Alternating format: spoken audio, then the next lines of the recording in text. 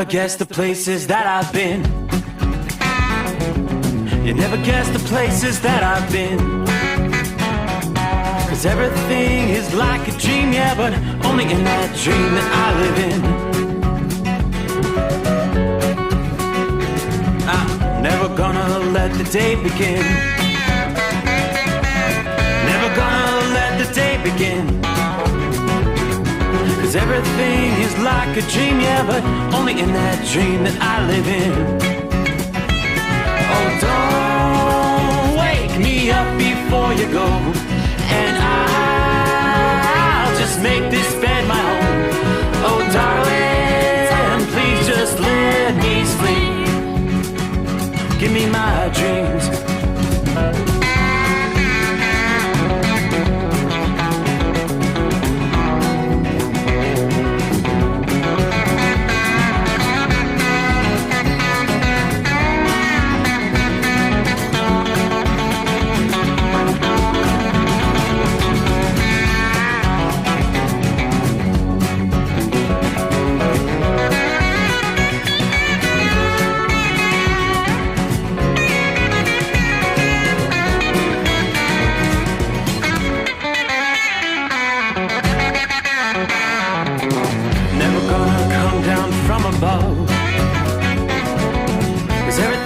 Better from above.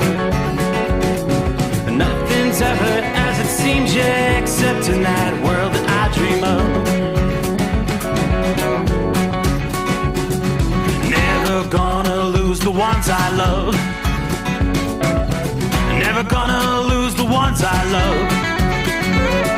'Cause everything is like a dream, yeah, but only in that world that I dream of. Oh, don't before you go, 'cause I can't face this day alone. Oh, darling, please just let me sleep. Give me my dreams. Give me my dreams. Give me my dreams.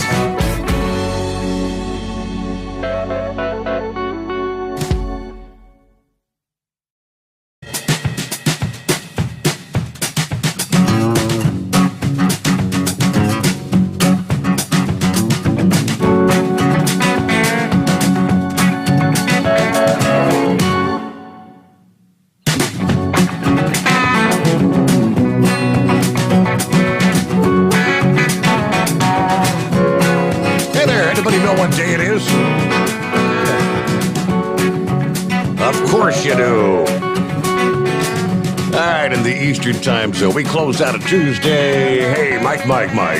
Wednesday coming on. Hump Day, 15th day of December. 10 days till Christmas. The most wonderful time of the year. Yes, indeed. Hope your week's going well. Welcome back.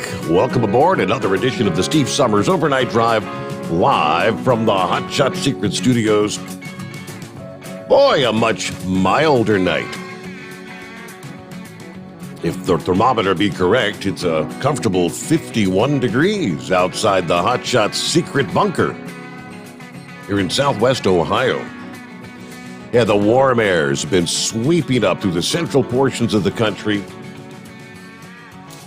Looks like finally some changes coming on next week. This crazy pattern of warm up and then cool off and warm up, then freeze. Big change in the jet stream is on the horizon. But first, we have another big cross-country storm that later today will be bringing big-time winds to the entire central portions of the USA. I'm looking at high wind warnings and high wind watches stretching from Arizona and New Mexico all the way up into the Great Lakes region. I mean, we're talking the entire state of South Dakota, Nebraska, Kansas, eastern half of Colorado, all of Iowa, southern portions of Minnesota, the entire state of Wisconsin, much of Michigan. We'll delve into what's going to be happening with the winds coming up momentarily. But this is the storm that first came ashore, shutting down travel in parts of California, along one of the nation's busiest highways Monday into Tuesday. Snow was coming down at a rate of several inches per hour, piling up over Donner Pass along I-80. That same storm spreading heavy snow along the terrain from Northern California through Nevada into Utah, Colorado, and Wyoming into the day today. Here Wednesday, travel along I-15, 70, and 80 is all in the zone that will be wintry with the potential for some additional road closures. Now, just days after Salt Lake City snapped the snow drought with a couple of inches, this storm is forecast to bring a few more inches of snow into early Wednesday. And as I look at the current radar scene, there is some heavy snow, especially just to the north of Salt Lake City. Much of the western half of Utah seeing some snow, particularly in the higher elevations, rain in some of the lower elevations. Now, even though this storm's going to be traveling further north than the storm late last week and through the weekend, it will avoid bringing snow to Denver. It will bring some accumulating snow that could produce some slippery travel from the Dakotas to northern Nebraska to the northwestern half of Minnesota. Later today into Thursday, forecasters project Fargo, North Dakota, where you missed out on the snow with last weekend's storm. Looking at maybe 3 to 6 inches of snow, mainly during Wednesday night there. So you've got another 24 hours. The fast movement of this storm and limited moisture versus last weekend's storm system should generally limit the amount of snow to anywhere from 1 to maybe 6 inches, with some locally higher amounts. The storm that brought close to a foot of snow to Minneapolis last Saturday unloaded up to 2 feet of snow over parts of southeastern Minnesota and central Wisconsin. The fact that this storm is going to be focused a bit further north and west. However, a quick drop in the temperature that accompanies this storm could lead to some rapid freeze-up and a layer of ice on roads and sidewalks beneath the snow that does fall. Now, that freeze-up can make the wintry accumulation difficult to remove, so we'll be talking probably some dangerous driving conditions along portions of I-29, 90, and 94 over the northern plains today into Thursday. Poor visibility will be a concern as well. As I mentioned, winds accompanying the snow and cold air, creating blizzard conditions at times over parts of the Dakotas and northern Wisconsin. Strong winds are going to be the primary legacy from the southwestern deserts to much of the plains and the upper Midwest, starting overnight tonight and right on through Wednesday night. Gusts in the clear air just south of the storm track will be approaching 70 to 80 miles per hour over parts of Colorado, Utah, Arizona, and New Mexico tonight. In other words, as we speak, those winds are probably really beginning to kick up out west. AccuWeather says winds gusting to 120 miles per hour could easily flip trucks, cause property damage, extensive power outages. As the storm continues northeastward, those high winds will continue to howl from the Texas Panhandle, eastern Colorado, Wyoming, into Iowa, southeastern Minnesota, and northwestern Missouri through the day today. In that entire zone, frequent gusts from 50 to 70 miles per hour are in store. Now you add the combination of dry brush, dry air, and high winds, obviously a heightened wildfire risk over portions of the central and southern plains. Dust from the deserts may be transported hundreds of miles to the northeast by these high winds. In extreme cases, dust can briefly reduce visibility levels to a few hundred feet. Generally, in this event, the airborne dust will make it appear hazy, a hazy appearance to the sky overhead is what they're predicting. Now, the gusty winds could be accompanied by some severe thunderstorms as a squall line tries to develop near and east of I-29 and I-49 over the Central Plains later Wednesday afternoon into Wednesday night. And they do say a few isolated tornadoes may precede the squall line.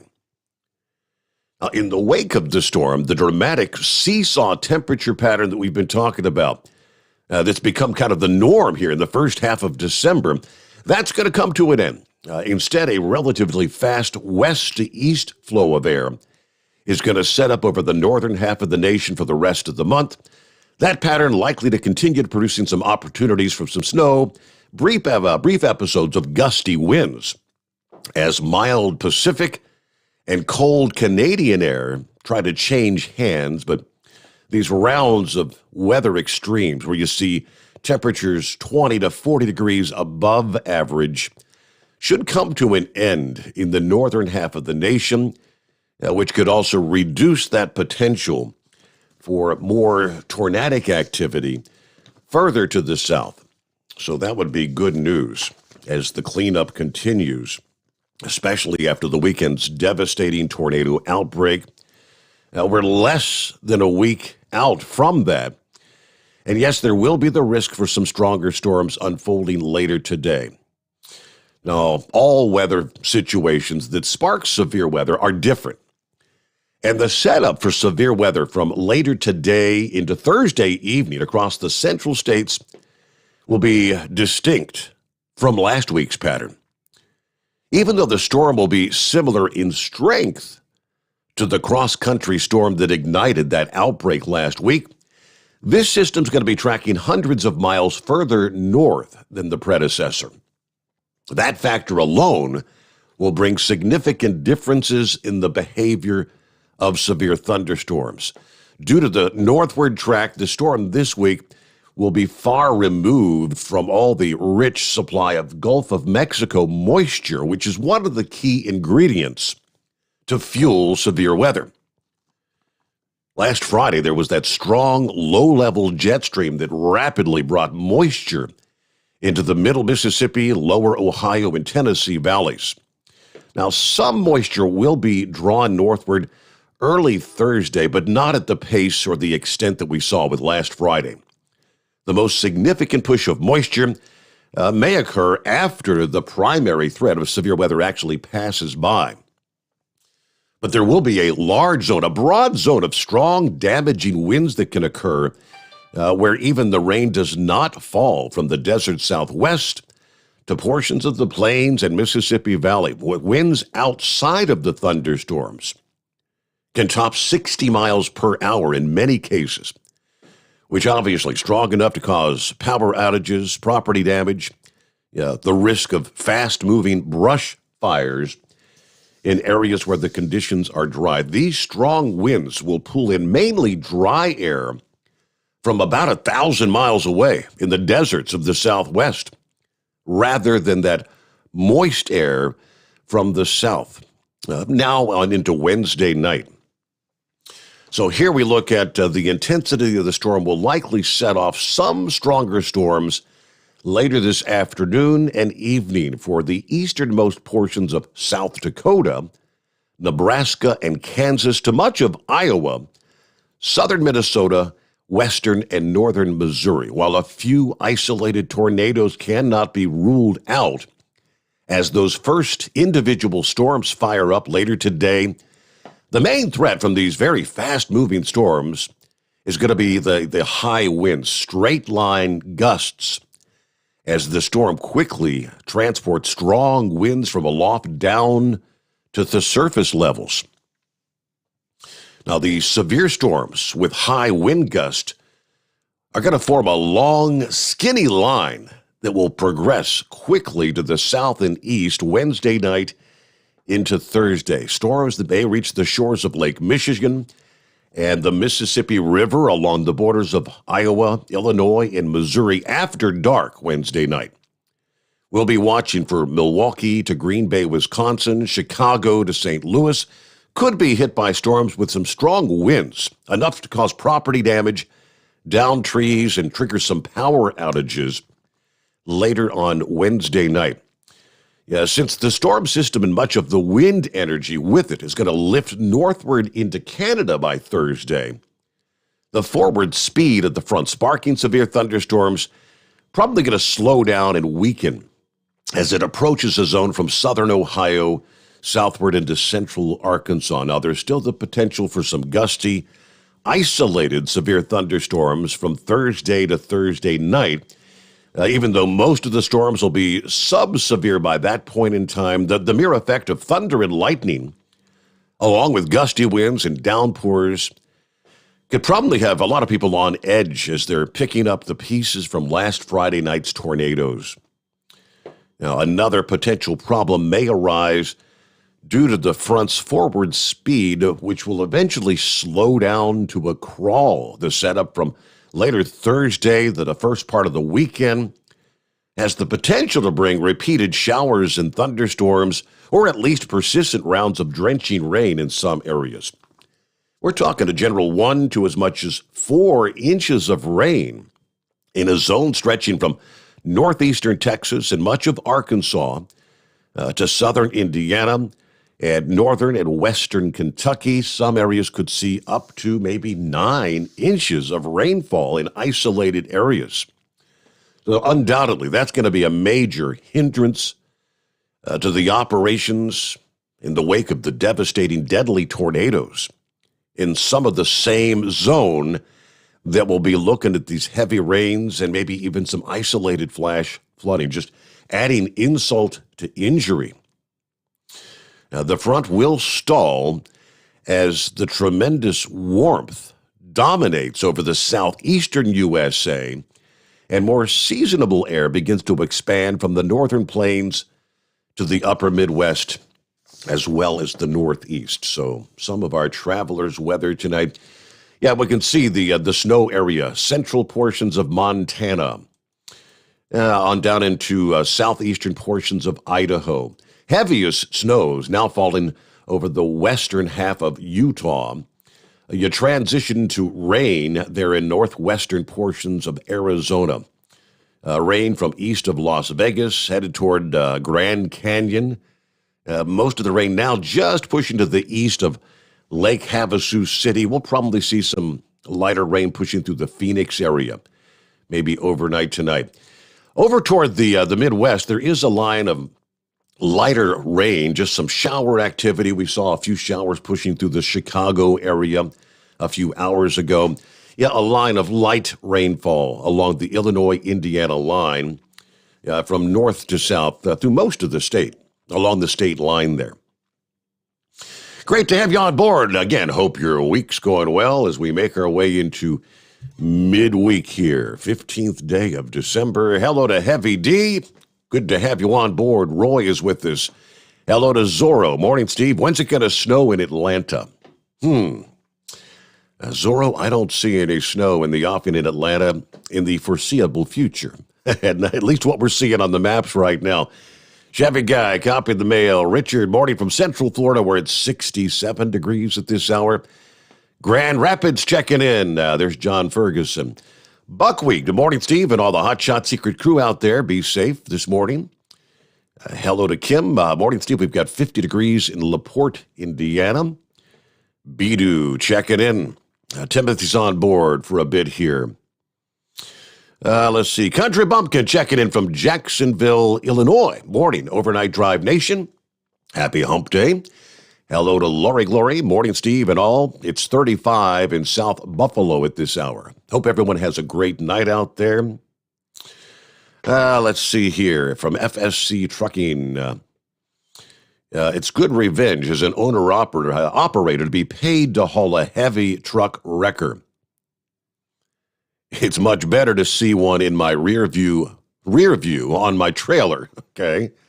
007 checking in from Lincoln, Illinois. Pilot truck stop there tonight. Okay, T-shirt weather in Chillicothe, Ohio tonight.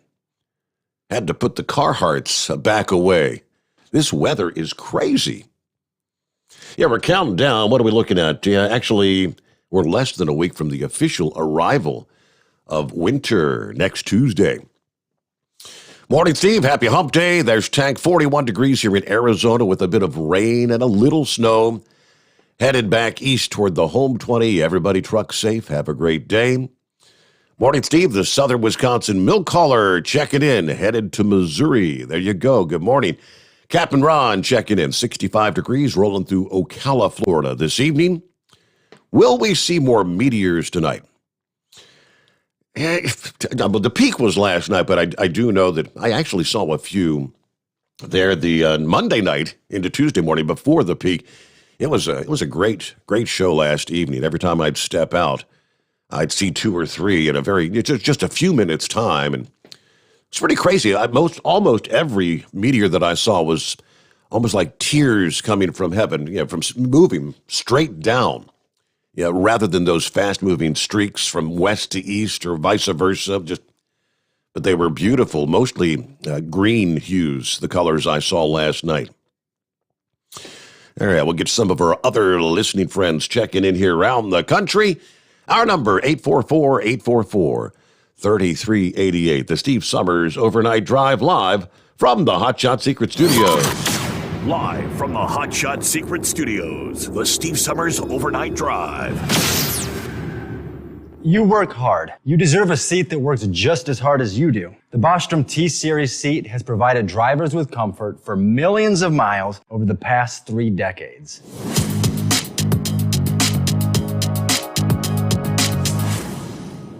Each seat is built right here in the USA and has 4-position front cushion tilt and higher low-profile air suspension with isolator. It's also equipped with many standard and optional comfort features, such as high and mid backrests, 9.4-inch fore-aft slide adjustment, adjustable armrests, and manual or dual-air lumbar support system to keep you comfortable throughout your ride. Build your T-Series seat today at BostromSeating.com and ensure your ultimate comfort for wherever the road takes you. Bostrom Seating, the ultimate comfort for the open road. After a long winter road trip, there's nothing like coming home to a warm, comfortable home. Hi, I'm Steve with USA Insulation. When we put our foam in your walls, it's like putting a coat around your entire home. It keeps the cold air out and the warm air in. We're getting homes ready right now for winter, and we have $1,000 savings for everyone. But because we love our truckers, we're going to give you an additional $250 discount for mentioning the show. 1-800-USA-FOAM or USAinsulation.net. My mother was always very active and independent, and she was familiar with her neighborhood. But one day, she stopped at the stop sign for much longer than usual. She wasn't even really sure where she was at. It's important for you to talk to someone about it. I felt so much better after my son told me, Mom, we'll figure it out.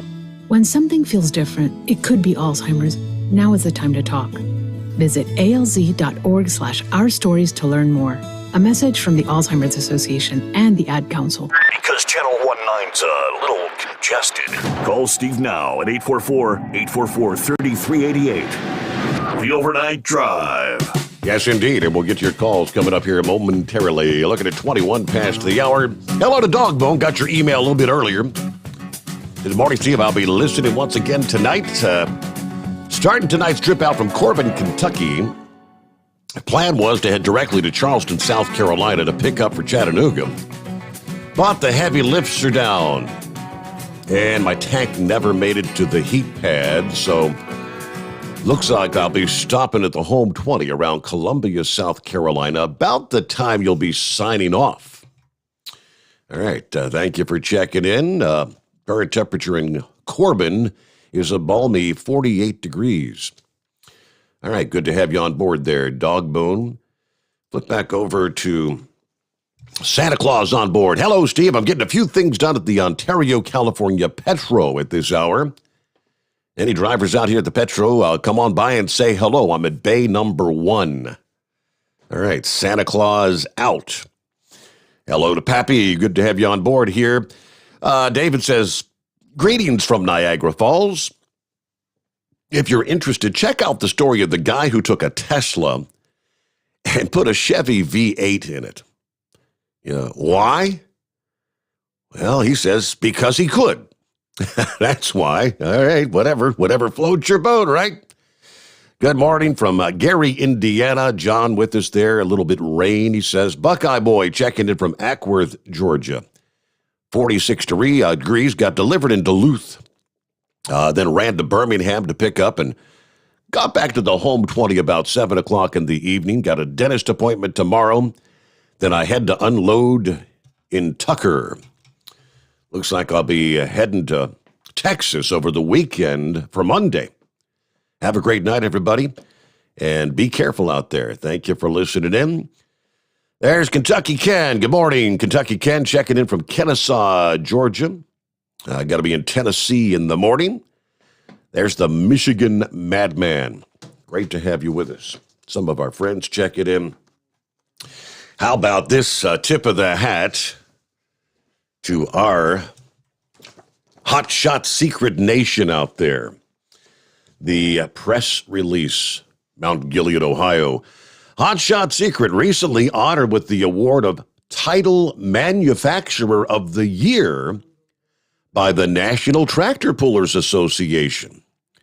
The award presented to Josh, our friend Josh Steinmetz, with Lubrication Specialties Incorporated, e-commerce manager, Saturday, December the 4th, at the NTPA's 50th awards banquet, recognizing the people and organizations who give support to tractor and truck pulling, the world's heaviest motorsport, including competitors, families, crew members, promoters, and sponsors.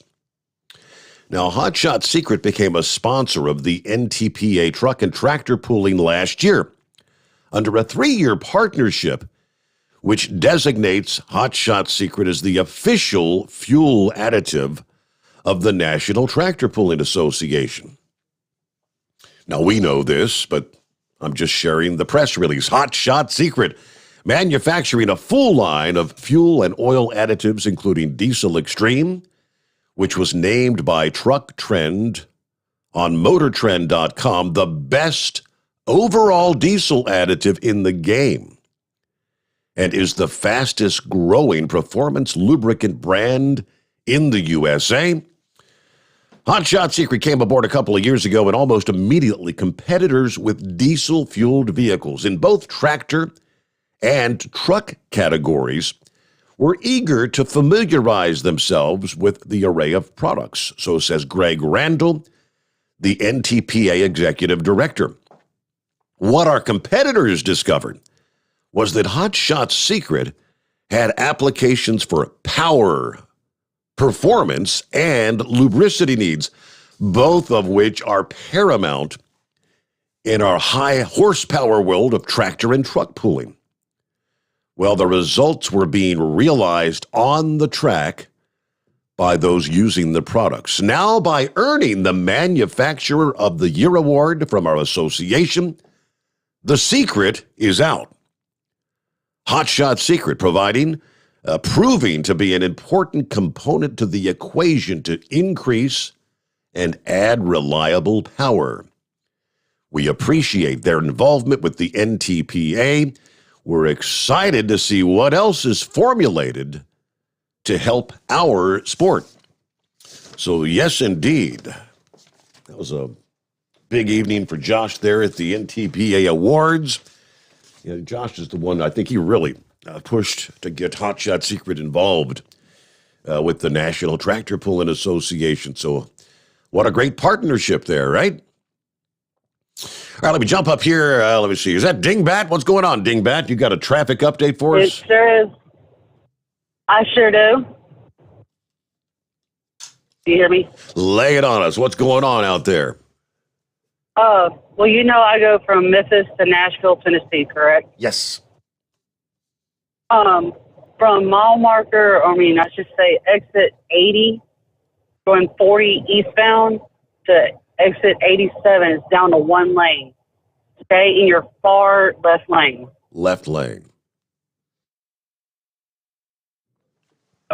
So with that, now those truck drivers, you gotta be careful. With that stretch of real estate, pretty decent stretch, is it a slow go and you kind of back up, or just kind of rolling a little slow?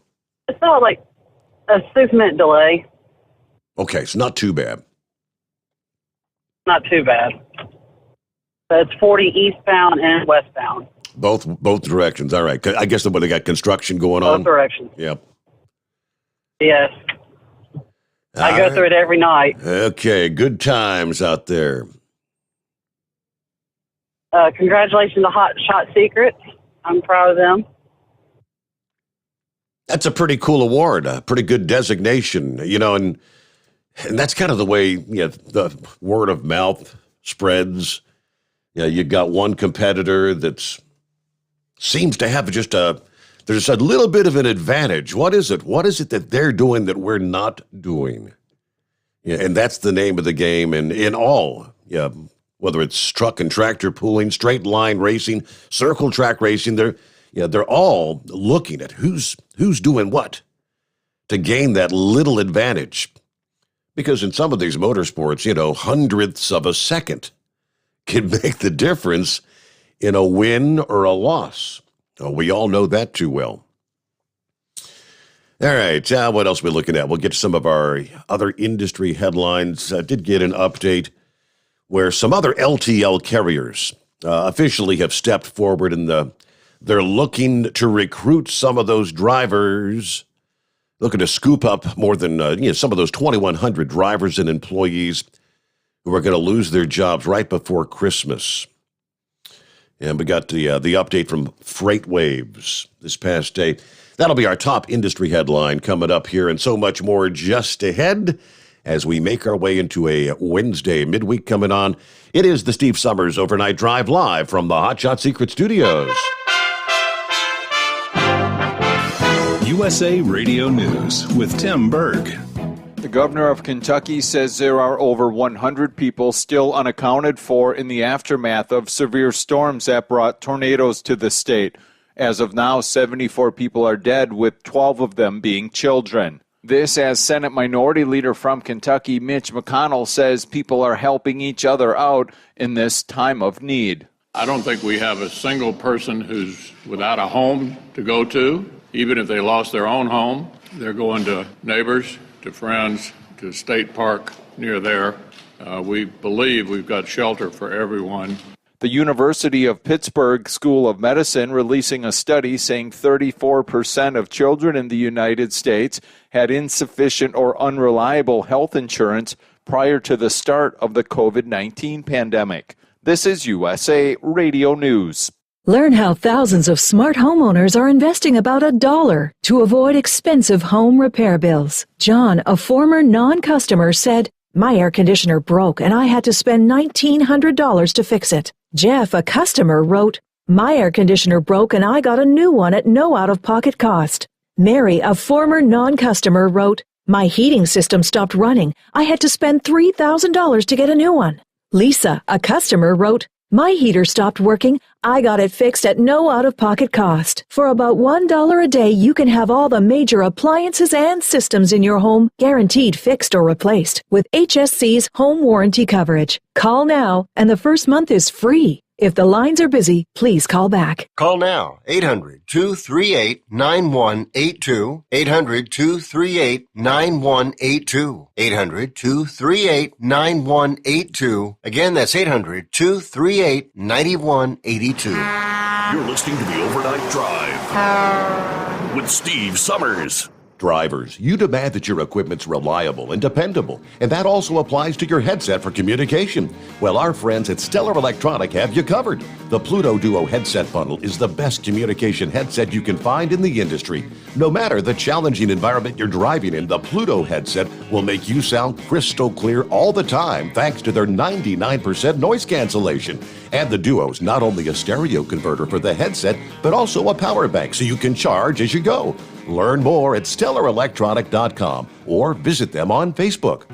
Do you have a Dodge pickup and hate your automatic transmission? Of course you do. LaVon Miller at Firepunk Diesel here, and we specialize in heavy-duty and performance transmissions for your 3/4 or 1-ton Cummins-powered truck. So if you're interested in turning your stock slush box into a towing monster, call us today at 614-733-3744 or visit us online at shop.firepunk.com. It's coming. Crisp fall mornings turn bitter cold. As you fire up your diesel, you can see your breath on the inside of the cab. Imagine looking deep into your engine. Freezing temperatures impact your diesel's fluids, especially fuel. On a 23-degree morning, the paraffin wax in your untreated fuel starts to morph from fluid to large crystals. These crystals clump together and form a gel. At minus 10 degrees, your fuel hits the point where it no longer pours like a liquid. It's so dense that the flow through the fuel filter will slow, causing hard starts or no starts. Get prepared now for the cold that is coming. Hot Shot Secret Diesel Winter Anti-Gel is a premium fuel additive that lowers your fuel's pour point to minus 65 degrees. If it's that cold out, you shouldn't be on the road. You ought to be at home in front of the fireplace. Hot Shot Secret Diesel Winter Anti-Gel Premium Fuel Additive. Available now online at HotShotSecret.com. Hot Shot Secret. Powered by science. Attention all truckers, Dean Michael, the tax doctor here. I want to talk to you about those dreaded tax problems. I know you want to keep on trucking and not even think about them. Well, let's face it, they're not going away all on their own. You need professional help. I've been helping truckers put their tax problems in the rearview mirror for years. I can help you too. Call me for a free consultation at 888-632-4506 or go to mytaxhelpmd.com. It's like I always say, keep your eyes on the road, I'll keep mine on the IRS. 888-632-4506. After a long winter road trip, there's nothing like coming home to a warm, comfortable home. Hi, I'm Steve with USA Insulation. When we put our foam in your walls, it's like putting a coat around your entire home. It keeps the cold air out and the warm air in. We're getting homes ready right now for winter, and we have $1,000 savings for everyone. But because we love our truckers, we're going to give you an additional $250 discount for mentioning the show. 1-800-USA-FOAM or USAinsulation.net. Hey, Dad, your prescription will be ready in just a minute. Hey, Dad, your laundry will be ready in just a minute. Dad, your lunch will be ready in just a minute. Hey, honey, why don't you take a minute? When you help care for a loved one, you give them as much time as you can, making sure they're safe and comfortable. But it's just as important that you take some time for yourself. At AARP, we can help with information and useful tips on how you can maintain a healthy life balance, care for your own physical and mental well-being, and manage the challenges of caring for a loved one. Because the better care you take of yourself, the better care you can provide for your loved one. Thanks, Dad. Thank you. You're there for them. We're here for you. Find free care guides to support you and your loved one at aarp.org/caregiving. That's aarp.org/caregiving. A public service announcement brought to you by AARP and the Ad Council. And now back to the Steve Summers Overnight Drive, live from the Hot Shot Secret Studios. All right, welcome back. Our number 844-844-3388. Hey, for our drivers out there, I can't emphasize enough the wind event that's going to be unfolding starting later this morning, actually overnight, further to the west. But as the day progresses from west to east, these winds reaching a broad area, the entire central portions of the country. I'm going to take you some, let's go to the Weather Service office in Denver. They're highlighting high wind warning starting at 8 o'clock this morning, 8 a.m. till 5 p.m. Wednesday. 60 to 80 mile per hour winds. Damaging wind gust may reach up to 100 miles per hour in and near the foothills. Avoid any burning of any kind. Blowing dust may reduce visibility to near zero over the plains. Again, says the National Weather Service. Broken tree limbs, property damage, scattered power outages, all possible. Again, blowing dust expected and could reduce visibility to near zero at times. In the mountains, blowing snow may reduce visibility, making travel difficult. Wednesday morning, dangerous fire weather conditions will also be possible. So avoid burning or anything that could produce a spark. Well, this is, like all of, eastern half of Colorado, from Fort Collins to Boulder, through Denver, down to Carson City, to Pueblo. These high wind warnings, as I mentioned, just the entire central regions of the country. Let's scoot a little further to the east. Let's jump over to the state of Iowa. or again, it is high wind warnings, and it kicks in a bit later in the day. High wind warning in effect from 3 o'clock Wednesday afternoon to 3 a.m. Thursday morning. Sustained 25 to 40 mile per hour winds, gusts of 60 to 70 miles per hour possible at times. These winds will become more westerly as the evening progresses. This is pretty much, the entire state of Iowa. People should avoid being outside in forested areas and around trees and branches if possible. If possible, remain in lower levels of your home during the windstorm. Avoid windows. Obviously, use caution if you must travel. In other words, the wiggle wagons are going to be wiggling big time, and I don't care where you're at, the high-profile vehicles. I don't know the last time I've seen such a broad area of the country, this scope of real estate that are going to be impacted by a high wind event. But that's going to be kicking in again later this morning into the afternoon for areas further to the east, eventually stretching all the way over again into Michigan.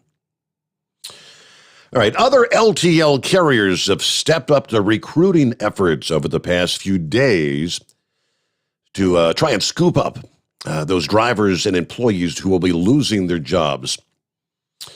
Central Freight President Bruce Kalem told FreightWaves, of course, that the rival LTL carrier Estes Express out of Richmond, Virginia, which has nearly 8,100 drivers and 7,300 power units, is looking to add as many of CFL's 1,300-plus drivers to their fleet. He also confirmed that Estes Express has also made an offer on some of CFL's equipment, but added that other LTL carriers, including TFI International's T-Force Freight, SIA, and XPO Logistics have also expressed interest in hiring many of the company's drivers. So it's good news, not just drivers, but dock workers and management personnel. And those companies also looking at buying some of the equipment. Now, while other companies have posted hiring notices on various social platforms, Kalem said Estes is making the aggressive effort of working directly with Central. Estes, definitely the largest company interested in hiring our people, and they're a solid carrier. However, there are others contacting us about hiring our people during this difficult time. The bottom line is our employees have a lot of job opportunities if they want them, which is good. Now, Estes was founded in 1931 by W.W. Estes, the nation's fifth largest LTL carrier and the largest privately owned LTL company in North America. A source close to the situation called Estes Express a top-notch LTL carrier that will take care of viable CFL drivers. So, of course, that was the devastating news over the weekend. Central Freight Lines, the largest company to close its doors since Celadon, ceased their operations right before Christmas in 2019. As the discussion had been, source close to CFL said, too much debt, too many unpaid bills to continue operating, despite exploring all available options to keep the doors open. Years of operating losses and struggles for many years, sapping liquidity, and we had no other place to go at this point. Nobody's going to make any money on the closing of these doors. Nobody. So they ceased picking up new shipments on Monday. Deliveries are taking place out there, the freight that's in the system, and they expect everything to be pretty much wrapped up by next Monday. There you go. Very latest from the industry headlines. All right, to your calls we go at 844-844-3388. Hello, Jolly Green Giant.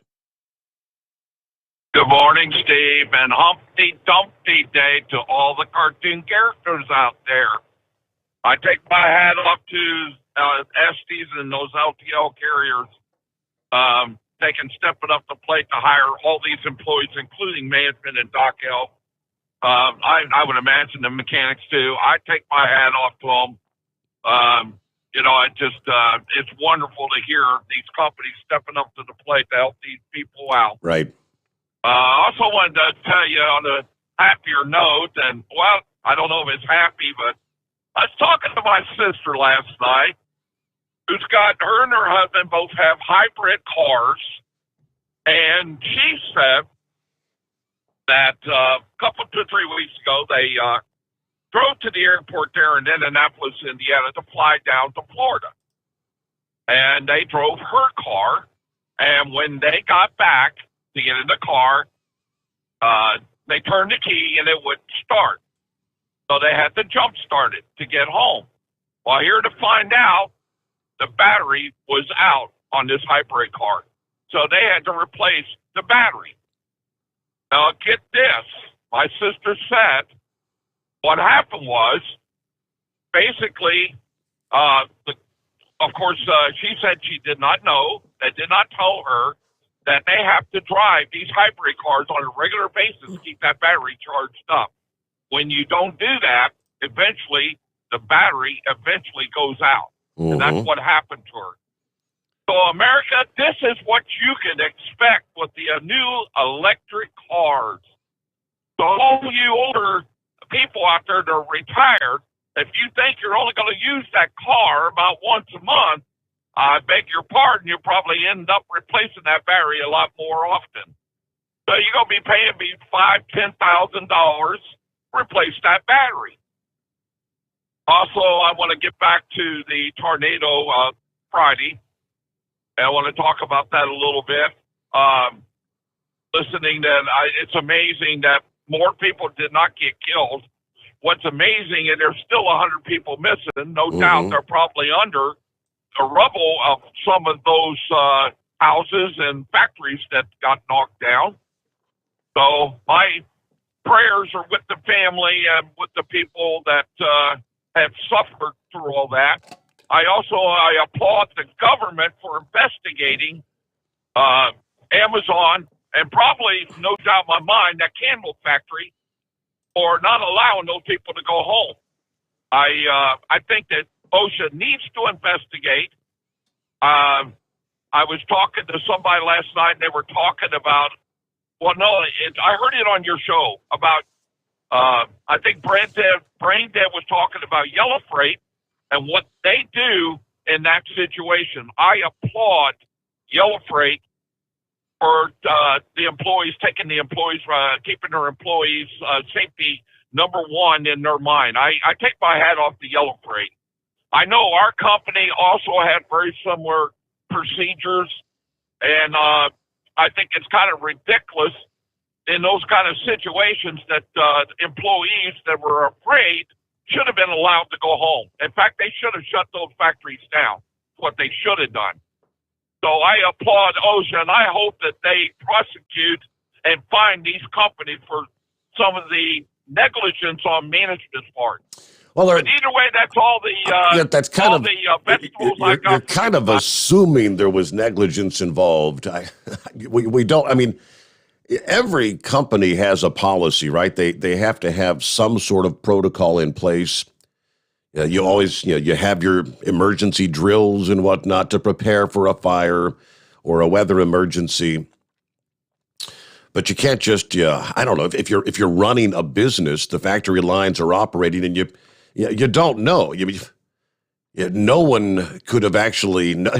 Did anyone foresee that there was going to be this massive tornado directly impacting the Amazon warehouse or the candle factory? And I got an email from Vic this past evening after he was hanging on toward the tail end of the show. He said, "Steve, I hope I didn't mess your phones up last night, because strange as it seems, the phone/internet service that we use is based in Evansville, Indiana, but connected with Amazon through Eero, and it was acting up." Anyway, my wife reminded me that in disasters, not only are employers supposed to have policies in place, But in some states, employers are actually liable for workmen's compensation when employees are actually traveling directly from or to a workplace. And also, since most people stop for food, gas, drop off kids, or whatever it might be, this is seldom a factor. I'm sure the lawyers are going to sort all this out. Meanwhile, you discussed the Kellogg strike. Coming on the heels of the Deere & Company strike, this kind of makes me wonder if the workers know what is happening in the farm economy and the economy in general. Times are tough down on the farm. It was the one sector that did not prosper under Trump. Now, Deere would be an expense, while Kellogg would be income. If Kellogg pays more in wages than they have to cut cost or raise prices, there's not a lot of room to raise cereal prices as sales volume decreases. Grain prices are the easiest target for cutting costs. Farmers make less money while having to pay more for capital expenses and production inputs. Many grain millers have deployed automation, or delayed rather automation, but the technology is there. I guess the question, at what price point will it occur? This whole Reddit campaign you mentioned would actually be a violation of the National Labor Relations Board if it's union organized, close to violating spam laws. And it doesn't really help negotiations either. All right, looks like Fort Campbell, Kentucky escaped damage, but probably affected their personnel in some of the outlying communities there. All right, but several points Vic wanted to touch on there. Our number, 844-844-3388. Back into the Steve Sommers Overnight Drive live from the Hot Shot Secret Studios. You're listening to the Overnight Drive with Steve Sommers. After a long winter road trip, there's nothing like coming home to a warm, comfortable home. Hi, I'm Steve with USA Insulation. We appreciate our truckers and the long hours you're putting in to serve us all. Without you, we wouldn't even get the materials to insulate. So we want you to feel like a king when you get back. We put our foam in your walls. It's like putting a coat around your entire home. Keeps the cold air out and the warm air in. And with the rising energy costs, that's going to save you a bundle. We're getting homes ready for winter right now, and we have $1,000 of savings for everyone. But because we love our truckers, we're going to give you an additional $250 discount just for mentioning this show. So give us a call, 1-800-USA-FOAM. That's 1-800-USA-FOAM or USAinsulation.net. We're going to give you an additional $250 discount for mentioning the show, 1-800-USA-FOAM or USAinsulation.net. USA Insulation. At Hot Shot Secret, we share the science behind common diesel problems. For example, Diesel fuel cetane levels. the cetane rating in diesel fuel is 42 to 45. Most diesel engines operate more efficiently with a cetane rating of 48 to 50. One treatment of Hot Shot Secret Diesel Extreme will raise your cetane 7 points, increase fuel economy, and improve cold starts. Hot Shot Secret Diesel Extreme is available nationwide at truck stops, fine farm and auto stores, and online at hotshotsecret.com. Hot Shot Secret, powered by science. My daughter Brinley is here at St. Jude. Coming here was literally life or death, and it was so scary. But St. Jude is fighting for one goal, like this one mission, life. And that gave us hope. We haven't received a single bill from St. Jude, so I really can just focus on what's best for Brinley. Finding cures, saving children. Learn more at stjude.org. And now, back to the Steve Sommers Overnight Drive, live from the Hot Shot Secret Studios.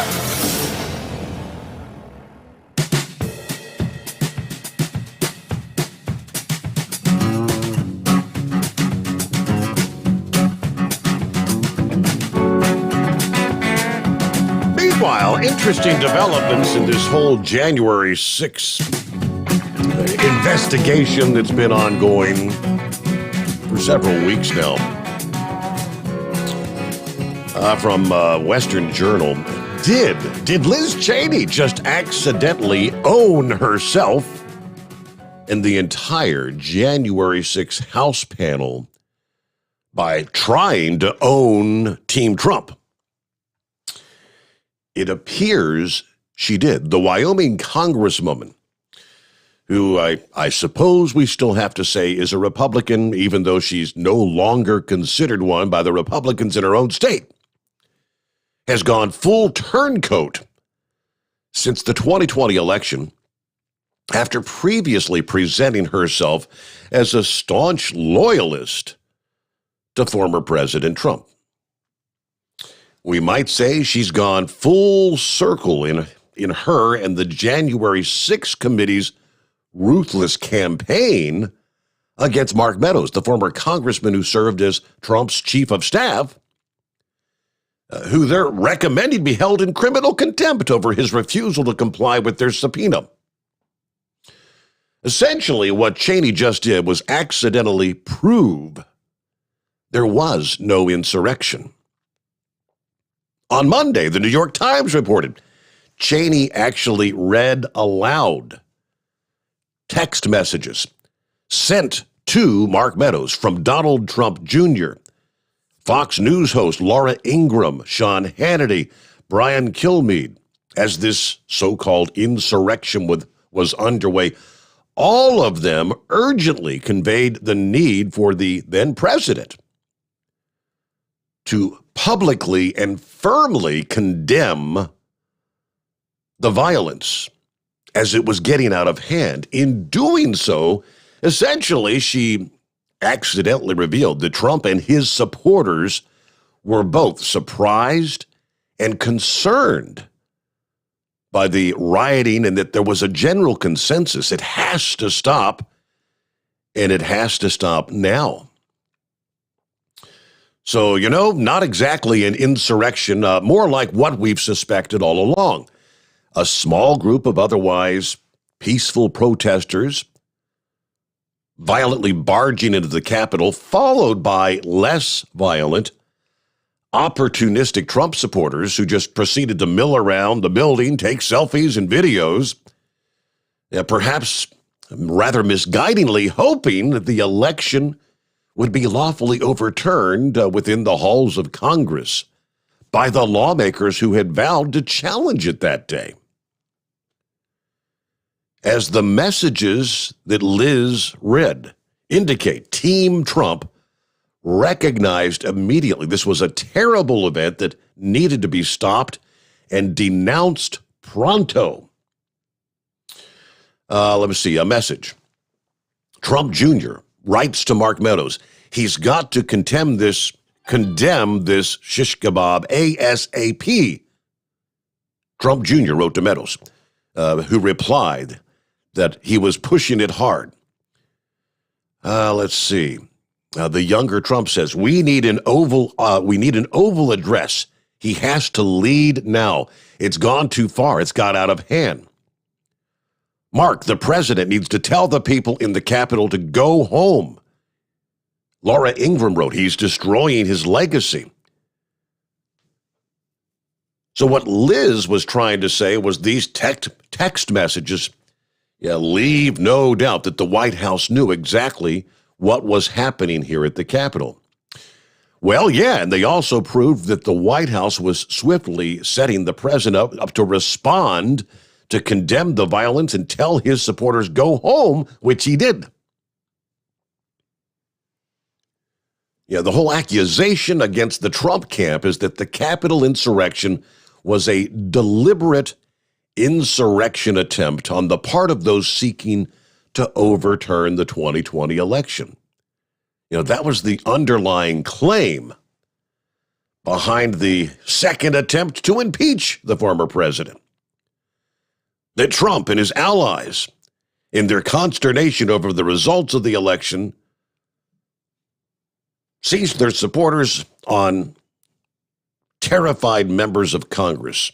Go get them, sick them, to try to somehow overthrow the government and install him as our great orange emperor or something along that line. The reality is Trump and his allies challenged the election lawfully. Several lawmakers issued their objections to the electoral votes, as they were perfectly free to do, although most recognized that the odds of Biden's inauguration being halted were pretty slim. It's also worth noting that the text messages also undermined Cheney's claim that it was somehow remarkable that the White House knew what was going on that day, because clearly Trump Jr. and Laura Ingraham and Sean Hannity and Kilmeade, all private citizens knew as well, as did anyone who had access to cable news or social media. It's abundantly clear at this point that whatever you think of Donald Trump, what happened on January the 6th was as much a surprise to him as anybody else. The idea that he hatched some master plan to try and seize power and stay in office, it never made any sense, and it makes no sense given what we know. All right, there you go. So that's, we'll see what happens next, but Liz may have just busted the golden egg, I guess. Is that? We're going to get a news break in here. Around the country, it is 844-844-3388. Coming up, hey, Mike, what day is it? What day is it? Good to have you on board. The Steve Sommers Overnight Drive live from the Hot Shot Secret Studios. USA Radio News with Tim Berg. The governor of Kentucky says there are over 100 people still unaccounted for in the aftermath of severe storms that brought tornadoes to the state. As of now, 74 people are dead, with 12 of them being children. This as Senate Minority Leader from Kentucky, Mitch McConnell, says people are helping each other out in this time of need. I don't think we have a single person who's without a home to go to. Even if they lost their own home, they're going to neighbors, to friends, to State Park near there. We believe we've got shelter for everyone. The University of Pittsburgh School of Medicine releasing a study saying 34% of children in the United States had insufficient or unreliable health insurance prior to the start of the COVID-19 pandemic. This is USA Radio News. Folks, you know how cancel culture has affected Mike Lindell. Well, MyPillow may have gotten canceled out of retail stores, but you can save big just in time for Christmas at MyPillow.com. The classic standard size MyPillow that sold in stores for almost $70 is on sale for Christmas for just $19.98. Standard size, $19.98. Queen and king size slightly higher, but only if you go to MyPillow.com, click on the radio listener square, use my promo code USA, get a MyPillow for that special person in your life. You also get a free press and pack bag so you can take your MyPillow anywhere. Save big on anything on the MyPillow website, but only if you use my promo code USA. Support Mike Lindell and American Jobs. Get the best price ever on a MyPillow, and do your Christmas shopping at MyPillow.com. Promo code USA, or call 1-800-951-8175. Merry Christmas. A dire and gruesome report is out on Afghanistan from the UN Deputy High Commissioner for Human Rights. Nadia al-Nashif says so many Afghans are starving and they're going to extremes in order to get food. People in vulnerable situations, notably women-headed households and children, are being pushed to take desperate measures, including child labor, the marriage of children to ensure their survival, and, according to some reports, even the sale of children. And Afghan's envoy from the former government is accusing the Taliban of committing human rights abuses like targeted killings and enforced disappearances since they've seized control in August. The NFL is mandating coronavirus booster shots for team staff members who work closely with players. More COVID cases have been reported this season than last year, despite the vaccination rate of players being over 94%. This is USA Radio News. Now you can fly anywhere in the world and pay discount prices on your airline tickets. Book a flight today to London, Paris, Madrid, or anywhere else you want to go and pay a lot less guaranteed. Call the International Travel Department right now at Low Cost Airlines. 800-215-5141. 800-215-5141. That's 800-215-5141. Florida Republican Governor Ron DeSantis is proposing his 2022 budget. Florida is in a position to weather possible economic storms on the nation's horizon. Governor Ron DeSantis has proposed a $99.7 billion Freedom First budget for the coming fiscal year. We're just going to keep on going. We promised we would do these things. When I became governor, we promised we'd tackle environment. We promised we'd be support for education. We promised for infrastructure. We promised to support law enforcement and so many other things. And we're delivering time and time again. The economy is working on all cylinders, DeSantis said. From the USA Radio News, West Texas Bureau, I'm Brad Bernards. Rohel Aguilera Medeiros is sentenced to 110 years in prison for crashing into multiple vehicles, killing 4 people and injuring many others while he was driving his semi-truck along Interstate 70 west of Denver back in 2019. Aguilera Medeiros gets emotional as he states his regret for the accident. This was a terrible accident. I know I take the responsibility. But it wasn't intentional. He was found guilty on 27 counts, including vehicular homicide, vehicular assault, and reckless driving. He claims his brakes failed and he lost control. For USA Radio News, I'm Tim Berg. It's coming. Crisp fall mornings turn bitter cold. As you fire up your diesel, you can see your breath on the inside of the cab. Imagine looking deep into your engine. Freezing temperatures impact your diesel's fluids, especially fuel. On a 23-degree morning, the paraffin wax in your untreated fuel starts to morph from fluid to large crystals. These crystals clump together and form a gel. At minus 10 degrees, your fuel hits the point where it no longer pours like a liquid. It's so dense that the flow through the fuel filter will slow, causing hard starts or no starts. Get prepared now for the cold that is coming. Hot Shot Secret Diesel Winter Anti-Gel is a premium fuel additive that lowers your fuel's pour point to minus 65 degrees. If it's that cold out, you shouldn't be on the road. You ought to be at home in front of the fireplace. Hot Shot Secret Diesel Winter Anti-Gel Premium Fuel Additive. Available now online at hotshotsecret.com. Hot Shot Secret. Powered by science.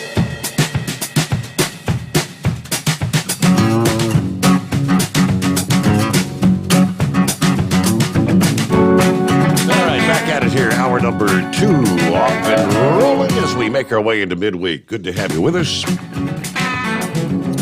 Hello to Gilligan. Morning, Steve, and fellow listeners.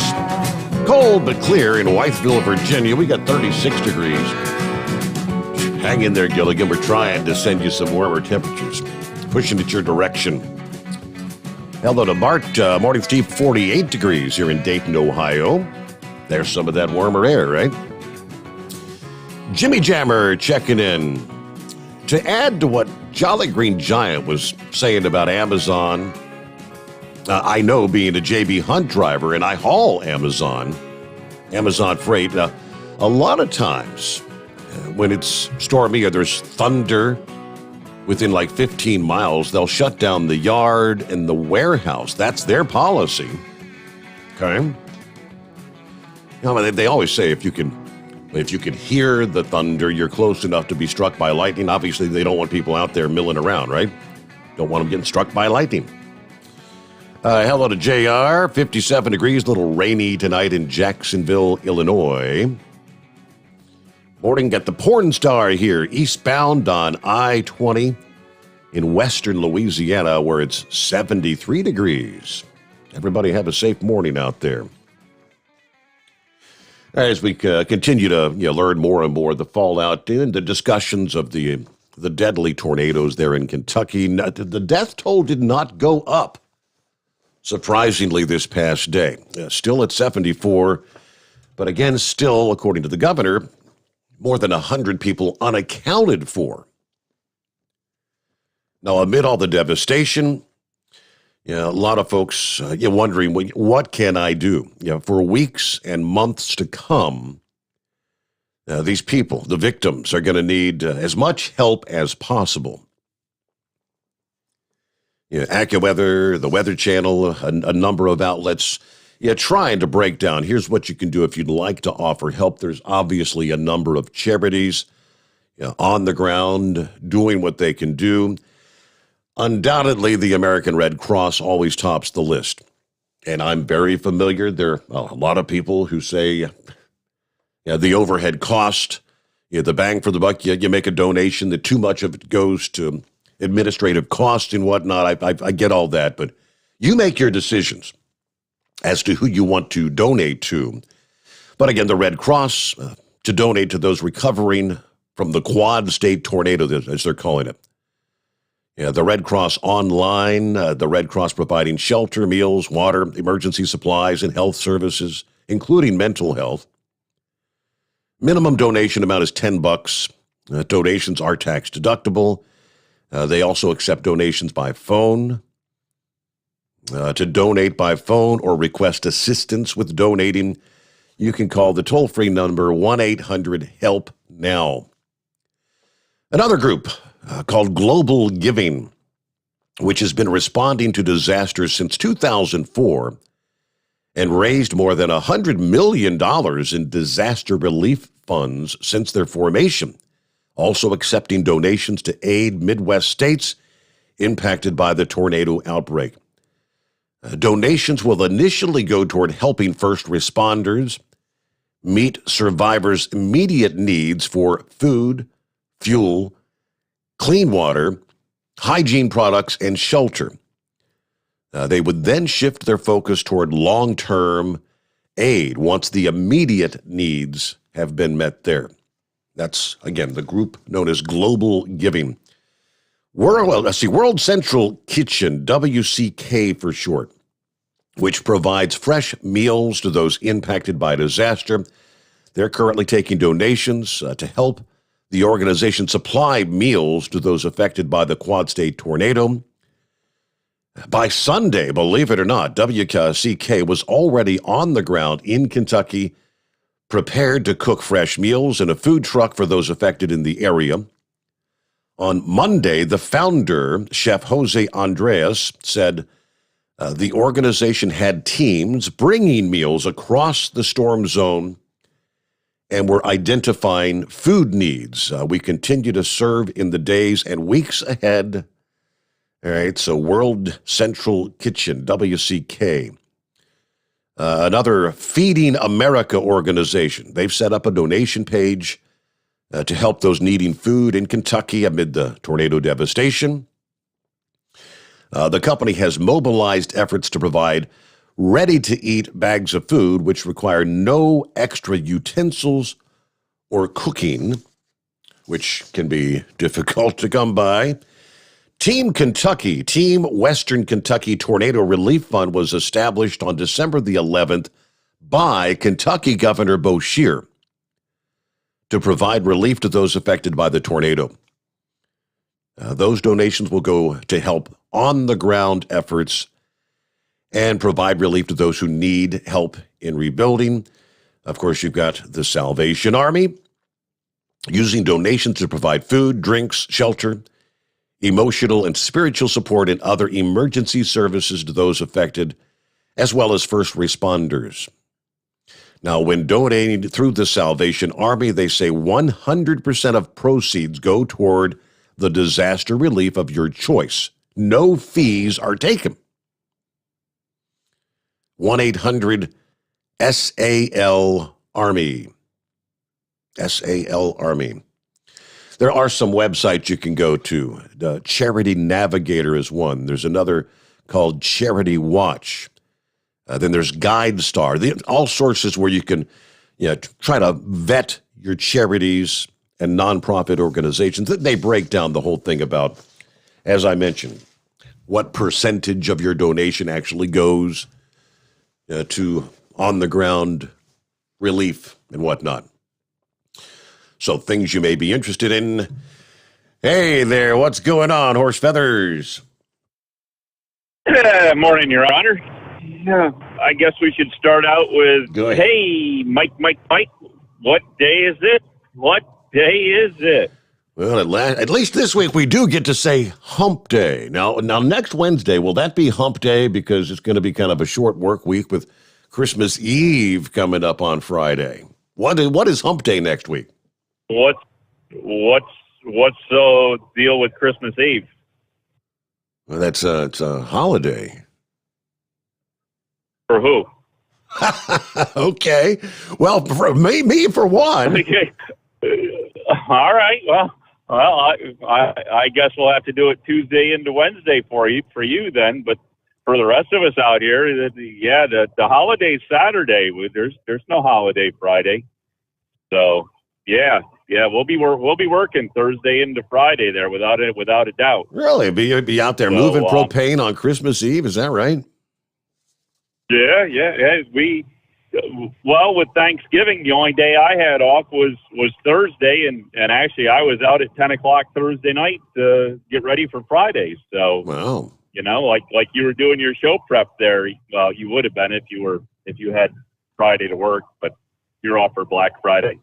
But can we say that? Can we say Black Friday anymore? Is that's fine. Still? Yeah. All right, I'm just checking.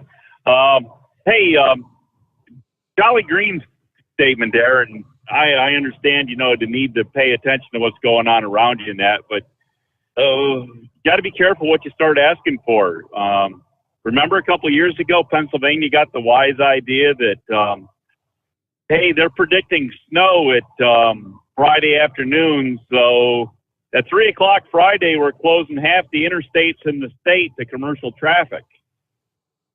Well, no snow shows up until like 6, 7, 8 o'clock at night. But all the interstates have been closed since 3 o'clock in the afternoon that are perfectly dry. I don't know. There's got to be a happy medium in there somewhere that you can't run businesses, 24 operation businesses, and just say because they're predicting weather, well, we're just going to close for the day. Yeah. Or close for the night, or you got to. Businesses have to keep operating. They don't make a profit by closing down and sending employees home and all that. Now if you got the immediate danger, I mean that's a whole nother circumstance. But as you say, who saw something like that coming? I mean, who even saw the magnitude of what that was? Correct. To even be a realm of possibility at the time it happened. So, but I mean, those things happen. I mean, look at that superstorm Sandy that went up the East Coast there and went into New Jersey, New York, Connecticut, and that. I mean, nobody had a clue that was going to turn into a storm of its magnitude. It's just, I don't know. Nature's a powerful beast. Sometimes it's pretty, and sometimes it's pretty ugly. So anyways, I did email you the thing there for Lucky Penny. I hope it came through. So I did get that. Yes, I did. There. Thank you. The quick trigger of deleting. All right, and I tried to leave you a message there. I don't have any way to forward it, but I did find out that Tuesdays are top 30 Tuesdays for the Make-A-Wish. So on I believe it's Philadelphia, Delaware, Susquehanna Valley chapters Facebook page. Mm-hmm. They're posting the top 30 drivers for donations for the upcoming convoy, the Make-A-Wish convoy there for Mother's Day, and so they started out at 30 and they're counting down, and yesterday was driver number 21. Remember who driver number 21 was? Some unimportant guy from Maryland. But some guy named Horse Feathers, wasn't it? Yeah, something like that. So anyways, they got a picture of my truck up, and they actually used the one from my donation page there, which is got a pretty decent advertisement for Hot Shot Secret there, right above the cab.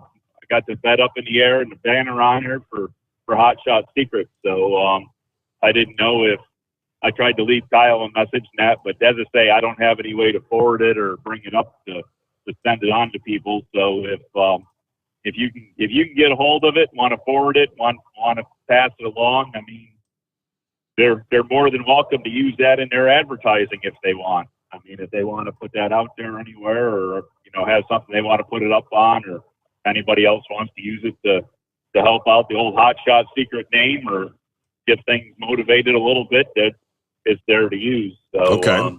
So anyways, yeah, that's there. What else do we have going for you? Oh yeah, hey, talk about the vacation. How about we talk about some vacation? It's almost thinking about wanting to go somewhere warm and have a fun ride on a boat.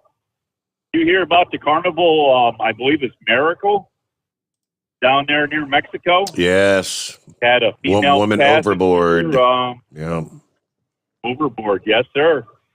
So I guess they did their usual turnaround, double back, try to locate, but to no success whatsoever. And so I don't know what goes on after that. Do they notify the Coast Guard? Does anybody do anything more than that? Or, I mean, there has to be some sort of official type thing, isn't there, after that? They spent a total of 31 hours searching, never did find her. That's at that point, they just, they essentially gave up the search, and the ship headed back to port. So they said that she had a balcony cabin and actually fell off the private balcony of her stateroom. That was where Cindy was reading it to me there, that was what she said there was, the report there was that, she was in her stateroom and was a balcony room and fell off, over the balcony there. Yeah. I know when we were on the Magic there, we wouldn't have ended up in the water from deck 8. We had our room in deck 8 there, and Lisa there from why can't I think of the name of the service we use? Crown Travel and Tours. Crown Travel, that's it. That's right. So Lisa set us up there kind of in the center of the ship. She said we wouldn't feel a whole lot of motion from the up and down if we were in the center there instead of being in the front and back. So anyways, we had the balcony room there on deck 8 and that. And so you look 3 decks down, and deck 5 there is a quite wide deck. It had the hot tubs on it. Yep. It went all the way around the ship and that. So if we fell off our balcony, we would have had probably close to a 30-foot fall down to a solid deck. It would have been a hard landing versus a splash, yes. Yeah, but I don't know. From what I hear, you don't want to go in the water anywhere near the edges of those boats there. They just where you'd end up getting stuck underneath and pulled underneath, and what could happen to you underneath those boats. Yeah, you end up being. It doesn't sound good. You end up being fish food if you go through the propellers, right? Yeah. Yep. So anyways, there. I guess that's about what we had going for you there. And I don't know. That's we didn't end up seeing any of your fallen stars, but maybe they were looking like tears this year to kind of, with everything that happened there in the past few days down there in them 4 states. Yeah. There, especially Kentucky, but the 4 states. Maybe nature had a little bit of a soft spot in her heart there, that she was actually regretting what happened a little bit. I don't know. But Tears but anyway, from Heaven. So that's what they kind of reminded me of. Yep. Tears from Heaven. All right. With that, what are we looking at? 21 past the hour. Quick 2-minute timeout. And we return. It's 844-844-3388. The Steve Sommers Overnight Drive, live from the Hot Shot Secret Studio. You're listening to the Overnight Drive with Steve Sommers. It's coming. Crisp fall mornings turn bitter cold. As you fire up your diesel, you can see your breath on the inside of the cab. Imagine looking deep into your engine. Freezing temperatures impact your diesel's fluids, especially fuel. On a 23-degree morning, the paraffin wax in your untreated fuel starts to morph from fluid to large crystals. These crystals clump together and form a gel. At minus 10 degrees, your fuel hits the point where it no longer pours like a liquid. It's so dense that the flow through the fuel filter will slow, causing hard starts or no starts. Get prepared now for the cold that is coming. Hot Shot Secret Diesel Winter Anti-Gel is a premium fuel additive that lowers your fuel's pour point to minus 65 degrees. If it's that cold out, you shouldn't be on the road. You ought to be at home in front of the fireplace. Hot Shot Secret Diesel Winter Anti-Gel Premium Fuel Additive. Available now online at hotshotsecret.com. Hot Shot Secret. Powered by science. Do you have a Dodge pickup and hate your automatic transmission? Of course you do. Levon Miller at Firepunk Diesel here, and we specialize in heavy-duty and performance transmissions for your 3/4 or 1-ton Cummins-powered truck. So if you're interested in turning your stock slush box into a towing monster, call us today at 614-733-3744 or visit us online at shop.firepunk.com. Honorary Forest Ranger Betty White here, lending a hand to my dear friend Smokey Bear. Because for years, he's only said, only you can prevent wildfires. But there's a lot more to say. Like if you park your car on tall, dry grass, the hot exhaust pipe can start a wildfire. So keep the animals safe, especially the cute shirtless one. Go to SmokeyBear.com to learn more about wildfire prevention. Brought to you by the U.S. Forest Service, your state forester, and the Ad Council. And now, back to the Steve Summers Overnight Drive, live from the Hot Shot Secret Studios.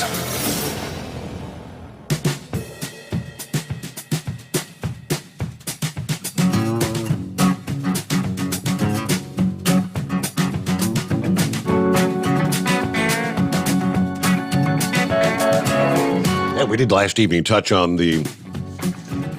Remember last Friday, I guess it was, got the consumer price index numbers, and we were anticipating Tuesday's producer price numbers, the PPI. As suspected, numbers not good. Prices charged by businesses for goods and services purchased in the U.S. rose 9.6% from a year ago in November. The highest annual pace in records going back nearly 11 years, according to the Labor Department this past day. The final demand goods component of the producer price index rose 1.2% compared with October. Compared with 12 months earlier, prices were up 14.9%. Prices on the services side rose 0.7% during the month, for a 7.1% 12-month increase. The PPI, as we know it, measures the average movements of prices received by domestic producers for goods and services sold both in the U.S. and exported. The Consumer Price Index, on the other hand, measures prices paid by U.S. households, excluding exports and including imports, goods and services sold to households and businesses that are their expected end users, known as final demand, as they call it. All right, economists had forecast a monthly gain of 0.5% and a 12-month rise of 9.2% for the headline final demand figure. So the numbers, even, again, as just as the consumer prices were up more than expected, the producer prices continuing to rise. Inflation, they call it. Inflation, we're paying more. Morning, Chappy Guy. Good morning. Yeah. Go a little bit to Jolly Green's issue about taking care of the employees during the storm, but first off, I'd like to touch on Liz Cheney. Well, let the cat out of the bag pretty much goes all the way back to Nancy Pelosi earlier, but last week, saying, I do not forgive Donald Trump. I do not forgive his thugs. So right there, the woman told on herself that she's not holding some kind of a, let's find out what really happened so we can fix this. She has a vendetta. Let's get them. Let's vendetta. So that's all that is. And you know what? If you ever get a chance, go on YouTube. A great series, Battlefield 360. It follows the story from Pearl Harbor to the very last battle in the Pacific of the USS Enterprise. At one time, right after, I believe, Lexington was sunk, she was the only carrier in the Pacific. And, I mean, she was at every major battle in the Pacific, finally being damaged in the last days of the war by the kamikaze attacks. And she had to withdraw while she was at the in dry dock getting fixed from all the battle damage. The war came to an end. I love what one of the men that served on her from the time beginning to time end. By the way, your 4-year enlistment didn't mean nothing back then. They had you.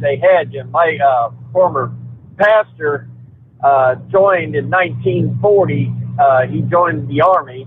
He drove a truck on howitzers, went in through North Africa, and he had a 4-year enlistment. And by the time they let him out, from 1940 to 1947, they finally let him out.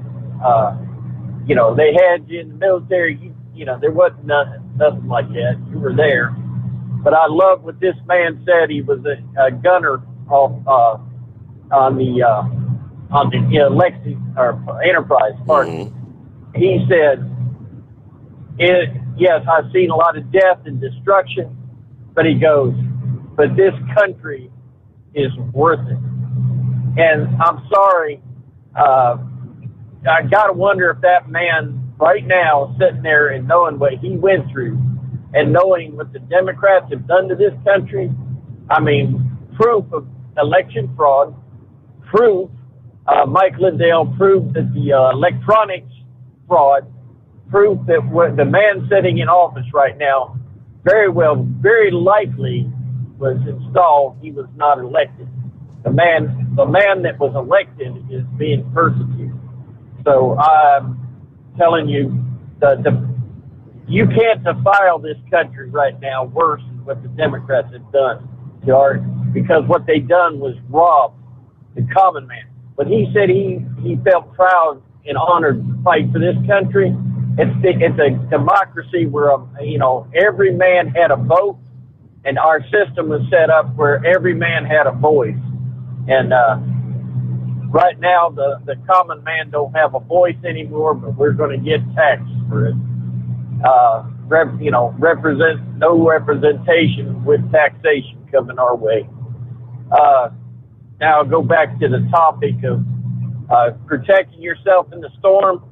I'm getting close to 43 years trucking, and in the beginning, and I remember in West Virginia, they tell, the snow would come down, they call no unnecessary traffic, it's snow emergency, state of emergency on the highway. My wife would be begging me not to go out, and I'd call my employer, "Oh, yeah, it's an emergency, this load has to go." Well, I'd go, and I mean, a lot of times I run across them Allegheny Mountains at 25, 30 miles an hour. It felt like you was doing 150 because of snow blowing in your face. But back in that day, you still had they were using potash on the roads. Mm-hmm. And I'm telling you, going across them mountains with mismatched tires, old equipment, I made it. Later on, before I left West Virginia, I was going across there, brand new equipment, less than 2 years old, and whatever they're putting on the road, I slid all over the place and crawled back and forth up on the mountains trying to stay in the snow because the roads were always slick. So I don't know about that, but even then, everybody says keep going because of the storm. So when I come south, I mean, the boss didn't say don't go. I have a load. Boom. I've gone through several hurricanes in this company. And meanwhile, while I'm out there 2-3 o'clock in the morning, listening to your show, by the way, I get calls from all these guys in the company saying, "What are you doing out there?" I said, "Well, they're receiving, and I'm going to deliver it." He said, "Well, it's going, you can blow over." I said, "Well, I'm more afraid of the doggone truck blowing over in my front yard than over out here on the side of the road. At least my employer knows I was doing something." And this safety advisory that they tell you to do while you're on the road, I think I've already mentioned it. Years ago, back in 97, I was going through Wichita, Kansas.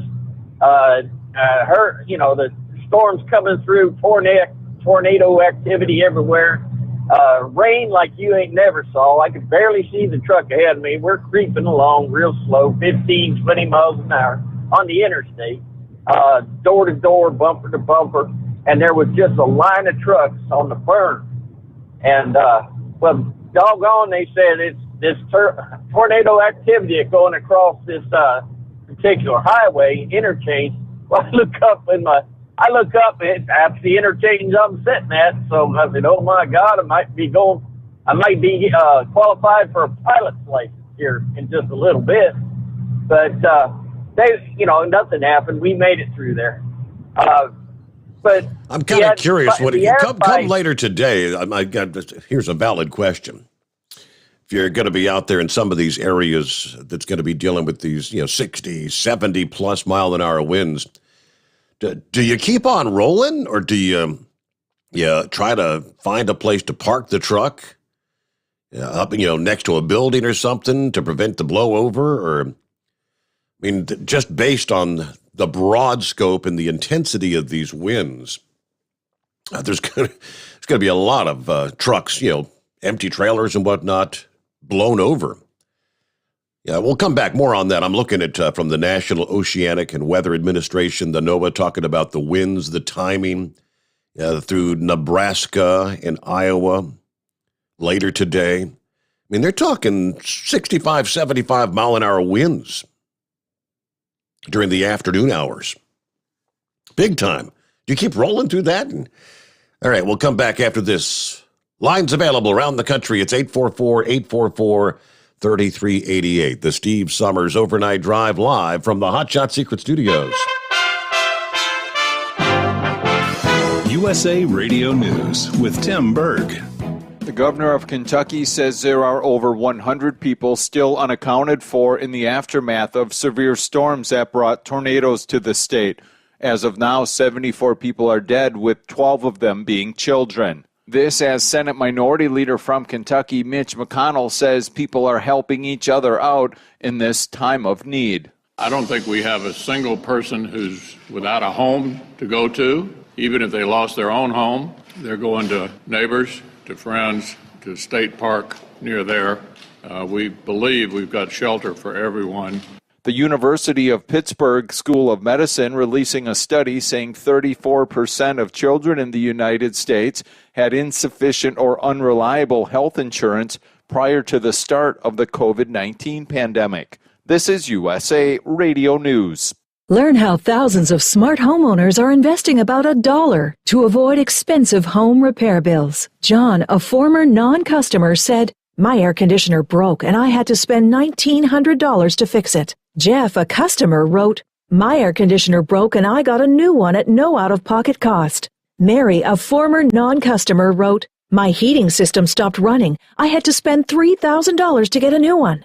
Lisa, a customer, wrote, "My heater stopped working. I got it fixed at no out-of-pocket cost." For about $1 a day, you can have all the major appliances and systems in your home guaranteed fixed or replaced with HSC's home warranty coverage. Call now, and the first month is free. If the lines are busy, please call back. Call now, 800-238-9182, 800-238-9182, 800-238-9182. Again, that's 800-238-9182. You're listening to the Overnight Drive with Steve Sommers.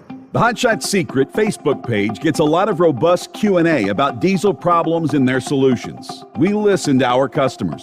Here are their words straight from their mouths about Hot Shot Secret everyday diesel treatment. Our fans call it EDT. I'm John Sharp, aka Jay Sharp from Newburgh, Pennsylvania. Using EDT, my local fuel mileage went to average of 22 to 23, and my highway MPG went to 26 to 28. Hi, I'm Danny. I'm from Arizona. I drive a 02 Ford Excursion. I use EDT at every fill-up, and my mileage went from 12.5 miles to gallon to 14 miles per gallon. I highly recommend it. Everyday diesel treatment delivers a 6-in-1 premium fuel treatment for every fill-up, every time. Everyday diesel treatment is available at truck stops, Tractor Supply, O'Reilly's Auto Parts, and online at HotShotSecret.com. Hot Shot Secret, powered by science. How do you sleep on the road? After downtime, do you wake up well-rested and invigorated, or tired, achy, and sore? Well, if it's the latter, you're not sleeping on the Big Rig Mattress. The Big Rig Mattress is a hybrid with an individually pocketed spring core that's engineered to deliver the best restorative sleep for your time on the road. Learn more about the Big Rig Mattress at thebigrigmattress.com or call 877-736-4233. The Big Rig Mattress, 100% made in the USA since 2009. You work hard. You deserve a seat that works just as hard as you do. The Bostrom T-Series seat has provided drivers with comfort for millions of miles over the past 3 decades.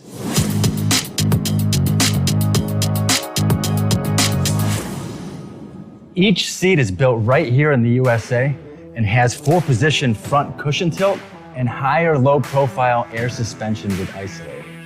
It's also equipped with many standard and optional comfort features such as high and mid backrests, 9.4-inch 4-aft slide adjustment, adjustable armrests, and manual or dual air lumbar support systems to keep you comfortable throughout your ride.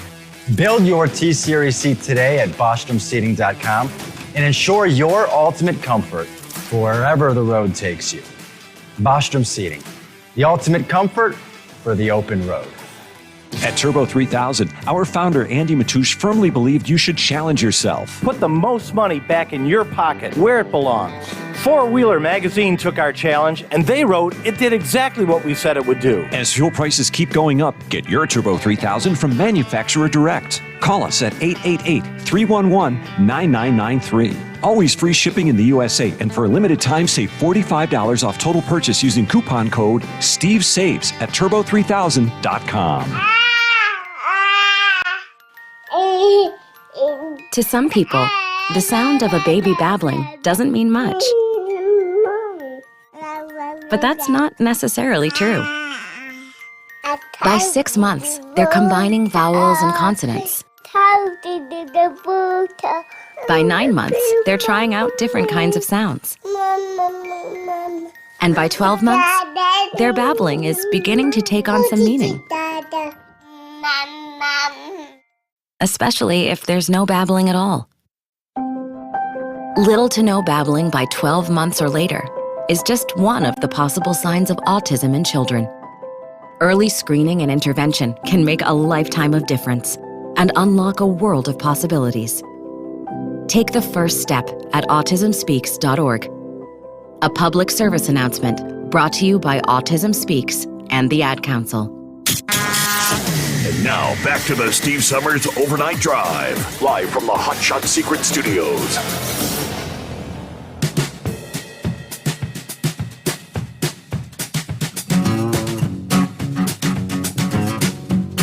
Let's take a look over toward Nebraska and then on over to Iowa.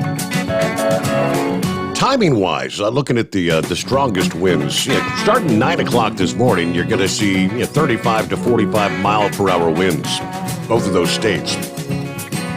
By the time you get into the, say, noon to 6 p.m. time frame, especially the 3 to 6 p.m., and actually maybe I should say 3 to 9 p.m. across the board, 65 to 75 mile per hour winds being forecast.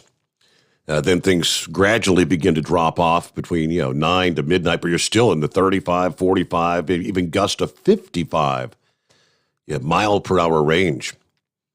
when you get into those 65, 75 mile an hour winds, again, that's my question. Do you keep on rolling?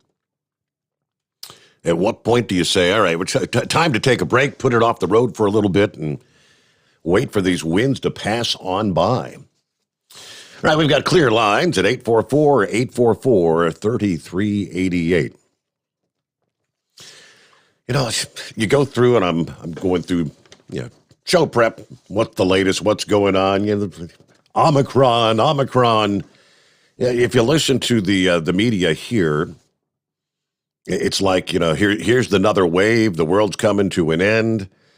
In the meantime, you look at some of the headlines elsewhere around the world, and some of the health professionals are saying it's all being blown way out of proportion. Let me start right there. Top headlines: CDC warns. Top federal health officials warning in a briefing Tuesday morning. Omicron is rapidly spreading in the United States and could peak in a massive wave of infections as soon as January, according to the new modeling analyzed by the CDC. The prevalence of Omicron jumped sevenfold in a week's time, according to the CDC. At that pace, the highly mutated variant could ratchet up pressure on the health system that's already strained in many places as the Delta variant continues its own surge. The warning of an imminent surge, even as federal officials and some pharmaceutical executives signaled that they don't currently favor creating a Omicron-specific vaccine. Based on the data so far, they say that existing vaccines plus a booster are an effective weapon. But the CDC detailed two different scenarios for how this variant may spread through the country. The worst-case scenario has spooked health officials, fearing that a fresh wave layered on top of the Delta and the influenza is what one described as a triple whammy that could overwhelm health systems and devastate communities. Have we heard that message before? If memory serves, I think we can go back like 2 years ago when it was just beginning. When they were saying, give us 15 days. The world's coming to an end. Chief Medical Officer for the Association of State and Territorial Health Officials, who participated in this call this past day, says, I'm a lot more alarmed. I'm worried. We got to get people ready for this. If this Omicron surge, if it materializes as forecast, would be taking place as Delta continues its onslaught during a time of year when influenza cases typically peak. Of course, they then start going into the vaccine, get the vaccine. Oh, by the way, in case you missed it this past day, they also pointed out that it appears the Johnson & Johnson vaccine has pretty much zero efficacy against Omicron. Nothing. Now let me take you across the pond. Headline: Omicron may be no worse than the flu. According to government advisors, Britain's Omicron, the wave may be no worse than a typical flu. The first major study into the new variant suggests it is less severe than Delta. The first real-world study looking at 78,000 Omicron cases in South Africa found the risk of hospitalization is nearly 30% lower compared with the Wuhan strain, 23% lower than Delta.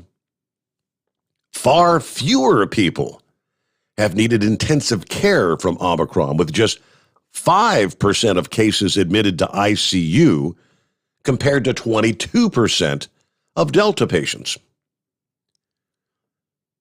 Professor Robert Dingwall says it's clear from the South Africa data that panic is not justified. The Omicron situation seems to be increasingly absurd, he says. There's obviously a lot of snobbery out there in South African science and medicine, but their top people are as good as any that you would find in a more universally developed country. They clearly do not feel the elite panic is justified here, even allowing for demographic differences.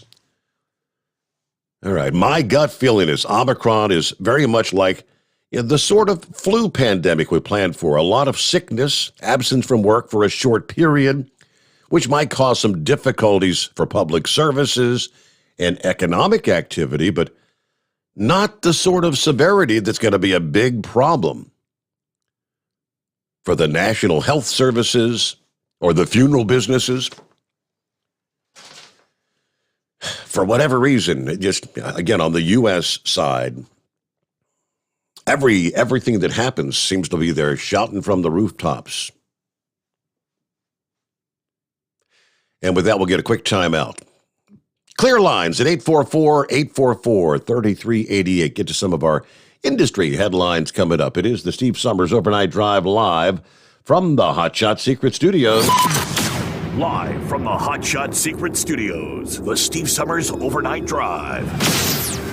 Dean Michael, the tax doctor here. Are you one of those truck drivers that came home after a long haul and found the only thing waiting for you was a stack of IRS letters? Your significant other was gone, but your newfound IRS problem is still there. I've heard this story many times over the years. While I can't help you with your broken heart, I can fix your tax problems. If you owe more than $10,000 to the IRS or haven't filed for many years, call me for a free consultation at 888-557-4020 or go to mytaxhelpmd.com. Like I always say, you keep your eyes on the road, I'll keep mine on the IRS. 145 over 92. 180 over 111. I had a heart attack and a cardiac arrest and then a stroke. Your blood pressure numbers could change your life. Lowering your high blood pressure could save you from a heart attack or stroke. If you've stopped your treatment plan, restart it or talk to your doctor about creating one that works better for you. Start taking the right steps at manageyourbp.org. Now I'm, trying to get better, stronger than ever. Brought to you by the American Heart Association, American Medical Association, and the Ad Council. At Hot Shot Secret, we share the science behind common diesel problems. For example, stiction. Found throughout the oil system, stiction is the sticky friction that negatively impacts your engine's ability to function at an optimal level. The molecular structure of oil is a hydrocarbon. The engine's extreme heat, tight tolerances, and high pressure cause the oil to break down and release hydrogen, leaving behind varnish, a carbon-based deposit. The varnish clings to the engine's moving parts, creating drag on the turbocharger, oil pump, and pistons. Symptoms of stiction include a rough idle and the loss of fuel economy and performance. Hot Shot Secret Stiction Eliminator delivers a 98% clean rating in third-party scrub tests. Its synthetic cleaner plus nano lubricant contains no harmful solvents and is formulated to be left in the engine to safely dissolve stiction for thousands of miles. It works as you drive. Stiction Eliminator is available at truck stops, Tractor Supply, O'Reilly's Auto Parts, and online at hotshotsecret.com. Hot Shot Secret. Powered by science. Because Channel 19's a little congested. Call Steve now at 844-844-3388. The Overnight Drive.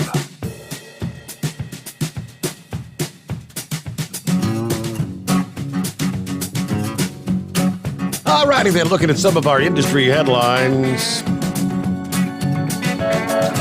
Going back 9:40 this past morning, a semi-truck hit and killed a pedestrian at the Love's Travel Center in Hubbard, Ohio. Again, about 9:40 this past morning, the semi-truck driver called 911 when he realized he hit someone at the fuel island.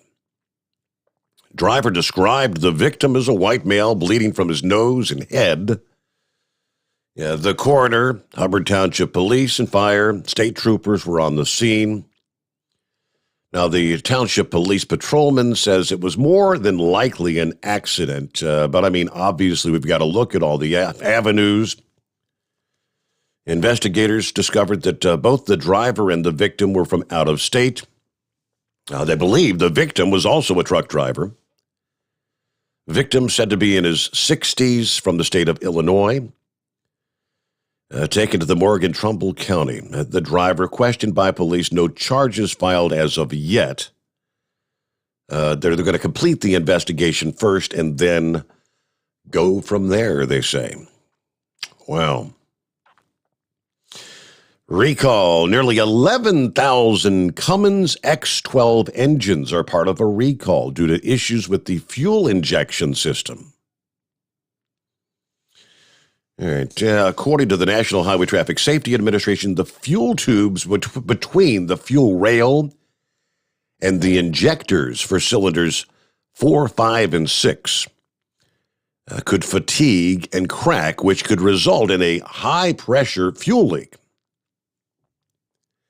Now, they say on Cummins X12 engines with 75 miles or less, dealers will install vibration isolators to the fuel tubes for free. Engines with more than 75 miles receive a new fuel tubes with the vibration isolators as well. They do not have a schedule for the recall. All right. This particular recall affects Cummins X12 engines in mixer, truck, coach, emergency vehicle, refuse vehicles, recreational vehicles, and crane applications. Apparently, issues were first reported back in April. After an investigation, Cummins decided to issue a recall in November. Meanwhile, our number, 844-844-3388. Let's head on down to Florida. Little earlier than usual to have Philip on board. Good morning, Philip. Just getting started, are you? Yeah, I'm on my way to work. Leaving a little earlier than I usually did. Had to do something around midnight there, and I just couldn't go back to sleep, so I said, the heck with that, just go ahead and go on to work. So how y'all doing today? Doing well. Happy Hump Day. Yeah, Hump Day. Steve, I don't know if you've seen the article or not, but there's an article out that 3 individuals got picked up down here in Florida for illegal voting. I don't know if you've seen that or not. It was in the Villages. But they evidently they were from other states, and they sent mail-in ballots from other states as well as Florida. So, but they picked them up and they put them in. They're in a pokey now. So, oh boy. But I don't know. Have you heard anything about that? Did not see that. No, sir. Yeah, it was 3 people from the Villages, and sadly or not, but they're Republican. Oh. But that's the kind of crap that gets the media going on this deal with all the stuff and spinning it, you know. So it just takes 3 people to do that kind of stuff. But they're looking at it down here. It was a mail-in voter, you know, like absentee ballots is what they were doing. They did it from multiple states. Is what they said that they did. They used it from multiple states. Interesting. So evidently, I guess they live in one state, and they use Florida as their they're kind of snowbirds, as you know what those are down here. Yeah. And so they registered down here, registered in the state that the other state they lived in, and said they had 1 or 2 of them had voted 3 times. So I thought I'd point that out to you, I know, because we're always talking about the deal with the voting and everything, and that's what starts a lot of this crap out here with them wanting to pull investigations on this and all that, and the situation in Atlanta and Philadelphia and all those places during the election, you know. And this was during the 2020 election. So, but other than that, everything's going good down here. I mean, the weather's a lot better today. Did you hear any more about any cities in Tennessee that might have got hit by those tornadoes, Steve? Yeah, not really. I mean, all the focus has been pretty much, Mayfield, Kentucky. But I know there were 25, 30 different areas, 25 or 30 different confirmed tornadoes. Yeah, I was talking to driver Steve yesterday afternoon on my way home from work, and he was telling me there was quite a few towns just north of Nashville that got tore up pretty good. I got a friend that lives up in Springfield. I've been trying to get a hold of him for the last couple of days. I couldn't get a hold of him, but up there around Clarksville and all that. I heard that he said that there was quite a few towns up in there that got tore up pretty good. And he said there was, had a friend that worked for SIA. He was on 40, and he said he had to get off of there and get off and pull down into like an area where it was really low to where you get out of the way. But they shut 40 down in a few spots up there when all those tornadoes were coming across. He unfortunately told me, he said he huddled in his house, he said, because he wasn't going to work. He talked to his boss and said, I can't do this. And his boss said, okay. And they already had drivers out there in that stuff already. He said it was a mess. He said, but hopefully everybody got through okay in their company. So that's all I pretty much got today, Steve. I appreciate you taking my call, and you have a good one, buddy. Hey, good to hear from you. Have a great journey into work early here this Wednesday morning as we roll into hump day. There you go.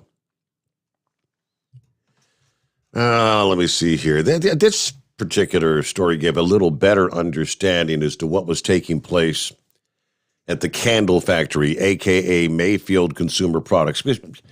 Yeah, all the media talking about these workers saying that they threatened to fire us if we went home that day.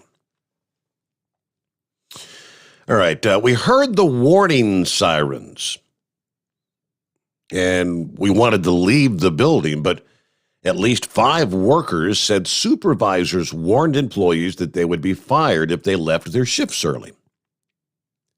For hours, word of the coming storm spread. As many as 15 workers beseeched managers to let them take shelter at their own homes, only to have their request rebuffed, they said. Fearing for their safety, some left during their shifts regardless of the repercussions. All right, so as we know, 8 people died at the Mayfield Consumer Products. The facility was ultimately leveled. All that's left is rubble. 21-year-old Michaela Embry said in an interview from her hospital bed that workers first asked to leave shortly after the tornado sirens sounded outside the factory. Now, this was at like 5:30 in the afternoon. You know, I guess the first round of storms that were pushing through the region that prompted tornado warnings. Employees congregated in bathrooms and inside hallways, but the real tornado threat wouldn't arrive for several hours later.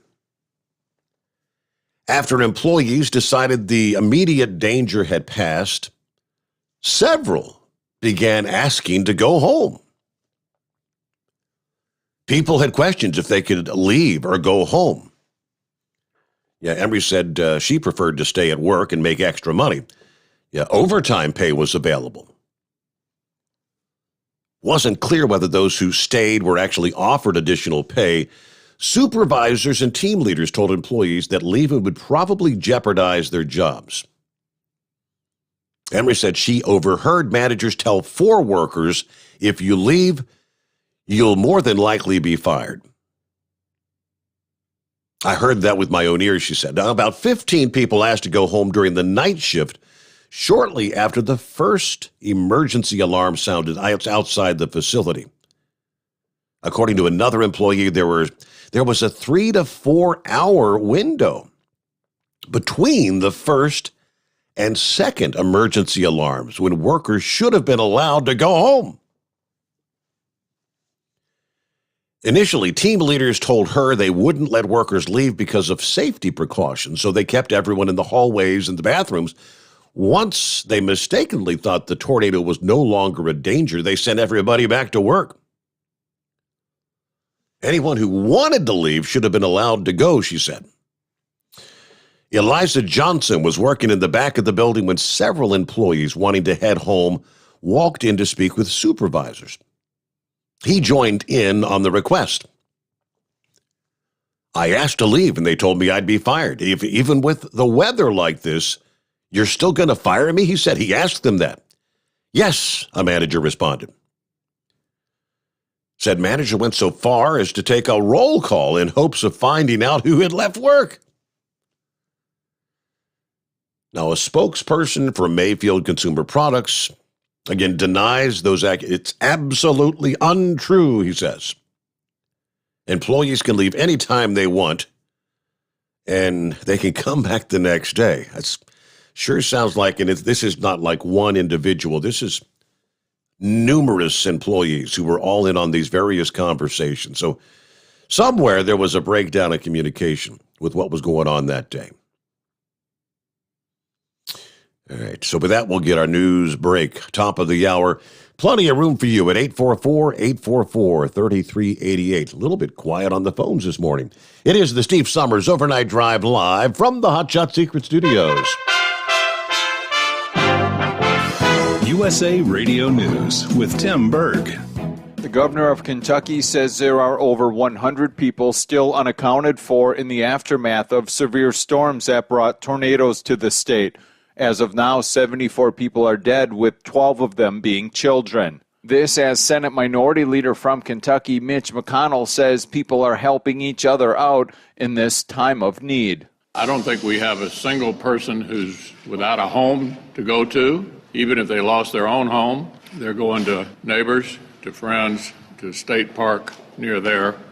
We believe we've got shelter for everyone. The University of Pittsburgh School of Medicine releasing a study saying 34% of children in the United States had insufficient or unreliable health insurance prior to the start of the COVID-19 pandemic. This is USA Radio News.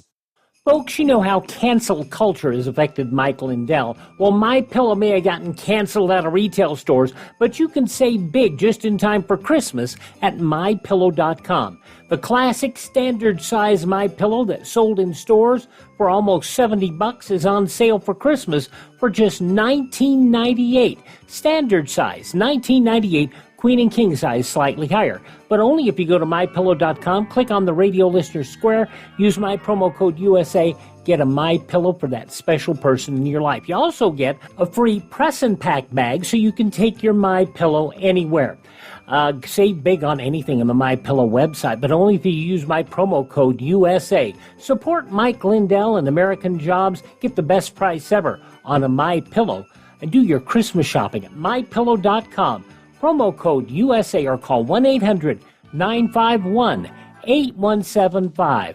Merry Christmas. A dire and gruesome report is out on Afghanistan from the UN Deputy High Commissioner for Human Rights.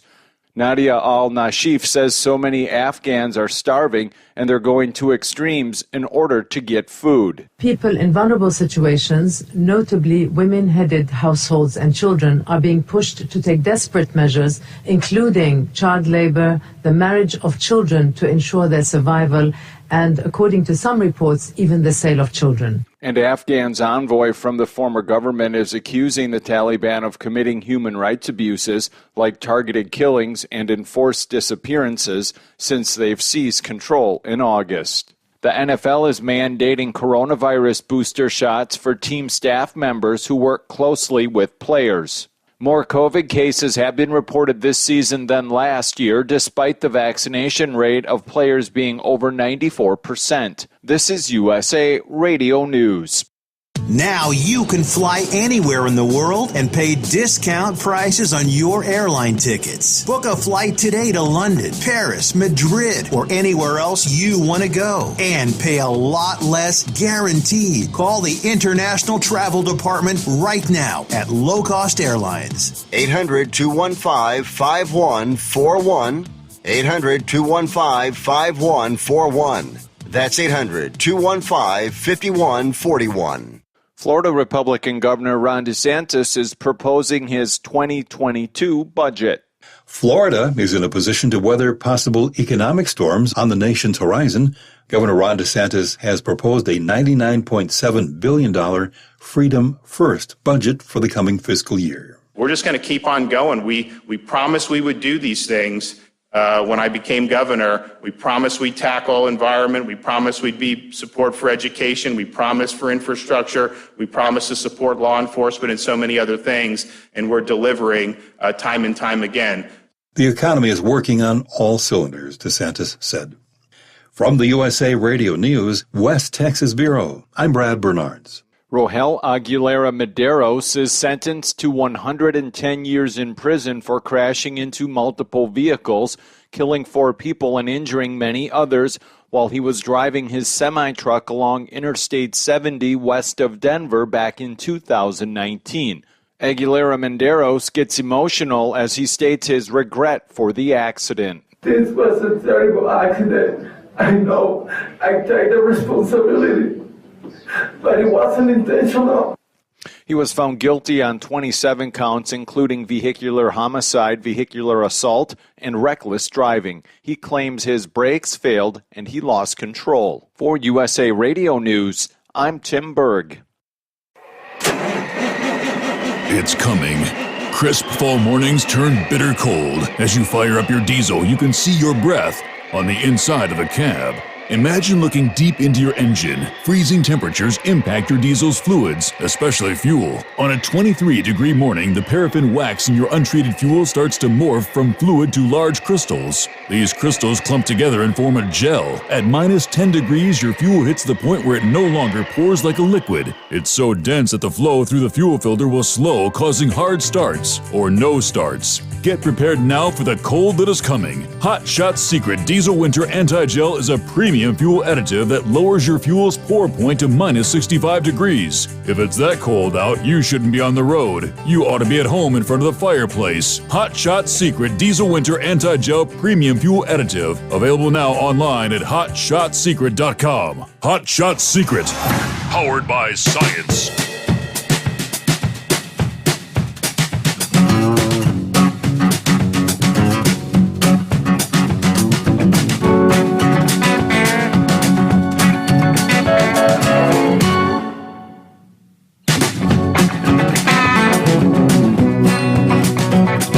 Spend some more now. Spend, spend, spend. The sky is the limit. The Senate approved raising the federal government's debt limit by an additional $2.5 trillion this past day. Where does that take us, you ask? We'll say about $31.4 trillion. They forwarded the measure to the House of Representatives to avoid an unprecedented default. All right, 50 to 49 party line vote follows the months-long standoff. Of course, between Democrats and Republicans, with Republicans seeking to force Biden's party to raise the debt limit. What was $28.9 trillion on its own. Yeah, a deal last week between Chuck Schumer and Mitch McConnell pretty much set the stage for Tuesday's vote, bypassing normal Senate rules requiring at least 60 of the 100 members to agree on most legislation. The Democrat-led House will also have to approve the bill before sending it to Biden, but that'll happen, no problem, right? Probably going to take the matter up. They may have done so later this past day. All right, Schumer said this increase would take borrowing into the year 2023. So you see, we'll get through the midterm elections, which will determine control of Congress. All right. Treasury Secretary Yellen urged Congress to hike the debt before today. I guess was this the next deadline day coming up? All right. That's the breakdown. So yeah, 31.4 now the debt ceiling. I guess before we'll have to vote to raise it again at some point in time. Meanwhile, back to your calls at 844-844-3388. Hey, good morning, Gary. What's going on? Just trucking up here in Ohio, headed back to Columbus. quite a while since I got to work this many nights in a row, but got a little niche haul out of Indiana to Ohio every night, so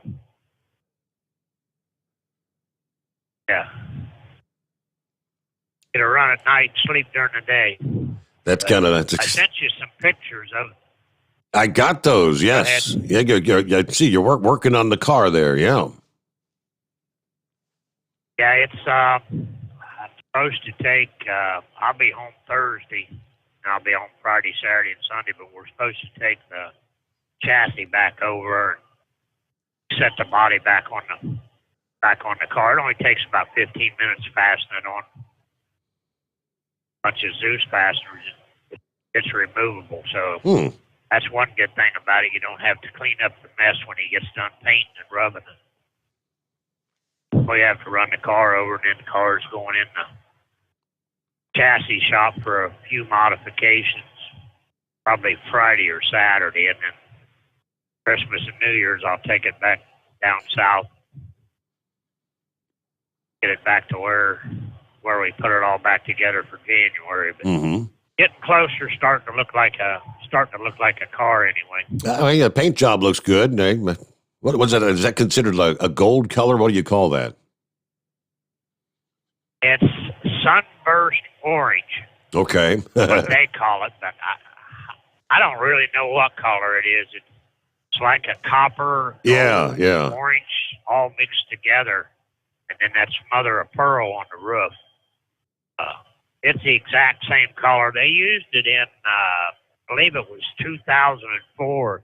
That was a factory Chevrolet collar.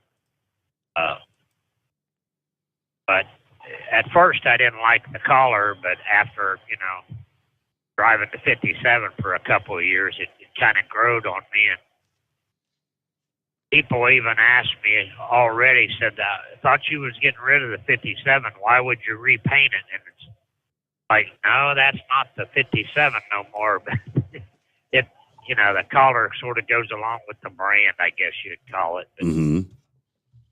That was the whole idea with it. Now, the other one, that'll be a distinct difference. It'll be just like Scotty Cannon had it when he raced it. I'll have the new body sometime April or May, so I'm not in no real hurry to get it done. Now I can do it exactly like I want to do it before I bring it out. Right. Things are looking up. It's just all the destruction down there in Kentucky. It just makes you that much more thankful that you wasn't no ways near there.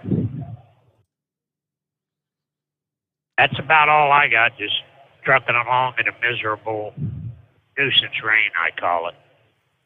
Here, right outside of Bell Fountain, Ohio, going down 33. So how's that work out? Does the prettiest car on the track, does that make it the fastest car on the track? No. Yeah, I wish, but some guys don't. They don't worry about it. Guys say, "Why do you race a car that looks like that?" Well, I'd rather race a car that looks like that than an ugly car. You gotta have a little pride in it. I mean, I could have left the car like it was, but I probably offended the guy that I got the car from, because I told him after I paid him, I said, I just want to say that thing's about butt ugly. He said, what do you mean? I said, it just, I'm not a gray and black guy. I got to take a little pride in what I run and what I represent. It's getting there. The only thing left is, like I said, he just has to wet sand it. I let him do all the messy stuff before we set it back down on the chassis. That way I don't have to tape nothing up. We'll just put plastic over it, zip the body back on it. He can rub it, raise the body back up, take the plastic back off, and it'll be like it never was painted, but it'll be our collars now. So looking forward to it. Be glad when January gets here. Well, I appreciate you checking in this morning. A work in progress, but car's looking good. And, hey, good to have you with us. Thanks for being a part of the program there, Gary. Let me see here. CNI Dog, I believe, sent me the story out of Arkansas. Boy, oh boy. An Arkansas waitress received a whopping $4,400 tip, only to be fired after her manager made her split it with other staffers. The generous gratuity on December the 6th when waitress Ryan Brandt and another server worked a party of more than 40 at the Oven and Tap in Bentonville, Arkansas. Apparently, each diner chipped in $100 in tip money, thus the $4,400, believing the total would go to both servers. We knew servers were really hit hard through COVID, and it was something we'd come up with to try to help give back. One of the diners who spoke to CBS 5, but the restaurant manager instructed Brandt to pool the tip with her coworkers who did not serve the large party in an arrangement that she told Fox 59 was unprecedented in her more than 3 years working there. I was told I was going to be giving my cash over to the shift manager, and I would be taking home 20%. Now, when Weiss, who owns a real estate company, called Whitley, he found out he demanded the restaurant return the tip money, then turned over $2,200 directly to Brandt. That was the guy that was dining there, by the way. But Brandt was given the axe the next day. They fired me over the phone, and I've been there for 3.5 years. That's really heartbreaking, especially because I didn't think I did anything wrong. In a statement, Oven and Tap said she was fired for reasons unrelated to the tipping incident, and that it fully honored the generous tipper's request to reward the pair of servers at their party. I mean, after dining, this group of guests requested their gratuity be given to 2 particular servers, the ones that waited on them. We fully honored their request. Out of respect to our highly valued team members, we do not discuss the details surrounding the termination of an employee. So it does just sound a tad bit suspicious there, doesn't it? All right, we've got clear lines here on a Wednesday. Hump Day coming on. What's on your mind? It's 844-3388. We return into the Steve Sommers Overnight Drive live from the Hot Shot Secret Studios. You're listening to the Overnight Drive with Steve Sommers. It's coming. Crisp fall mornings turn bitter cold. As you fire up your diesel, you can see your breath on the inside of the cab. Imagine looking deep into your engine. Freezing temperatures impact your diesel's fluids, especially fuel. On a 23-degree morning, the paraffin wax in your untreated fuel starts to morph from fluid to large crystals. These crystals clump together and form a gel. At minus 10 degrees, your fuel hits the point where it no longer pours like a liquid. It's so dense that the flow through the fuel filter will slow, causing hard starts or no starts. Get prepared now for the cold that is coming. Hot Shot Secret Diesel Winter Anti-Gel is a premium fuel additive that lowers your fuel's pour point to minus 65 degrees. If it's that cold out, you shouldn't be on the road. You ought to be at home in front of the fireplace. Hot Shot Secret Diesel Winter Anti-Gel Premium Fuel Additive. Available now online at hotshotsecret.com. Hot Shot Secret. Powered by science. Do you have a Dodge pickup and hate your automatic transmission? Of course you do. Levon Miller at Firepunk Diesel here, and we specialize in heavy-duty and performance transmissions for your 3-quarter or 1-ton Cummins-powered truck. So if you're interested in turning your stock slush box into a towing monster, call us today at 614-733-3744 or visit us online at shop.firepunk.com.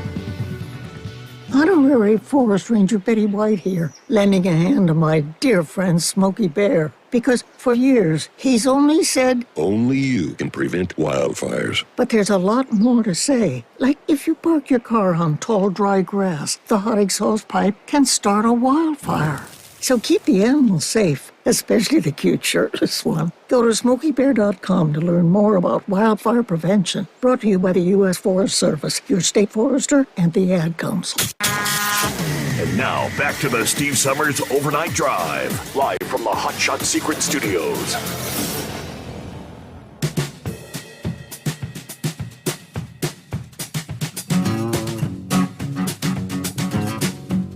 All right, got an update from Santa Claus there in California. Sent me a photograph from Highway 58, Tehachapi, California, where it is closed. Said, got my horse out of the shop, time to take 20 winks. But yeah, the photograph showing nothing but trucks and taillights from this particular perspective, where Highway 58 is shut down. They sent me the updates. This is in the Central California area.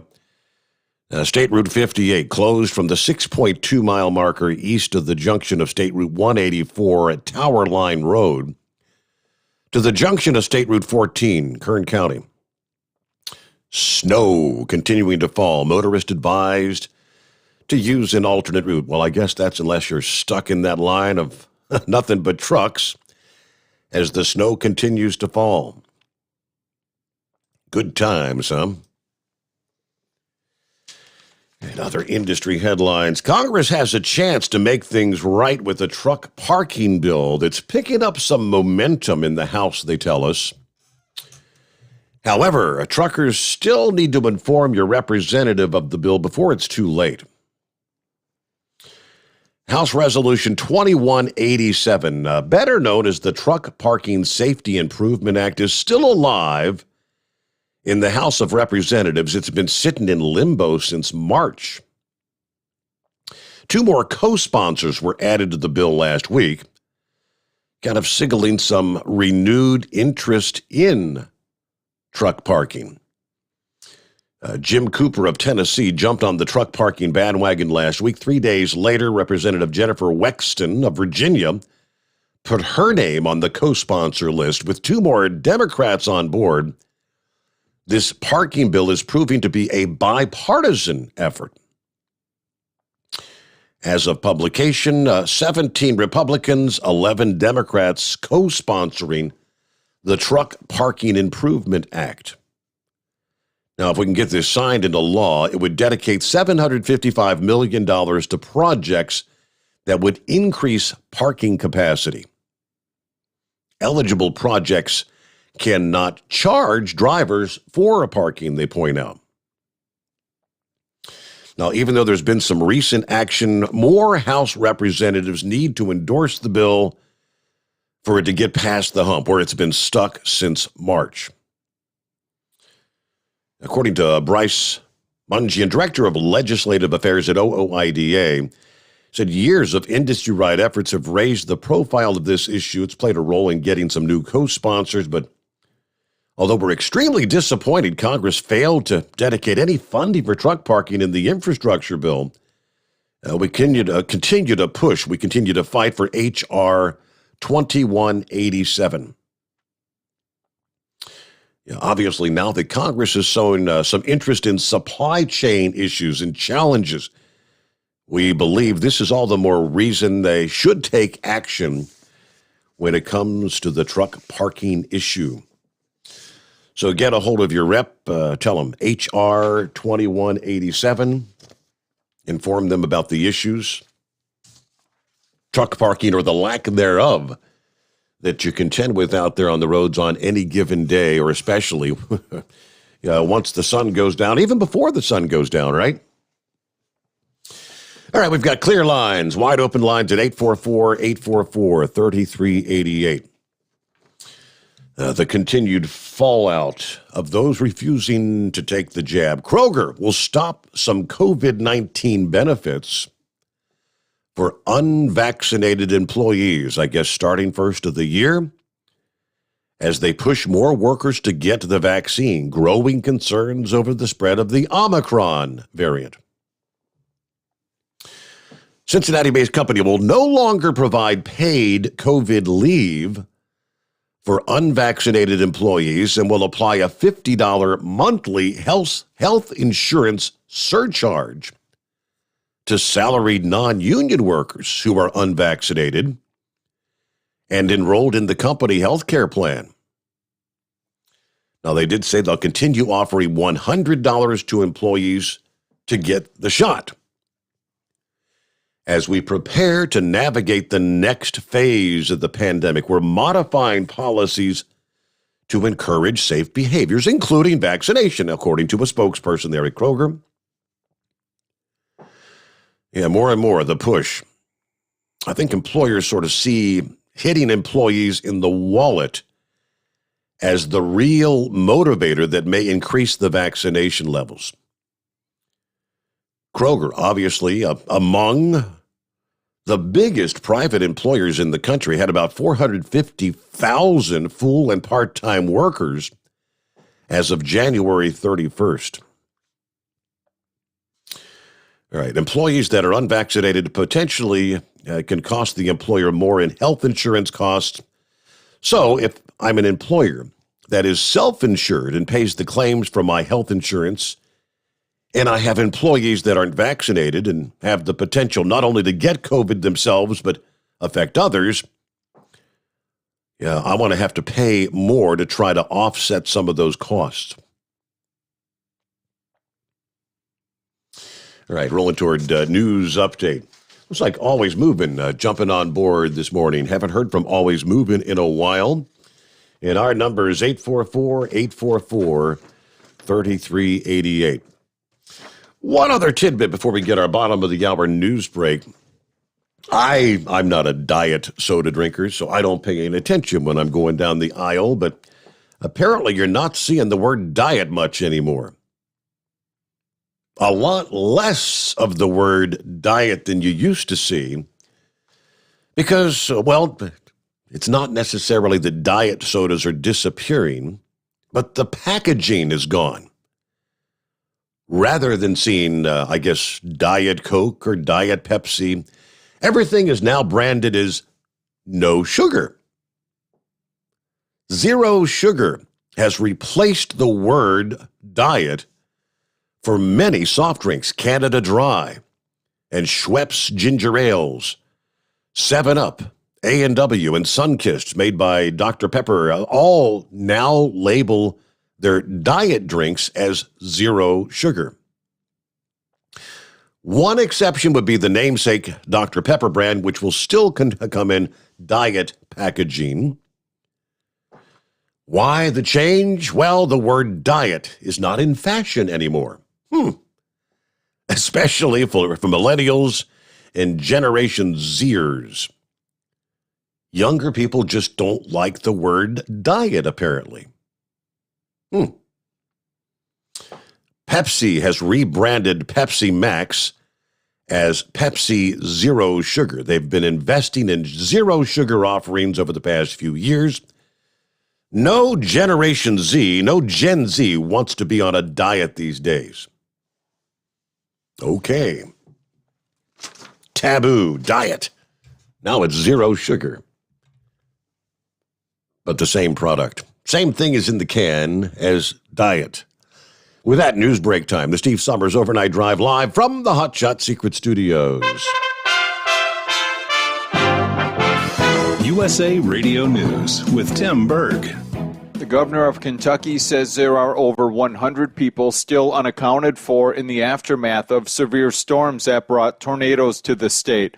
As of now, 74 people are dead, with 12 of them being children. This as Senate Minority Leader from Kentucky, Mitch McConnell, says people are helping each other out in this time of need. I don't think we have a single person who's without a home to go to. Even if they lost their own home, they're going to neighbors, to friends, to State Park near there. We believe we've got shelter for everyone.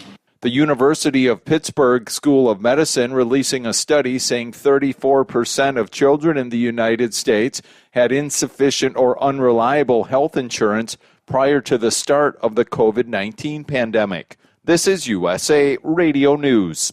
Learn how thousands of smart homeowners are investing about $1 to avoid expensive home repair bills. John, a former non-customer, said, "My air conditioner broke and I had to spend $1,900 to fix it." Jeff, a customer, wrote, "My air conditioner broke and I got a new one at no out-of-pocket cost." Mary, a former non-customer, wrote, "My heating system stopped running. I had to spend $3,000 to get a new one." Lisa, a customer, wrote, "My heater stopped working. I got it fixed at no out-of-pocket cost. For about $1 a day, you can have all the major appliances and systems in your home guaranteed fixed or replaced with HSC's home warranty coverage. Call now, and the first month is free. If the lines are busy, please call back." Call now, 800-238-9182, 800-238-9182, 800-238-9182. Again, that's 800-238-9182. You're listening to the Overnight Drive with Steve Summers. Do you have a Dodge pickup and hate your automatic transmission? Of course you do.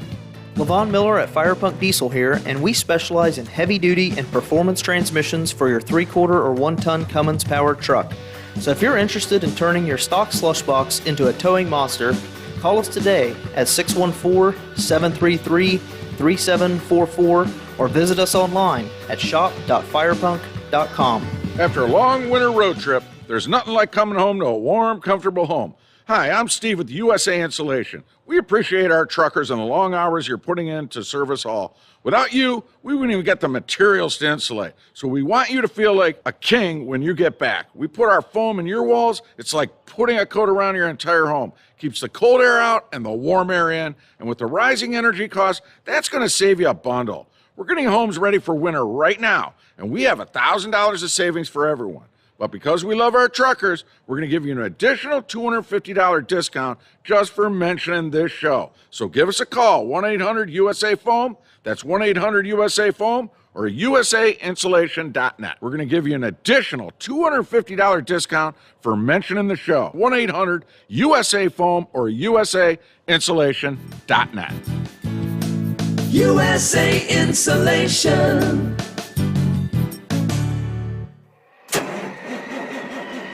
It's coming. Crisp fall mornings turn bitter cold. You climb into your diesel and it feels like you're sitting on an ice cube. Imagine how your engine feels after a frosty night. Freezing temperatures impact your diesel's fluids, especially fuel. As the temperatures drop, water that is emulsified within your fuel is released, adding more water into your system. Frozen water in your fuel lines, filter, or bowl will simply slow the flow, or worse, stop the flow of fuel in your system. No fuel flow, no start. Get prepared now for the cold that is coming. Hot Shot Secret Diesel Winter Anti-Gel is a premium fuel additive that lowers your fuel's pour point to minus 65 degrees. If it's that cold out, you shouldn't be on the road. You ought to be at home in front of the fireplace. Hot Shot Secret Diesel Winter Anti-Gel Premium Fuel Additive. Available now online at hotshotsecret.com. Hot Shot Secret. Powered by science. Dean Michael, the tax doctor here. I have one question for you. Do you want to stop worrying about the IRS? If the answer is yes, then look no further. I've been around for years, I've helped countless people across the country, and my success rate speaks for itself. So now you know where to find good, honest help with your tax problems. What are you waiting for? If you owe more than $10,000 to the IRS or haven't filed in years, call me now at 888-557-4020 or go to mytaxhelpmd.com for a free consultation and get your life back. Hi, we're the Goo Goo Dolls. We're fortunate that we can give our daughters everything they need to grow and learn. But not every child can focus on classes and play dates. Nearly 13 million kids in the U.S. face hunger.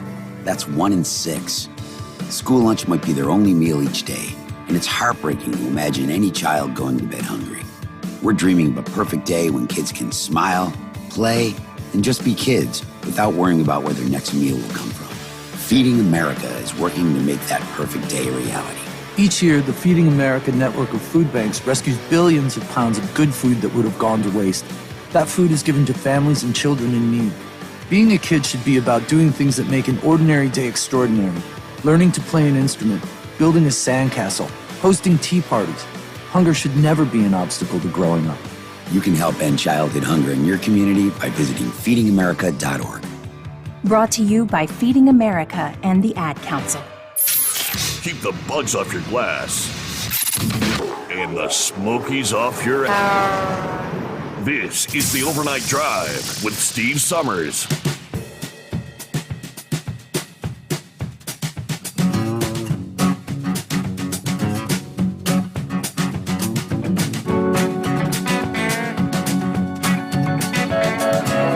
Thank you much, and back at it here. Thanks for being with us as we roll into a Wednesday, the Steve Sommers Overnight Drive, live from the Hot Shot Secret Studios. And always moving. Hi there. What's been happening? Well, I'm jealous. You got to see the meteors, and I didn't. I sat out for 2 nights for quite a while, and I just didn't see anything. I thought I saw one, but, you know, sometimes when you're watching for them, it's like, was that a floater in my eye, or was that a meteor that went by? Wow. You know, or was it my imagination, or what? I've had that quite often. And anyway, there was one in particular that I thought, was that one? I don't know. But then what you described was what I saw, was it came straight down as opposed to kind of going across. So I think I did see one. So, you know, I'm a good spotter of shooting stars. I see them all the time. Yeah, all the ones I anyway, saw last night were really good. I mean, I've got some light pollution around. I mean, I'm not in a dark, away from the lights area, and normally it takes a pretty decent fireball. So, yeah, these were really beautiful, like straight teardrops coming down, very, very vivid. Yeah, and I'm out here in the dark, and I stood out here between the house and the barn, and it was a clear sky, and I kept waiting and waiting, and I'm like looking to the south, looking straight up. There wasn't anything happening, and it was about 1:45, and they said the highlight would be, you know, at 2. And so I was, other than the one that I thought, well, was that one? And so, but it probably was, because it was what you had described, which was weird to me, because I thought, well, that must not have been one, because it didn't have the normal tracking that I was expecting.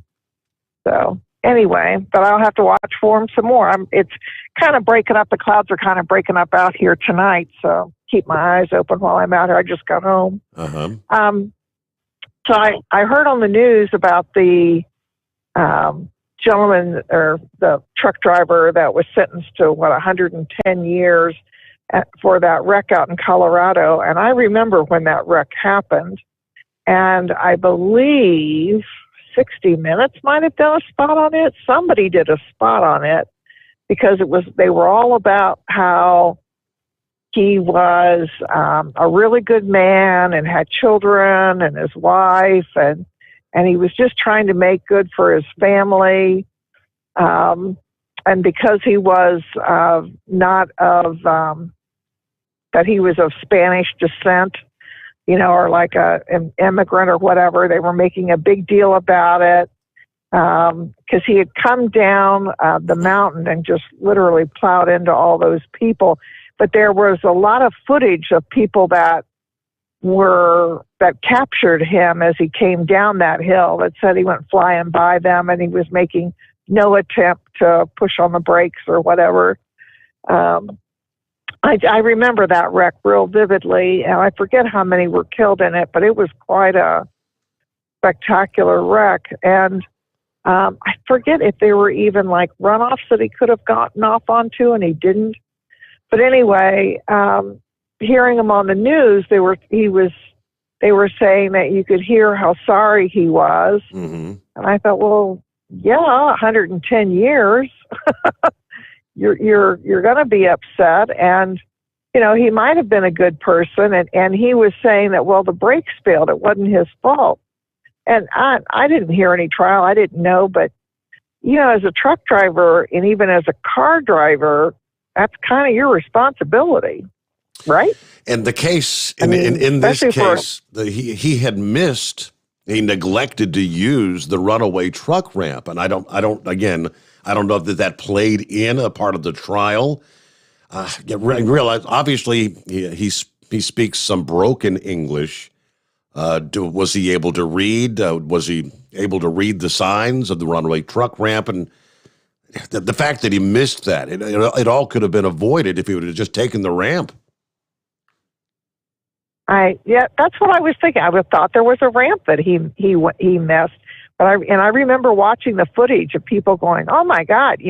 As he went flying by, and he had a really heavy load in his truck too, like logs or something. I forget what it was, but it was a heavy, heavy load, and he just plowed right into all these innocent people. But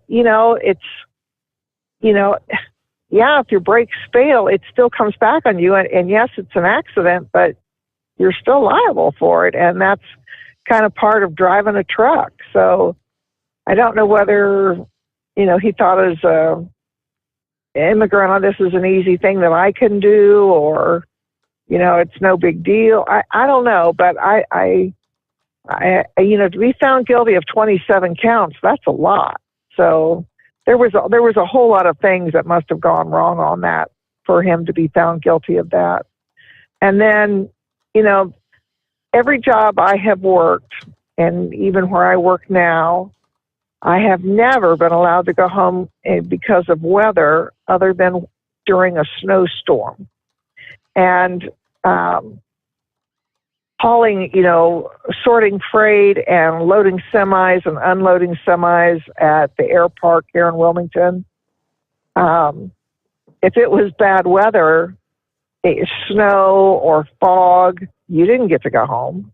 Even if because if the planes are delayed, they would make everybody stay because you still have to move that freight. You still have to do everything. So, whether it's a storm or whatever, and we did have storms that came through in the time I was out there, but you're not going to go home. And at the hospital they tell you pack up your stuff and come on in. If it's going to snow, you'll spend the night. They're not going to. You don't have to go home. But there's just been no job I have worked at that said, okay, it's getting bad, we're just going to shut down and everybody go home. And I know it's just a candle factory. I get that.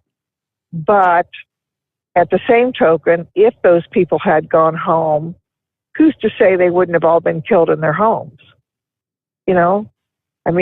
Unless your house wasn't hit, you can't predict if their homes were damaged, you can't predict how they would have come out of it. So, people got to quit trying to blame everybody for stuff that happens and start looking at, that's the company's policy. And if it really did bother you, then leave. Just go ahead and leave and, take your chances on getting fired. And they knew the weather was bad when they went to work because they were calling for it all day long. So if you thought the weather was going to get bad, you could have called off and say, you know what, I'm not coming in tonight. I'm more concerned about the storm. I just won't be in. So there were some options there, and I'm not trying to belittle anybody who was there or cover up for the company because I wasn't there. I don't know what they were saying or doing, but truly, if it bothers you that much, you say, all right, see you later. You get in your car and you leave. But, hindsight's 20/20 on all of that. So, I was born and raised in Xenia, and God knows the tornado we've had and the others since then. And, I look at that and I go right back to, April 3rd, way back when. It's just, it never changes. It's the same destruction. It's loss of life. It's horrible. And I think they were fortunate for the amount of loss of life was not higher, especially with it being dark. When it's dark, that's when the loss of life is usually so much higher. So, at least I know it's a lot of people killed, but and I feel for all of them. I feel for all of their damage. Wouldn't wish it on anybody, but sometimes you can be doing all the right things, and it's just your time to go. We never have any guarantees, so you need to take every day and be happy. And I know too, you can be holding a child, and the wood debris flying. It's like taking a ball back to somebody, and they can, that kills a lot of people. When it can ram a piece of wood through a building, just like nothing, like driving a toothpick in an orange, and it can take a 2x2 or 2x4 and drive it through a building like that. Yeah, it's terrible that, Mother Nature is a very powerful force, and if you don't have the right root cellar to get into, all the bathrooms in the world aren't going to help you, and basement and stuff. I mean, I remember it all from the Xenia tornado in 1974. That was a lot of nasty stories from then. So I feel for them. But anyway, that's all I have, and I hope you have a wonderful weekend and all that good stuff. And I love listening. I just love hearing everybody. Great to hear from you. Always moving. Thank you very much. Sorry you missed the meteor shower. That's a pretty good show, actually. Meanwhile, what are we looking at? Get a quick chime out here. We've done something. NASA, I guess I should say, has done something. A NASA spacecraft has officially touched the sun, plunging through the unexplored solar atmosphere known as the corona. Corona? Not like the virus. Yeah, more on that just ahead. First, a quick 2-minute timeout, and we'll return. The Steve Sommers Overnight Drive live from the Hot Shot Secret Studios. You're listening to the Overnight Drive with Steve Sommers. After a long winter road trip, there's nothing like coming home to a warm, comfortable home. Hi, I'm Steve with USA Insulation. We appreciate our truckers and the long hours you're putting in to serve us all. Without you, we wouldn't even get the materials to insulate. So we want you to feel like a king when you get back. We put our foam in your walls. It's like putting a coat around your entire home. Keeps the cold air out and the warm air in. And with the rising energy costs, that's going to save you a bundle. We're getting homes ready for winter right now, and we have $1,000 of savings for everyone. But because we love our truckers, we're going to give you an additional $250 discount just for mentioning this show. So give us a call, 1-800-USA-FOAM. That's 1-800-USA-FOAM or usainsulation.net. We're going to give you an additional $250 discount for mentioning the show. 1-800-USA-FOAM or usainsulation.net. USA Insulation. At Hot Shot Secret, we share the science behind common diesel problems. For example, diesel fuel cetane levels. The cetane rating in diesel fuel is 42 to 45. Most diesel engines operate more efficiently with a cetane rating of 48 to 50. One treatment of Hot Shot Secret Diesel Extreme will raise your cetane 7 points, increase fuel economy, and improve cold starts. Hot Shot Secret Diesel Extreme is available nationwide at truck stops, fine farm and auto stores, and online at hotshotsecret.com. Hot Shot Secret, powered by science. My daughter Brinley is here at St. Jude. Coming here was literally life or death, and it was so scary. But St. Jude is fighting for one goal, like this one mission, life.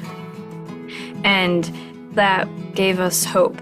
We haven't received a single bill from St. Jude, so I really can just focus on what's best for Brinley. Finding cures, saving children. Learn more at stjude.org. And now, back to the Steve Sommers Overnight Drive, live from the Hot Shot Secret Studios.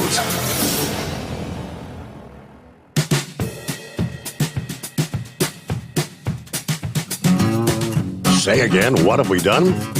Scientists announced the news this past day during a meeting with the American Geophysical Union.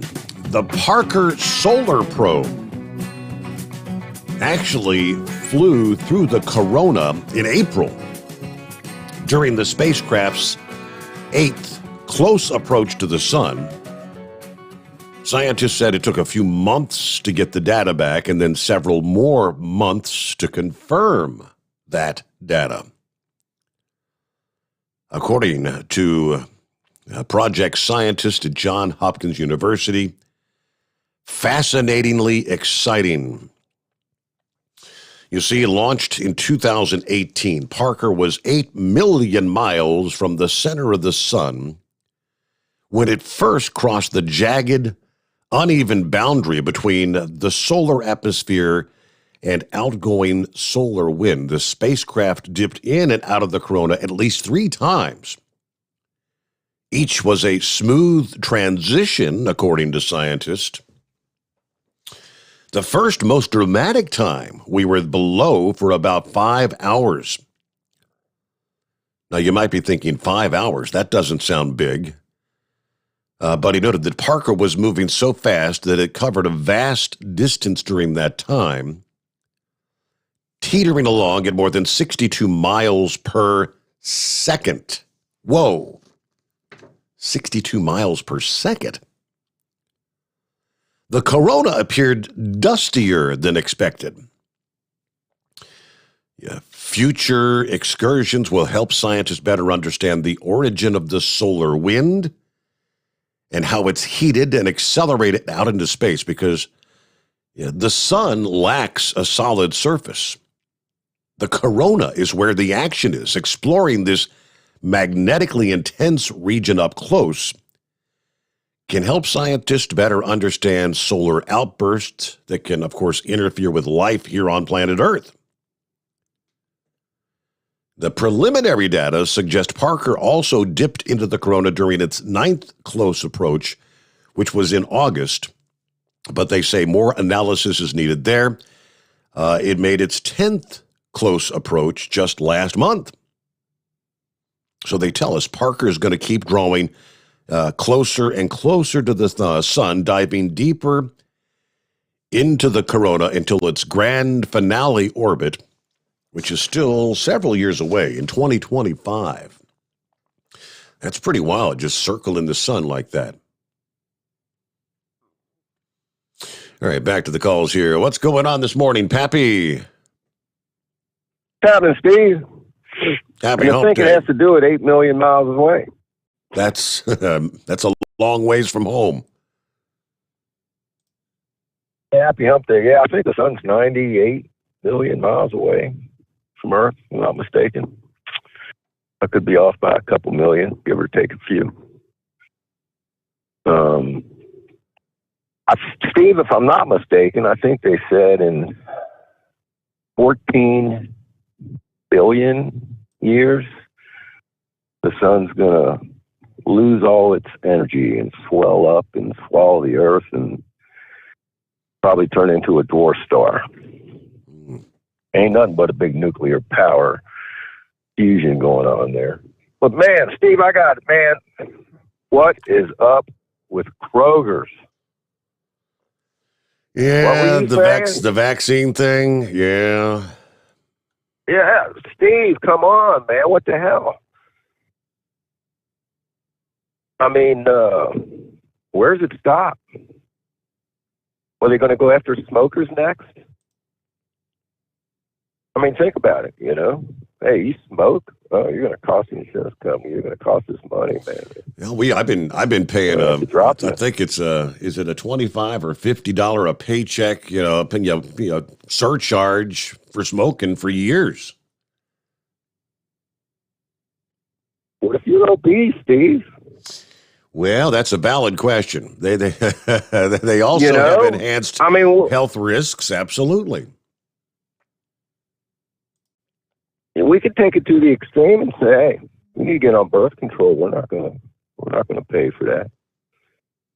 People would laugh and say, "How you going to the extreme?" What about China? You're only allowed one child over there. I think they might have just maybe listed that, but for how many years did China say, no, we only allow one little baby? I don't know, man. That surprises me about Kroger's. What the hell are you going to do? You need food. you know. Man.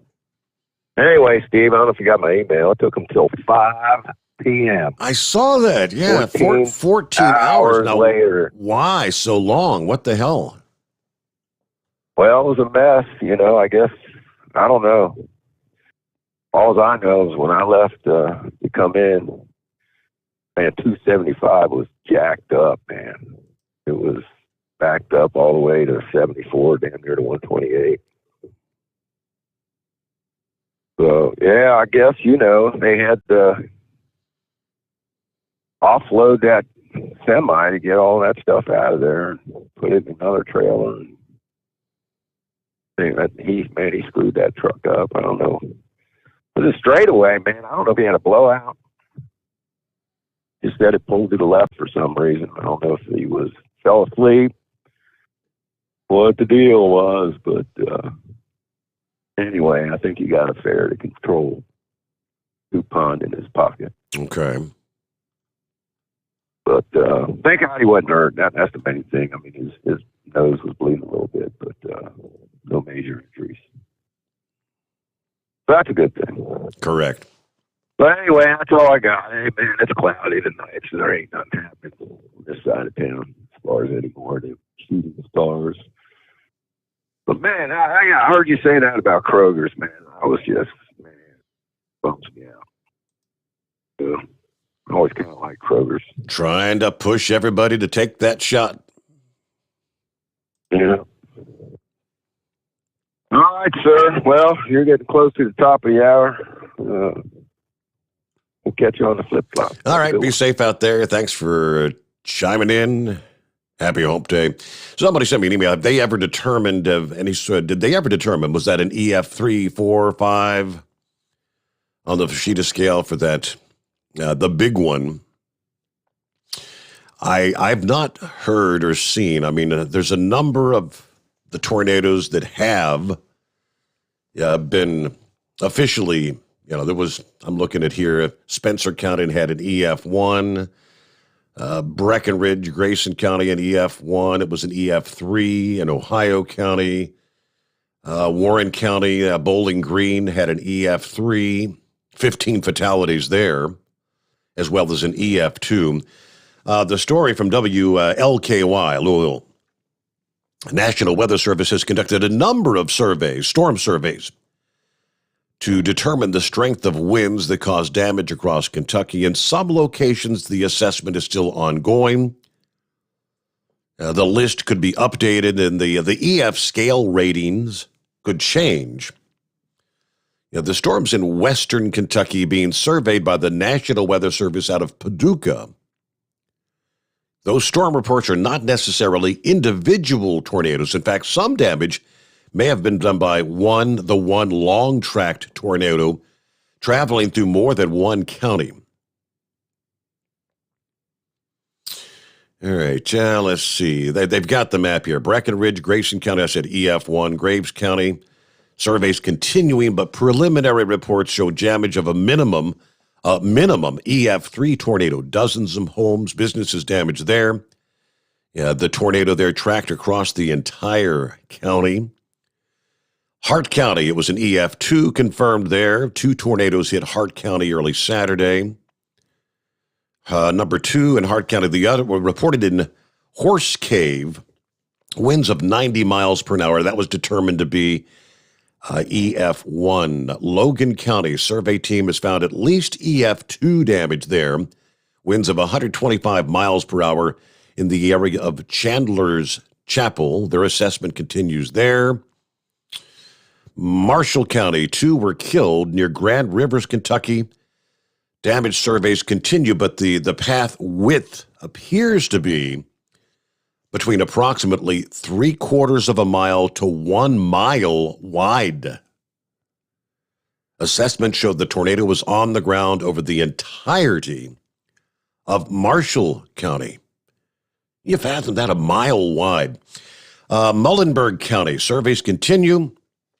Consistent with EF3 tornado, 11 people were killed near Bremen.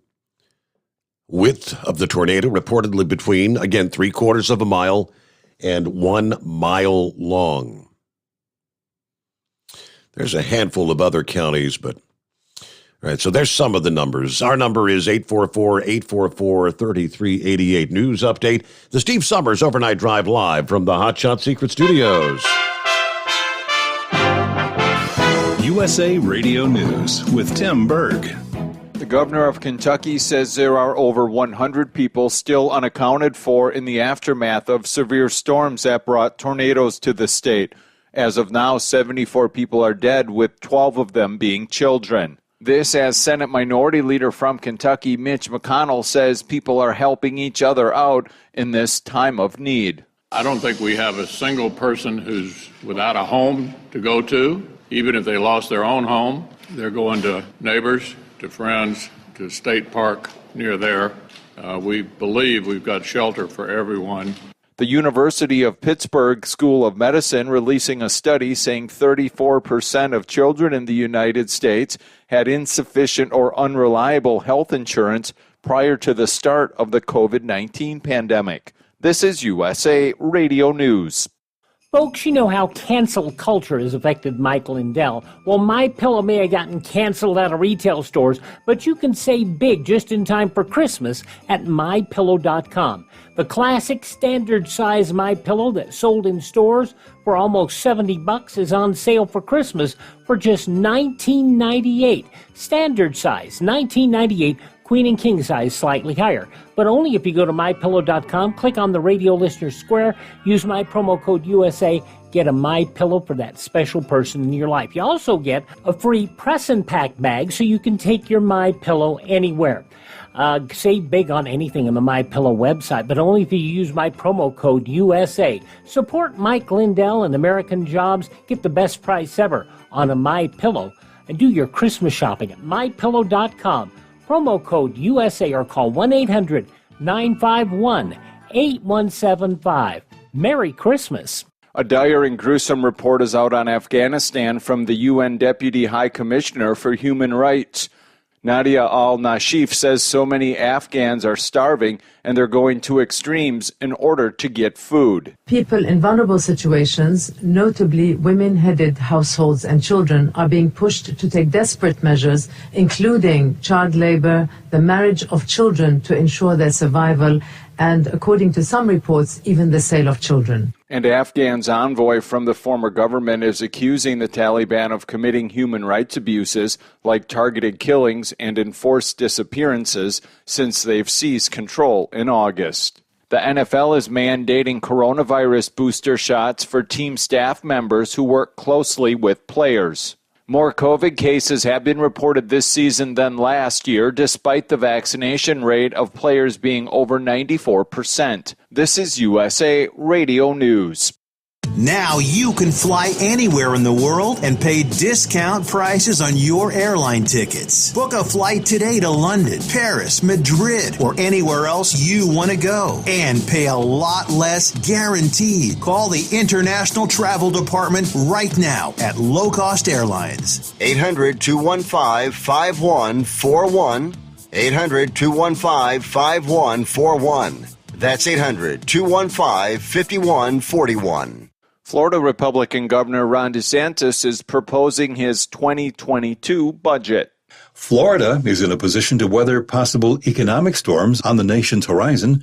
Governor Ron DeSantis has proposed a $99.7 billion Freedom First budget for the coming fiscal year. We're just going to keep on going. We promised we would do these things. When I became governor, we promised we'd tackle environment. We promised we'd be support for education. We promised for infrastructure. We promised to support law enforcement and so many other things. And we're delivering time and time again. The economy is working on all cylinders, DeSantis said. From the USA Radio News, West Texas Bureau, I'm Brad Bernards. Rohel Aguilera Medeiros is sentenced to 110 years in prison for crashing into multiple vehicles, killing 4 people and injuring many others while he was driving his semi-truck along Interstate 70 west of Denver back in 2019. Aguilera Medeiros gets emotional as he states his regret for the accident. This was a terrible accident. I know I take the responsibility. but it wasn't intentional. He was found guilty on 27 counts, including vehicular homicide, vehicular assault, and reckless driving. He claims his brakes failed and he lost control. For USA Radio News, I'm Tim Berg.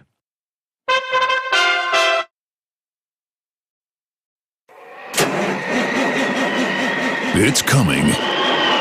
Crisp fall mornings turn bitter cold.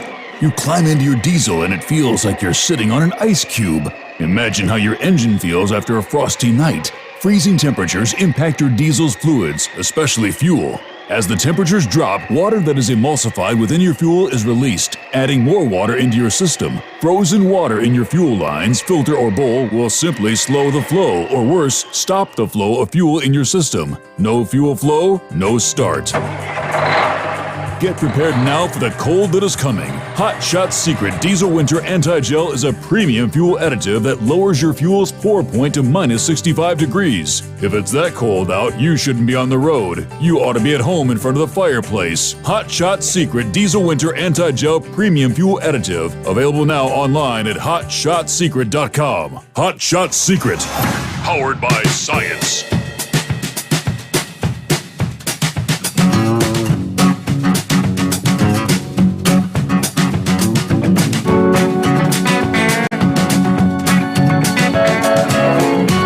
According to what I'm looking at here, even the mainstream or lamestream, whatever you want to call it, media, cannot deny the facts that it appears the Democrats are in big trouble come midterm elections. We're talking CNBC. The new CNBC survey finds the Republican Party has the greatest advantage over Democrats in the history of the news outlets polling on the matter. The CNBC All-American Economic Survey determined congressional Democrats are in a very precarious place. Less than a year from the 2020 midterms, Republicans now hold a 10-point advantage over Democrats on the generic ballot, 44 to 34%. Now, CNBC said that's up from 2 points that the Republicans held back in October. In the 20 years that CNBC and NBC have been asking the congressional preference question, the largest previous advantage Republicans ever held over Democrats was 4%, they say. Jay Campbell, a partner with Hart Research Associates, the Democratic pollster for the survey, says, quote, if the election were tomorrow, it would be an absolute unmitigated disaster for the Democrats. Inflation hit a 40-year high of 6.8% last month. That is the top concern among voters. Americans' views on the state of the economy is dragging down both the president and the Democrats across the board. Biden is solidly underwater on the issue. Only 37% approve of his handling of the economy, 56% disapprove, which is down from a 40% approval and 54% disapproval in the second quarter of this year. Now, they say CNBC's findings are consistent with the Real Clear Politics average of polls concerning the economy, which they have Biden at 38.5 approval, 55.8 disapproval. In other words, he's underwater by over 17 points. Biden's overall approval in the CNBC poll is at 41%, with 50% disapproving. Now, they do say historically, when the president's approval rating has dropped below 50%, his party has consistently, going back decades, faced a blowout in the House of Representatives in the midterms, which included a loss of control of the chamber. Several examples. Democrats lost 54 seats in 1994 when then President Bill Clinton's approval was at 48%. Republicans gave up 30 seats in 2006 when George W.'s approval was at 37%. 4 years later, in the 2010 midterms, then President Barack Obama's approval was at 45%. Republicans picked up 63 seats that year. Most recently, 2018, of course, when 40% of Americans approved of then President Donald Trump's handling of the job, Republicans lost 40 seats in the House. Now, technically, the Republicans only need to flip 5 seats to take back the majority in the House, and right now the Senate is evenly split 50-50. Obviously, 11 months is a long time in the world of politics, but as things stand now, you've heard the word red wave. Yeah, even mainstream media admitting a red wave may be coming next year. Hello to Kentucky Ken. What's happening out there? Hey, not too much.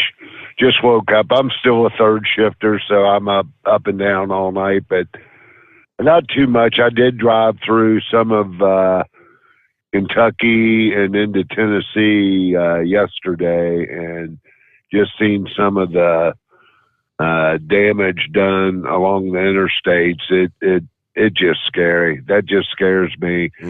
And I'm curious, and I don't know if some of the listeners would know this about that Amazon plant or facility. I was up there 2 weeks ago, and I had a 8:00 at night appointment. I actually got up there about 5:30, and took some downtime, and then got in line at 7:30. And I'm telling you, there was probably 20 trucks in line up there at that Amazon in Edwardsville that, I mean, it was just packed and stacked. In fact, I didn't get out of there till 5 in the morning up there. And I'm just curious as some of the drivers or what they did during that storm, because I know that's a 24/7 facility, and it was lined up all night. When I left that morning, they were still lined up getting in the security gate there. So it just scary. That scares me to death. And I know that Friday, the storms were supposed to be coming in Saturday. I was in Roanoke, Virginia. So I came into Cincinnati area through actually the AA highway, but I had to deal with a little wind, a few storms, and boy, it's just scary. I definitely, I don't know what, the protocol is or the best thing in a big truck. I always heard if it gets over 50 mile an hour to get off the road, but where are you going to go? You're driving at night or whatever, and want to get some feedback, for me being a little not overly experienced driving over the road and going all over the country. What's a good safety spot for a big truck or somebody on the road when that stuff hits? So it just scares me to death, that those storms, because you can't, what can you do? You know what I mean? Absolutely. What can you do? Yep. That was kind of my question for later today, when such a broad section of the country is going to be, dealing with up to 70 mile an hour winds. I mean, you're getting close to, small tornado strength winds over such a broad area. Yeah. And I mean, just like, you go to states like Iowa and I've just discovered this, it's so open up in those areas, or Kansas or whatever, and those winds will just whip you. You really have to hold on to that wheel to keep it, between the stripes and the solid for sure, because it will push you back and forth right now. And, when my truck, for example, it said you can't go faster than 65 on cruise. Unless you're going down a hill and cruise is off, you'll get up to 70, 71. But at those speeds, you know, when other trucks are passing, because speed limit's 70 mile an hour in a lot of places, and I just slow down and let them go, because I don't even like being beside another big truck. It's not that I don't trust the other operator. It's I want to make sure that there's no issues by us going side by side, you know? Yes, sir. But I'm just curious how many trucks, if there's any of our listeners, you know, that were up around that Edwardsville, St. Louis area when all that happened up there too, what they did, what those drivers did, you know, because it was devastating. I mean, just devastating for so many. I pray for everybody, and hopefully, you know, just like that gal was saying, like when Xenia got hit, I was driving for Trout back then, and I remember us, we delivered up Xenia and all that stuff, and just seeing all that devastation. Pictures are bad enough, but seeing it firsthand or being involved in it, you're going to live with that forever. You know what I mean, Steve? Undoubtedly. Yes, sir. Yeah. All right. Well, I'm going to get back to a cat nap. I'm going to go to Lebanon, and then my last stop for the week is up on the east side of Cincinnati. So if you see a big A truck, take a look. It might be me. Very good. Well, thank you very much. Kentucky Ken, be safe out there. You know, back in hour number one, when I was going, you know, typically start the program off, do some of our national weather, and I was focused on the winds later today. And I mentioned that in the number of years, I've been doing radio for, it's 40 years now. And I've been, obviously, for those who've listened since I've got into the truck radio and the weather, I'm not a meteorologist. I'm not a forecaster. I pay attention to the weather. It's always been kind of a fascination with me and whatnot. But for the years that I've done this, I mentioned earlier that I don't recall ever seeing such a broad section of real estate, on a national level, that are under high wind warnings and wind advisories. And apparently I am not alone. I just came across the post from, here in Cincinnati, Channel 12, you got meteorologist by the name of John Gum, who has been a meteorologist for nearly 25 years. He said, in my 25 years as a meteorologist, I do not recall high wind warnings stretching across such a large part of the nation. I mean, we're talking damaging winds of 70 plus miles per hour expected as this big storm system quickly strengthens over the next 24 hours, stretching from the desert Southwest all the way to the Great Lakes. Now, here in Southwest Ohio, the tri-state region, as we like to call it, we're not under wind advisories.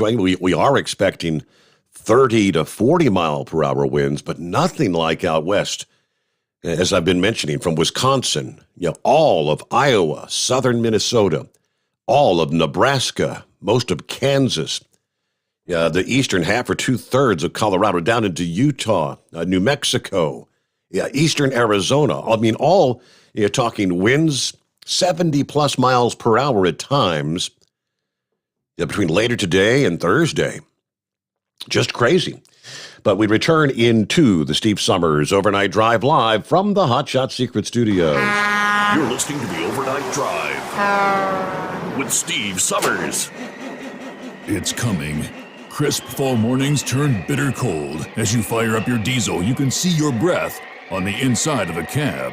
Imagine looking deep into your engine. Freezing temperatures impact your diesel's fluids, especially fuel. On a 23-degree morning, the paraffin wax in your untreated fuel starts to morph from fluid to large crystals. These crystals clump together and form a gel. At minus 10 degrees, your fuel hits the point where it no longer pours like a liquid. It's so dense that the flow through the fuel filter will slow, causing hard starts or no starts. Get prepared now for the cold that is coming. Hot Shot Secret Diesel Winter Anti-Gel is a premium fuel additive that lowers your fuel's pour point to minus 65 degrees. If it's that cold out, you shouldn't be on the road. You ought to be at home in front of the fireplace. Hot Shot Secret Diesel Winter Anti-Gel Premium Fuel Additive. Available now online at hotshotsecret.com. Hot Shot Secret.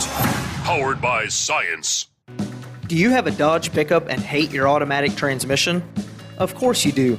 Levon Miller at Firepunk Diesel here, and we specialize in heavy-duty and performance transmissions for your 3-quarter or 1-ton Cummins-powered truck. So if you're interested in turning your stock slush box into a towing monster, call us today at 614-733-3744 or visit us online at shop.firepunk.com. Honorary Forest Ranger Betty White here, lending a hand to my dear friend Smokey Bear, because for years he's only said, only you can prevent wildfires. But there's a lot more to say. Like if you park your car on tall, dry grass, the hot exhaust pipe can start a wildfire. So keep the animals safe, especially the cute shirtless one. Go to SmokeyBear.com to learn more about wildfire prevention. Brought to you by the U.S. Forest Service, your state forester, and the Ad Council. And now, back to the Steve Sommers Overnight Drive, live from the Hot Shot Secret Studios.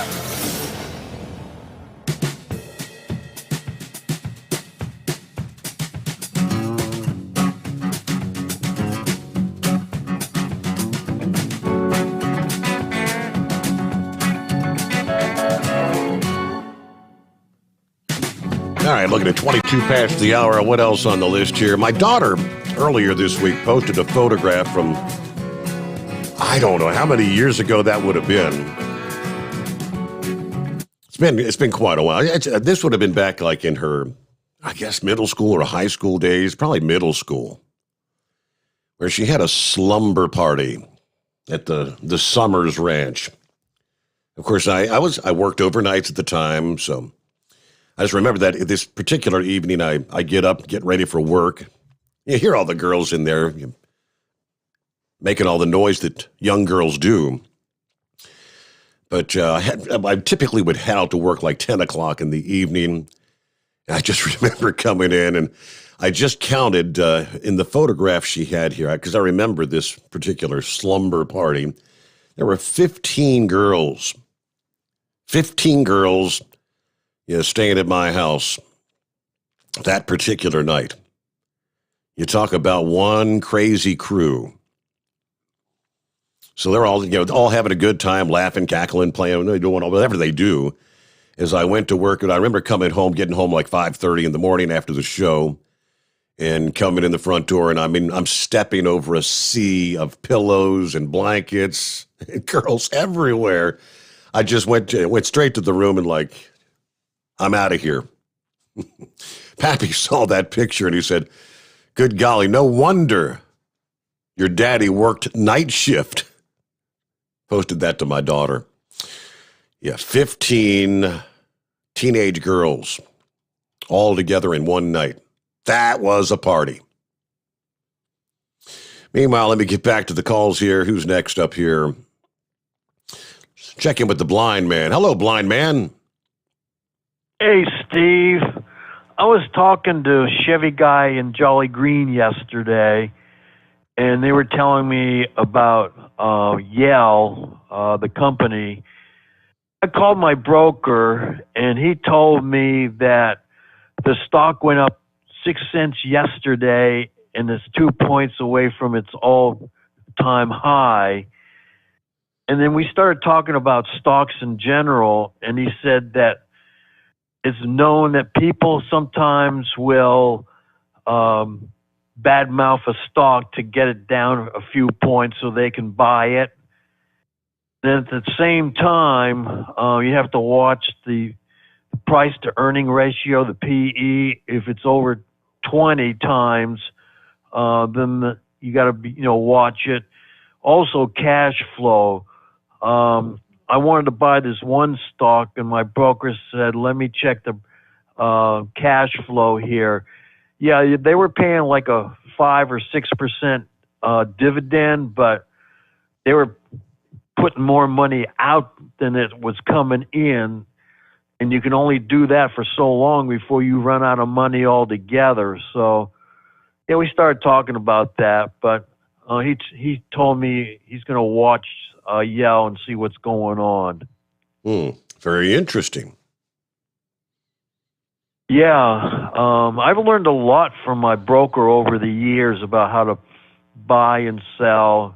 If I hear about a company, I'll call him up and say, hey, tell me about ABC widgets. And he'll look it up and he says, no, I don't like this one. The price to earning ratio, the PE is 126. That's way too high. And I said, well, what about the cash flow? And he looked at the cash flow. Well, it looks like they borrowed real heavily, and they're coming. They're going to have problems down the road. So he says, don't even think about buying it. So anyway, I just wanted to pass that along. Just keep an eye on Yale. And you got to remember, I shared the story last evening, Blind Man, where they took a $700 million loan out of the Paycheck Protection Program, and the investigation is still ongoing about that. I mean, I'm not sure what's going to happen if they say they want that $700 million back or whatever, but I think that's all a possibility. Yeah, that's what my broker was telling me too. But for now, apparently, the stock's doing very well. But like I said, the investigation can go both ways. Either Correct. Positive or negative. You never know. Yep. And I don't feel like taking a risk at the moment. I'm trying to buy more dividend-paying stocks so I can build my portfolio even more. It's really hard to get past the 1.3 million mark. He says it's getting more and more difficult, and he says, remember when we had trouble when you were at the 300,000 mark and you couldn't get past that, and then wham, you finally did. Well, all right. Well, Blind Man, thank you for checking in. Thanks for the update there, as they say. And have a good morning. All right, who we got coming up here? Eagles on the line. Yeah, we'll get on back to your calls after a news break, as we refer to at bottom of the hour. And it's 844-844-3388. The Steve Sommers Overnight Drive live from the Hot Shot Secret Studios. USA Radio News with Tim Berg. The governor of Kentucky says there are over 100 people still unaccounted for in the aftermath of severe storms that brought tornadoes to the state. As of now, 74 people are dead, with 12 of them being children. This as Senate Minority Leader from Kentucky, Mitch McConnell, says people are helping each other out in this time of need. I don't think we have a single person who's without a home to go to. Even if they lost their own home, they're going to neighbors, to friends, to State Park near there. We believe we've got shelter for everyone. The University of Pittsburgh School of Medicine releasing a study saying 34% of children in the United States had insufficient or unreliable health insurance prior to the start of the COVID-19 pandemic. This is USA Radio News. Learn how thousands of smart homeowners are investing about $1 to avoid expensive home repair bills. John, a former non-customer, said, "My air conditioner broke and I had to spend $1,900 to fix it." Jeff, a customer, wrote, "My air conditioner broke and I got a new one at no out-of-pocket cost." Mary, a former non-customer, wrote, "My heating system stopped running. I had to spend $3,000 to get a new one." Lisa, a customer, wrote, "My heater stopped working. I got it fixed at no out-of-pocket cost. For about $1 a day, you can have all the major appliances and systems in your home guaranteed fixed or replaced with HSC's home warranty coverage. Call now, and the first month is free. If the lines are busy, please call back. Call now, 800-238-9182, 800-238-9182, 800-238-9182. Again, that's 800-238-9182. You're listening to the Overnight Drive with Steve Sommers. Drivers, you demand that your equipment's reliable and dependable, and that also applies to your headset for communication. Well, our friends at Stellar Electronic have you covered. The Pluto Duo headset bundle is the best communication headset you can find in the industry. No matter the challenging environment you're driving in, the Pluto headset will make you sound crystal clear all the time thanks to their 99% noise cancellation. And the Duo's not only a stereo converter for the headset, but also a power bank so you can charge as you go. Learn more at StellarElectronic.com or visit them on Facebook. Do you have a Dodge pickup and hate your automatic transmission? Of course you do. Levon Miller at Firepunk Diesel here, and we specialize in heavy-duty and performance transmissions for your 3-quarter or 1-ton Cummins-powered truck. So if you're interested in turning your stock slush box into a towing monster, call us today at 614-733-3744 or visit us online at shop.firepunk.com. It's coming. Crisp fall mornings turn bitter cold. As you fire up your diesel, you can see your breath on the inside of a cab. Imagine looking deep into your engine. Freezing temperatures impact your diesel's fluids, especially fuel. On a 23-degree morning, the paraffin wax in your untreated fuel starts to morph from fluid to large crystals. These crystals clump together and form a gel. At minus 10 degrees, your fuel hits the point where it no longer pours like a liquid. It's so dense that the flow through the fuel filter will slow, causing hard starts or no starts. Get prepared now for the cold that is coming. Hot Shot Secret Diesel Winter Anti-Gel is a premium fuel additive that lowers your fuel's pour point to minus 65 degrees. If it's that cold out, you shouldn't be on the road. You ought to be at home in front of the fireplace. Hot Shot Secret Diesel Winter Anti-Gel Premium Fuel Additive. Available now online at HotShotSecret.com. Hot Shot Secret. Powered by science. Attention all truckers, Dean Michael, the tax doctor here. I want to talk to you about those dreaded tax problems. I know you want to keep on trucking and not even think about them. Well, let's face it, they're not going away all on their own. You need professional help. I've been helping truckers put their tax problems in the rearview mirror for years. I can help you too. Call me for a free consultation at 888-632-4506 or go to mytaxhelpmd.com. It's like I always say, keep your eyes on the road, I'll keep mine on the IRS. 888-632-4506. After a long winter road trip, there's nothing like coming home to a warm, comfortable home. Hi, I'm Steve with USA Insulation. When we put our foam in your walls, it's like putting a coat around your entire home. It keeps the cold air out and the warm air in. We're getting homes ready right now for winter, and we have $1,000 savings for everyone. But because we love our truckers, we're going to give you an additional $250 discount for mentioning the show. 1-800-USA-FOAM or USAinsulation.net. Hey, Dad, your prescription will be ready in just a minute. Hey, Dad, your laundry will be ready in just a minute. Dad, your lunch will be ready in just a minute. Hey, honey, why don't you take a minute? When you help care for a loved one, you give them as much time as you can, making sure they're safe and comfortable. But it's just as important that you take some time for yourself. At AARP, we can help with information and useful tips on how you can maintain a healthy life balance, care for your own physical and mental well-being, and manage the challenges of caring for a loved one. Because the better care you take of yourself, the better care you can provide for your loved one. Thanks, Dad. Thank you. You're there for them. We're here for you. Find free care guides to support you and your loved one at aarp.org/caregiving. That's aarp.org/caregiving. A public service announcement brought to you by AARP and the Ad Council. And now, back to the Steve Sommers Overnight Drive, live from the Hot Shot Secret Studios.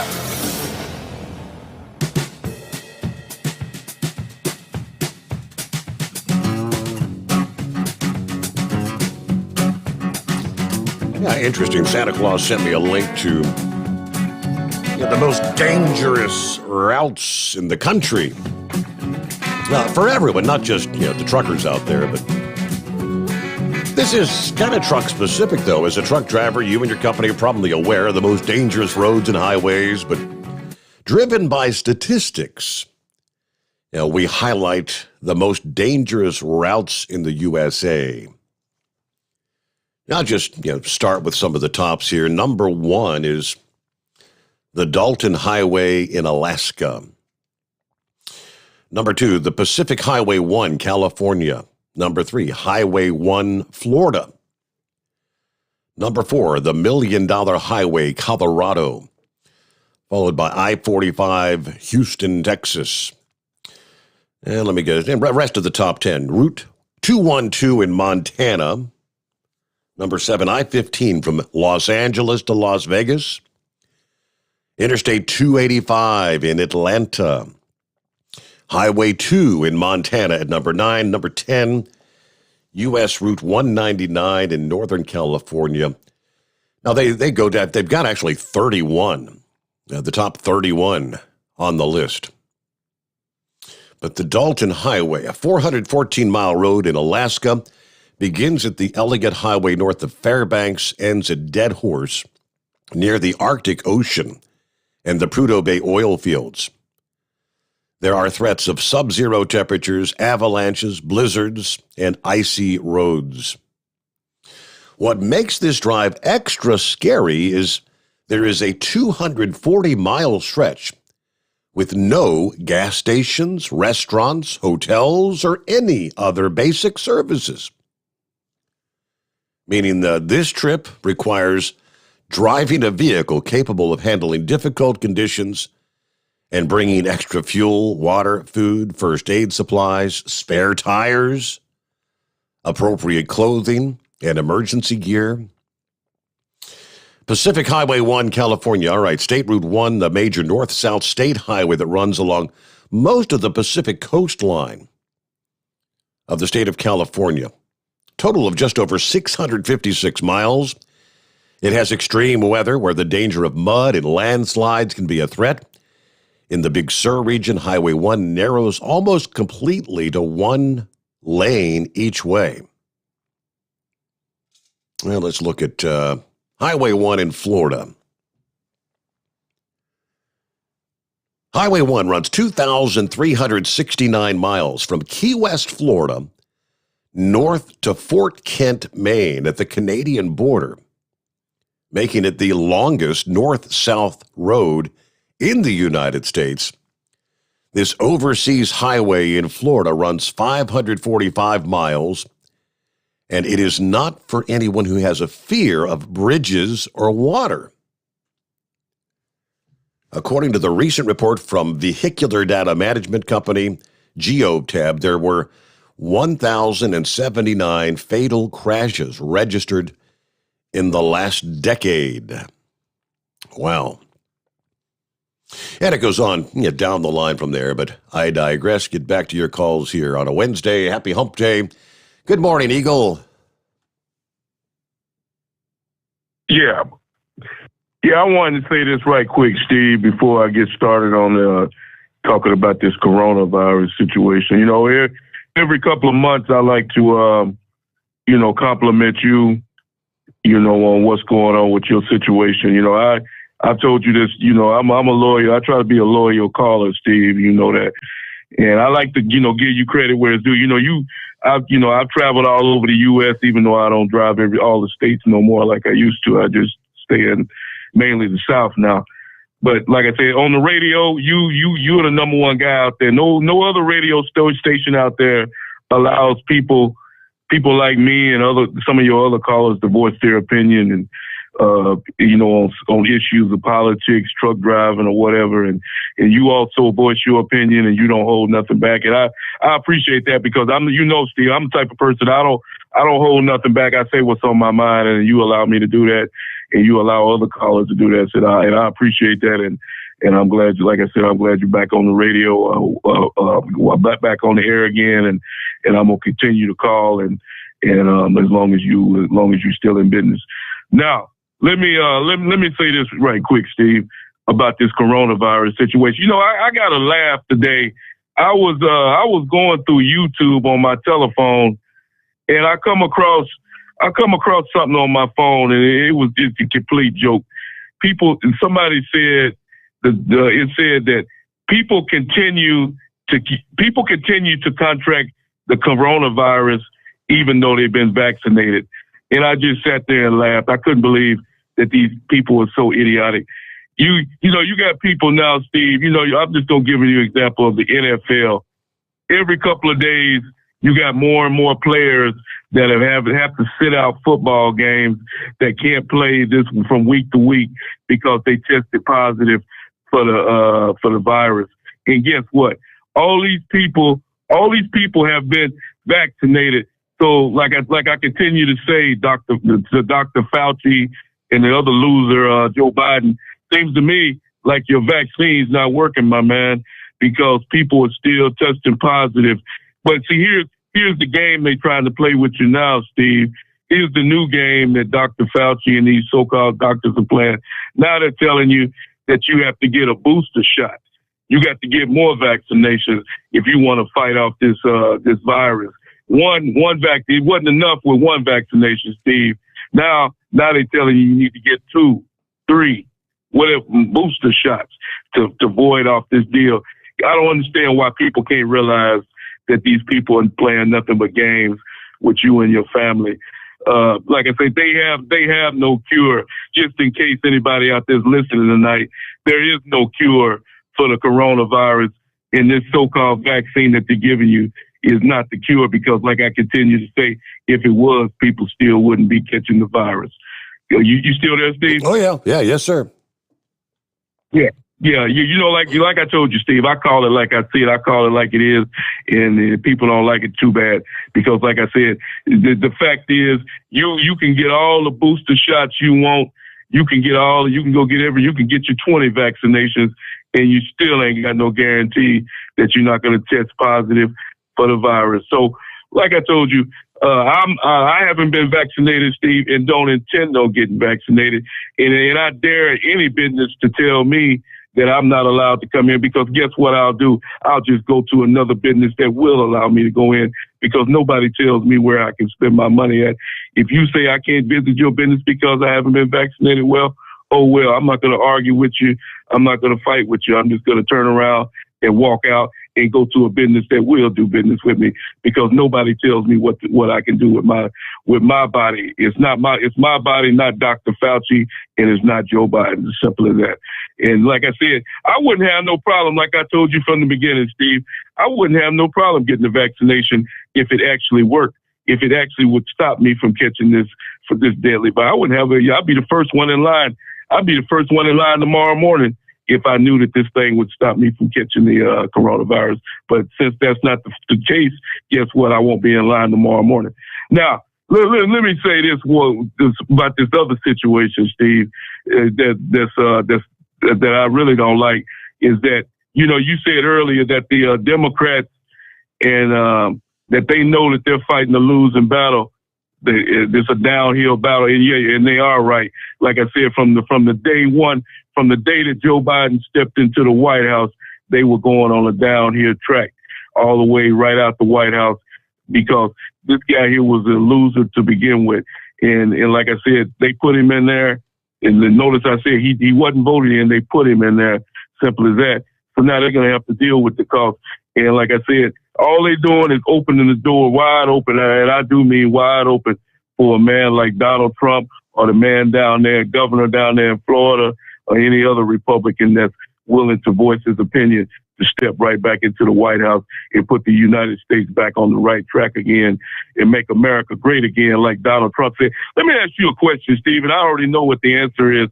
When have you heard Joe Biden or Kamala Harris say that they wanted to make America great again? That's a question I like to ask. Have you ever heard Joe Biden say he wanted to make America great again? Matter of fact, I have not. I don't much ever hear either one of them talking about upholding the Constitution for that matter either. No, and you won't hear Joe Biden say he want to make America great again because he doesn't want. As simple as that. He doesn't want to make America great again. So like I said, they're doing nothing but opening the door wide open for Donald Trump. People like me, like right now, Steve, I'm just laughing right now. Every time Joe Biden makes a dumb move, I get a good laugh out of it. Same thing. Like I said, we don't even have a vice president. I've been telling you that for weeks. Kamala Harris she's what you call an invisible vice president. She's done absolutely nothing. I'm still issuing that challenge to anybody that's listening tonight. Call in if you're a Kamala Harris fan. Call in and name me an accomplishment that she has done in the year that she's been in the White House, because I can't think of nothing that she has done for the U.S. of A. besides collect the paycheck that she didn't deserve. That's about all she's done in the last 12 months that I can see. So, like I said before, Steve, it's a sad situation. Like I told you last night, hopefully we can survive these next 3 years. I wish there was some way I could move the calendar ahead 3 years so we wouldn't even have to deal with this guy. But unfortunately, that's not going to happen.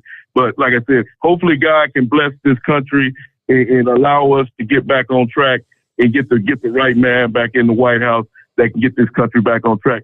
Because right now, Steve, America is the laughing stock of the whole world. Like I said, they got more caravans that are headed to the United States as we speak right now. And it's just a matter of time before they hit the U.S. border and start coming on in. And guess what? Joe Biden's not going to do absolutely nothing about it. And you already know about Kamala. She's going to do zero. So like I said, we're going to have a bunch of unwanted people here in this country. And like I said, the final straw for me, like I said, Steve, was when this man wanted to award people money for being here illegally. That should insult anybody that calls themselves an American when your so-called president wants to award somebody money that's coming to your country illegally. You think about that, and I thank you for taking my call tonight. All right, speaking of coming to the country illegally, things like this cost money. And, we often hear the question, who's paying? Who's paying for these individuals? I mean, it's not cheap to make your way from Haiti into Mexico, then trek to the United States. There's a reporter, Border Hawk reporter, Wid Lyman, that recently traveled to Acuña, Mexico, which is an entry point for illegal immigrants entering the United States, and discovered United Nations pamphlets among packets that instructed the migrants how to make their way to the United States, then enter the country under the often false claim of refugee status. Who's paying for this? National File Editor-in-Chief Tom Peppert interviewed Wid Lyman. Lyman explained that the pamphlets were found in large piles of garbage discarded by illegal immigrants as they made their trek toward the United States. Then you notice on the ground physically the piles of trash, waste, human waste, animal waste. I mean, it's littered across the Rio, which is a beautiful river, by the way. It's all kinds of trash. It's documents, it's paraphernalia that they need to cross. It's shoes and clothing. It was just truly shocking to see the sheer volume. He said, I've been to a lot of U.S. cities, and I don't think I've seen anything quite like that. Now, when asked what sort of illegal immigrant crosses the United States via Acuña, he explained that while it's difficult to know, he and his team found that at least one packet that contained information geared toward those seeking refugee status. One of the packets we found was a way to communicate and what to say about how to be a refugee, what constitutes that so-called status. He explained that the packets contained Spanish language pamphlets and materials from the United Nations High Commissioner for Refugees, as well as the Mexican government and other governmental, international, or non-governmental organizations aimed at helping would-be refugees to enter the United States. Now, he went on to say most of these migrants do not fit the United States definition of a refugee, thus making the documents useless, except those seeking to illegally enter the U.S. under the false pretense of being a refugee. It was shocking, he said. They're actually being coached. They are well funded. They are well organized. It does raise the question, what is going on? Why are they here? And what are they doing? The United Nations Refugee Agency is promoting, helping, and funding a lot of these migrants to cross, according to Lyman. Also among the piles of trash, human waste, discarded documents, were countless government identification cards from as far away as Haiti and Senegal. These were abandoned, explained Lyman. Now, this was a small area. We didn't cover a large square mile. To see that much in just this small of an area is rather telling. Anyway, Border Hawk and Lyman plan to release that footage that they captured in Acuna in multiple parts. Lyman explained that an upcoming report will focus on the discarded United Nations documents and what their significance might be. Who's paying for all this? It is the Steve Sommers Overnight Drive live from the Hotshot Secret Studios. You're listening to the Overnight Drive with Steve Sommers. After a long winter road trip, there's nothing like coming home to a warm, comfortable home. Hi, I'm Steve with USA Insulation. We appreciate our truckers and the long hours you're putting in to service all. Without you, we wouldn't even get the materials to insulate. So we want you to feel like a king when you get back. We put our foam in your walls. It's like putting a coat around your entire home. Keeps the cold air out and the warm air in. And with the rising energy costs, that's going to save you a bundle. We're getting homes ready for winter right now, and we have $1,000 of savings for everyone. But because we love our truckers, we're going to give you an additional $250 discount just for mentioning this show. So give us a call, 1-800-USA-FOAM. That's 1-800-USA-FOAM or usainsulation.net. We're going to give you an additional $250 discount for mentioning the show. 1-800-USA-FOAM or usainsulation.net.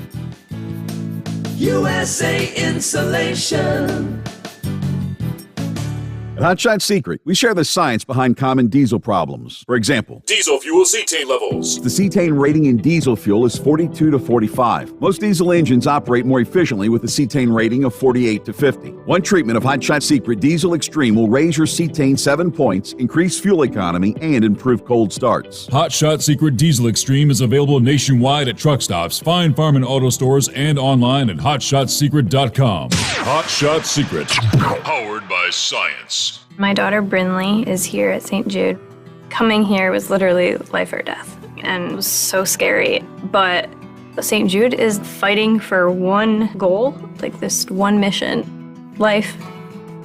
And that gave us hope. We haven't received a single bill from St. Jude, so I really can just focus on what's best for Brinley. Finding cures, saving children. Learn more at stjude.org.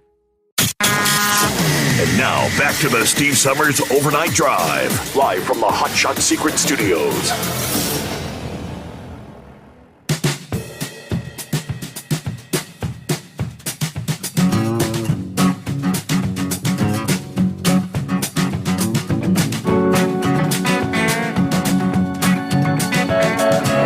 Hey, back at it as we roll on through the late night or the morning hours. Vic, I believe. What's going on, Vic?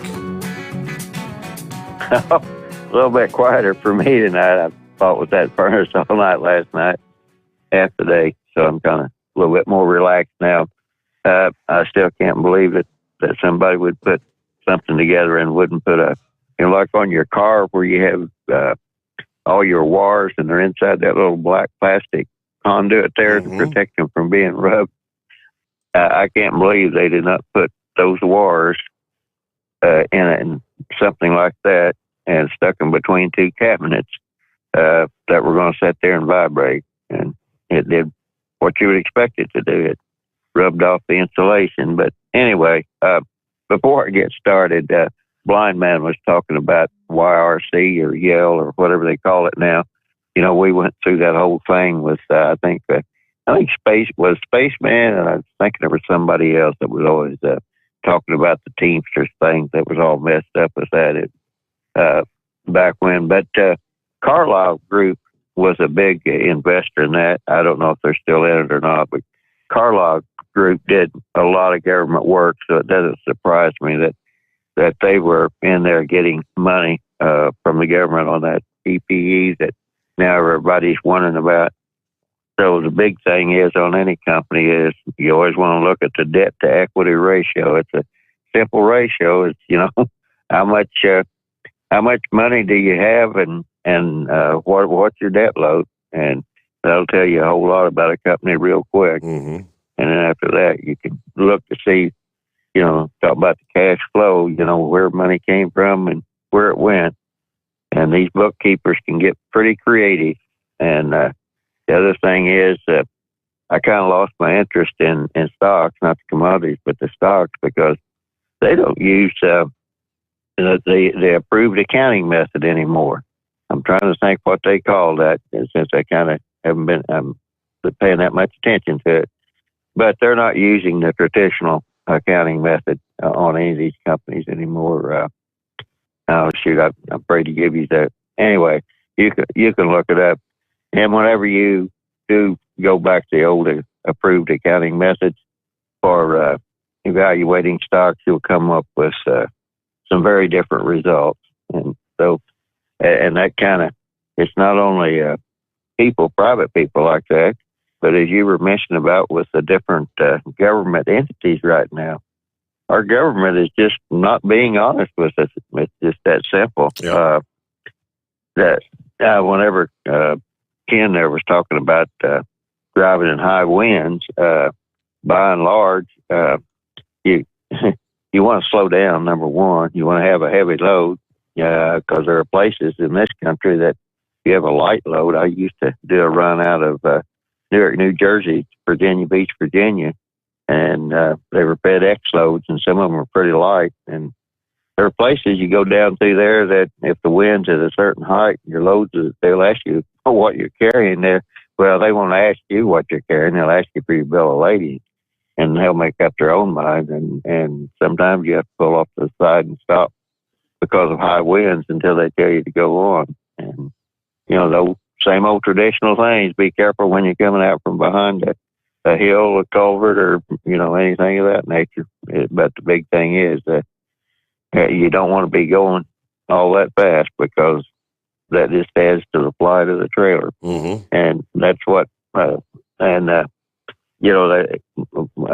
what I called about was the climate change. And this kind of leads to that, because I was looking tonight there on one of the farm pages I watched, and they were mentioning about the high winds out in Kansas and how warm it had been in beginning of December. But you know what, Steve? Our warm December doesn't match the record in 1939. And in 1939, as you recall, that was back in a Dust Bowl. And you go back and look at some of those winds back at that time. They had some pretty severe winds back then. And so I don't know if this is the windiest swath or whatever, but I know the whole Great Plains there for about 6 or 7 years, they had a world of wind, and that's what, they plowed up the grassland out there, and then that's what started the big Dust Bowl and a lot of economic duress, and right in the middle of the Depression. So, and that whole thing with the government talking about all this climate change and global warming and everything, they say man-made, and I don't know why they keep saying man-made, and they keep saying this was all unexpected. It's all because of the internal combustion engine. The internal combustion engine caused it all.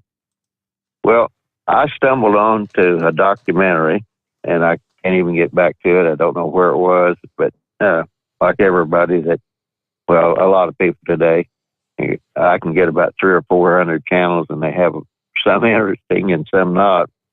But they had a science program on over the weekend, and it was talking about all the celestial mechanics and the space probes.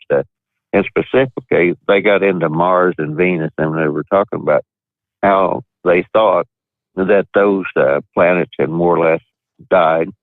And they found out that they got a lot of interesting facts in there. And they were pointing out how that those planets had actually warmed from the inside.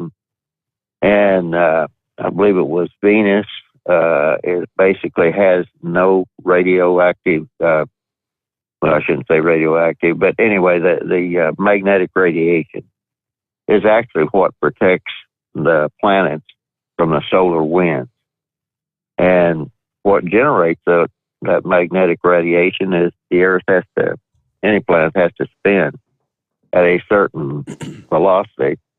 And so, and I don't want to bore everybody with all the particulars, but you want to go back and look at all the different space information that we have, and we know what causes this warming. We know the ring of fire, the volcanoes are going into a very active mode. And they come back, they have all this information, and they come back and say, well, it's all because there's too much carbon dioxide in the air. And it's like, say what? Carbon dioxide is needed for the plant life, and then that gets into a whole nother set of well, I'm trying to think what I want to say here, but natural processes, I guess. So I'm not saying that carbon dioxide and carbon monoxide, nitrous oxide, sulfur oxide, and all that is good for you, or because everybody knows that it isn't. But cleaning the air is one thing, but saying that it's driving the whole climate of planet Earth when there are so many factors that go into that, and, the seas and all that. So, my question is, why is the government lying? Could it possibly be because somebody wants to make some money? Just like with the coronavirus? It's the whole carbon credit thing. Yep, absolutely. Money. Yeah, Vic, they always say follow the money. Since you brought that topic up when we come back, as we get our final hour underway, yeah, they're already having supply chain issues. We've got issues in California, right? Yeah, is California trying to literally kill the owner-operator model? Yes, some say yes. But, hey, let's take it to the next level. According to Transportation Nation, California, the headline, California to crack down on big rig owners with a first-in-the-nation smog checks rule. Oh, more rules and regulations coming out of California. As I said, more to come. First of all, a news update, the Steve Sommers Overnight Drive live from the Hot Shot Secret Studios.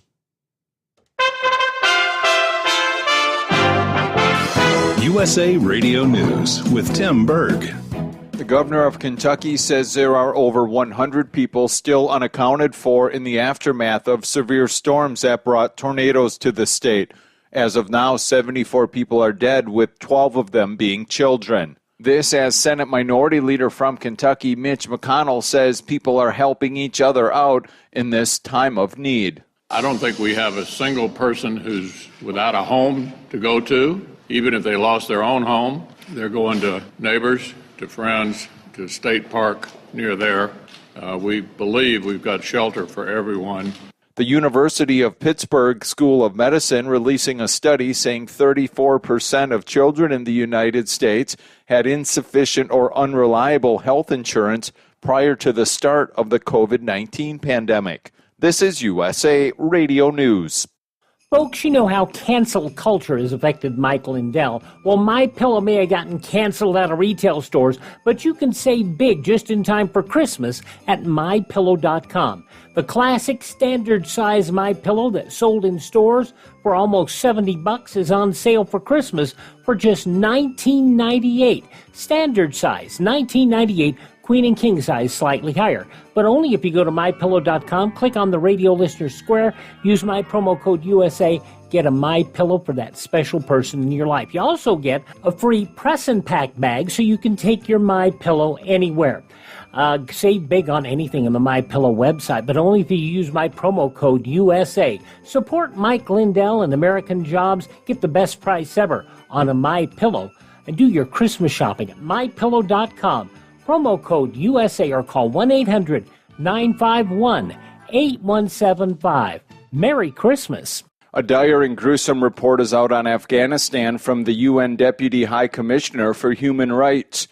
Nadia Al-Nashif says so many Afghans are starving and they're going to extremes in order to get food. People in vulnerable situations, notably women-headed households and children, are being pushed to take desperate measures, including child labor, the marriage of children to ensure their survival, and, according to some reports, even the sale of children. And Afghan's envoy from the former government is accusing the Taliban of committing human rights abuses like targeted killings and enforced disappearances since they've seized control in August. The NFL is mandating coronavirus booster shots for team staff members who work closely with players. More COVID cases have been reported this season than last year, despite the vaccination rate of players being over 94%. This is USA Radio News. Now you can fly anywhere in the world and pay discount prices on your airline tickets. Book a flight today to London, Paris, Madrid, or anywhere else you want to go. And pay a lot less guaranteed. Call the International Travel Department right now at Low Cost Airlines. 800-215-5141. 800-215-5141. That's 800-215-5141. Florida Republican Governor Ron DeSantis is proposing his 2022 budget. Florida is in a position to weather possible economic storms on the nation's horizon. Governor Ron DeSantis has proposed a $99.7 billion Freedom First budget for the coming fiscal year. We're just going to keep on going. We promised we would do these things.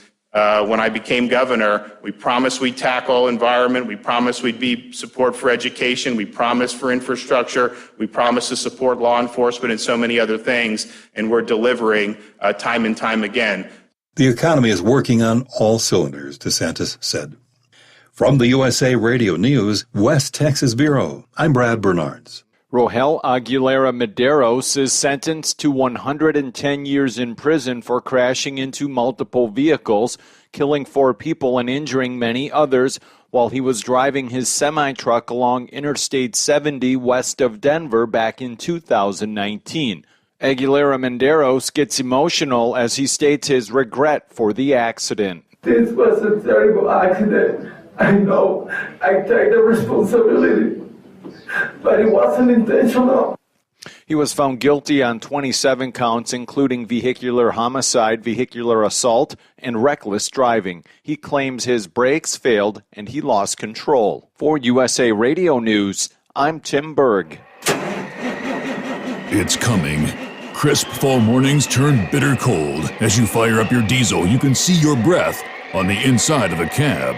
Imagine looking deep into your engine. Freezing temperatures impact your diesel's fluids, especially fuel. On a 23-degree morning, the paraffin wax in your untreated fuel starts to morph from fluid to large crystals. These crystals clump together and form a gel. At minus 10 degrees, your fuel hits the point where it no longer pours like a liquid. It's so dense that the flow through the fuel filter will slow, causing hard starts or no starts. Get prepared now for the cold that is coming. Hot Shot's Secret Diesel Winter Anti-Gel is a premium fuel additive that lowers your fuel's pour point to minus 65 degrees. If it's that cold out, you shouldn't be on the road. You ought to be at home in front of the fireplace. Hot Shot's Secret Diesel Winter Anti-Gel Premium Fuel Additive. Available now online at hotshotsecret.com. Hot Shot Secret.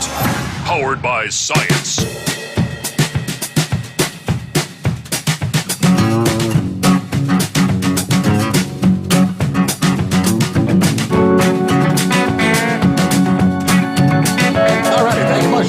Okay, here comes our final hour. One more time around.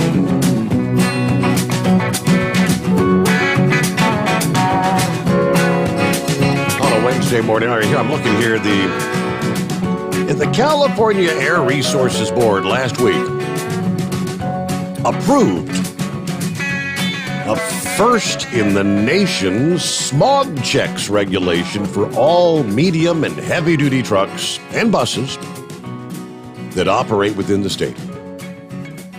As part of California's heavy-duty inspection and maintenance program, owners of trucks with a gross vehicle weight rating greater than 14,000 pounds will soon be required to report particulate and nitrous oxide emissions to state regulators. The new testing program will roll out a statewide network of unattended roadside emission monitors to screen for high-emitting trucks, starting with the San Joaquin Valley and the South Coast and expanding over time, according to CARB. The devices will appear similar to toll booths and capture a sample of your exhaust as you pass through without stopping. Additionally, testing will also be conducted as part of inspections carried out at border crossings, highway patrol way stations, fleet facilities, and randomly selected roadside locations. Initially, the number of required yearly tests will begin at 2. Eventually, that will increase to 4. Now, some heavy-duty vehicle owners will be able to complete the required tests and deliver the information remotely without having to travel to designated testing locations. For telematics users, the onboard diagnostics inspection that draws emissions control performance data from your internal computer. An inspection can be completed automatically without taking the vehicle out of operation. But these new rules will no longer exempt single truck owner-operators from existing CARB regulations monitoring excessive smoke from a truck's smokestack, tampering, and emission control label compliance. Single truck owner-operators will be required to comply with the smog checks as well. Owners of trucks or buses found in violation would be subject to minimum penalties starting at $300 per violation. Well, there you go. There are some, of course, the tree-hugging representatives, Senator Connie Leyva, who authored the legislation, is celebrating. It's long overdue that big diesel trucks undergo smog check testing so we can continue to clean our air and improve public health. By keeping polluting, dirty trucks off of our freeways and roads, we now take an important step forward in further cleaning the air across our state. Anyway, CARB estimates that the new program will cover about 1 million heavy-duty trucks and buses operating in and through the Golden State. They go through a bunch of numbers. Yeah, how we're going to clean up the air. I mean, with all the existing emissions, requirements, rules, regulations, is there ever an end? Well, I guess in California, not until we no longer have the internal combustion engine, right? That's the ultimate goal. Meanwhile, Jolly Green Giant, yes, sir. All right, Steve. I got 2 things I want to come back and talk about. Well, first thing I want to talk about is that accident down in Colorado with the truck driver. Now, 110 years, he killed 4 people and said, 26 or 27 charges, all found guilty. Okay. Now, it's got me kind of bothered. Now, I definitely believe his brakes went out with no problem, and it does happen. Well, that's what we got runaway ramps for. Mm-hmm. All right, and I understand that. He was awfully young, which tells me did he really have the experience to be driving on those mountains? So maybe this is a question that maybe Heatwave needs to answer, because I know he drives out there in that area. But I want to compare this accident to another accident, which I know you might be familiar with. But there is a sign on 71. It happened many, many years ago. It's called the Mahoney case. I don't know if you're familiar with it, but it was a drunk driver in a pickup truck that crossed the median on 71 and hit a church bus head on, killing 26 people, okay, coming back from Kings Island. That accident, he did not serve 110 years for that accident. fact, I don't know if he even served 20. I do remember that particular accident. That man is out of prison right now after all these years. Mm-hmm. But we're going to send this guy to prison for 110 years. You know? Is it his fault? Yes, it's his fault. But we're not talking about 26 people here. He killed 4. All right. Now I want to get off that. Now I want to talk about adverse weather. I want to address, I'm not going to name any drivers specifically who called in, but I got a rebuttal here. I've been driving for 40 years. I've made many, many decisions concerning weather. Sex Maniac, who's a good friend of mine, he's made the same amount of decisions in his 40, 45 years of driving. And let me remind the professional drivers to listen to your show. DOT regulations state it is a driver's call. A driver's call. So if a company tells me, well, that load's got to go. That load's got to go. Well, first of all, if the weather, if I got icy conditions out there with crosswinds, and I have seen, since I've been with this company for 23 years, I've seen a lot of accidents because of crosswinds on ice. And I can name many incidents where I have shut it down. The company didn't make me shut down. I shut it down. Mm-hmm. Why? Because I did not feel safe. It is my responsibility. My question to the driver, to drivers who make that decision, well, the load's got to go. What good does that load do if it's turned over in the ditch? Yeah. What good does it do? I'm not going to allow a dispatcher to force me into the ditch. I will not allow that. And yes, I've been in many of a blizzard. I've been on many, many icy roads, and I've got it back safe many times. I remember one night I went out in the blizzard, and out of all the drivers, I was one of 2 that drove all night long. And you might have remembered this. I think, I can't remember, it was 17 years ago, but it's when Simon Leaf was the Hamilton County Sheriff at the time. And I drove all night long in blizzard conditions, got it back the following morning, and Simon Leaf had shut Cincinnati down, telling everybody no one bad out on the road. Now, I know that I'm going to tell you, was I being stupid that night? Probably. I shouldn't have even been out there because all of our drivers turned around and went back except for me and one other driver. It was ridiculous. The visibility was 0, 1 lane, highway. Hardly no one was out there.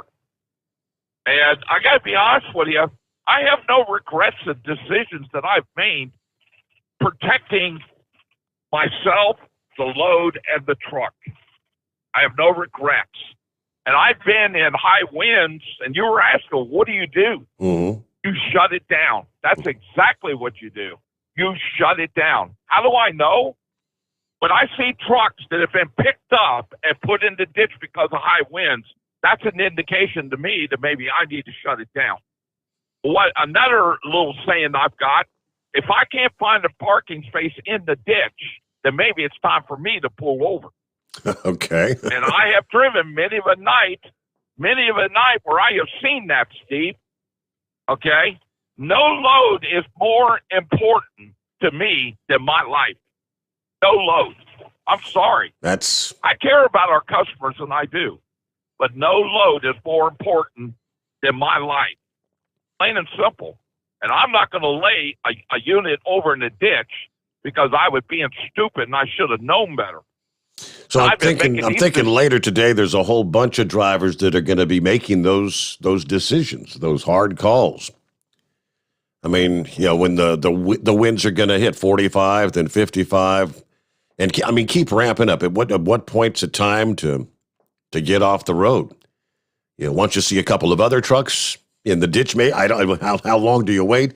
But when you're getting to 65, 75, even 80 mile per hour gusts in the forecast over a large area. So, hey, thank you, Jolly Green. And yeah, everybody be careful out there today in the heart of the country. Hey, Zorro made a post here a little bit earlier. They were talking about the cruise ship and the girl that went overboard. Now, a story I had last evening, the one gentleman, firefighter that was on that ship, on that cruise, said there was a high suspicion that there may have been some foul play involved. Now, Zorro said, I have a coworker that's related to the person that fell off the cruise ship. Supposedly, she jumped on purpose. Suicide. She looked at her spouse and said, I want you to feel my pain, and then jumped. And apparently the girl also had a previous failed suicide attempt. So that may be the case. That's first I've heard of that, but that's very, very interesting. Obviously, they're going to be looking into all that. I mean, I'm not sure what made the firefighter say that there was a high suspicion there may have been foul play involved, but all right, maybe that girl and her husband had been seen earlier, maybe in the day or whatever, arguing, but maybe publicly, making a scene and those sort of things. It's been known to happen before where people have thrown someone overboard. I've had enough of you, over you go, that kind of thing. So we'll see there. 22 past the hour. The Steve Sommers Overnight Drive live from the Hot Shot Secret Studios. Live from the Hot Shot Secret Studios, the Steve Sommers Overnight Drive. You work hard. You deserve a seat that works just as hard as you do. The Bostrom T-Series seat has provided drivers with comfort for millions of miles over the past 3 decades.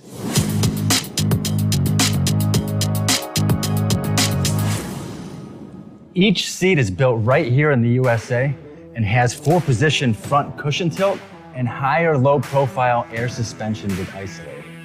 It's also equipped with many standard and optional comfort features, such as high and mid backrests, 9.4-inch 4-aft slide adjustment, adjustable armrests, and manual or dual air lumbar support systems to keep you comfortable throughout your ride. Build your T-Series seat today at BostromSeating.com and ensure your ultimate comfort for wherever the road takes you. Bostrom Seating, the ultimate comfort for the open road. After a long winter road trip, there's nothing like coming home to a warm, comfortable home. Hi, I'm Steve with USA Insulation. When we put our foam in your walls, it's like putting a coat around your entire home. It keeps the cold air out and the warm air in. We're getting homes ready right now for winter, and we have $1,000 savings for everyone. But because we love our truckers, we're going to give you an additional $250 discount for mentioning the show. 1-800-USA-FOAM or USAinsulation.net. My mother was always very active and independent, and she was familiar with her neighborhood. But one day, she stopped at the stop sign for much longer than usual. She wasn't even really sure where she was at. It's important for you to talk to someone about it. I felt so much better after my son told me, Mom, we'll figure it out. When something feels different, it could be Alzheimer's. Now is the time to talk. Visit alz.org/ourstories to learn more.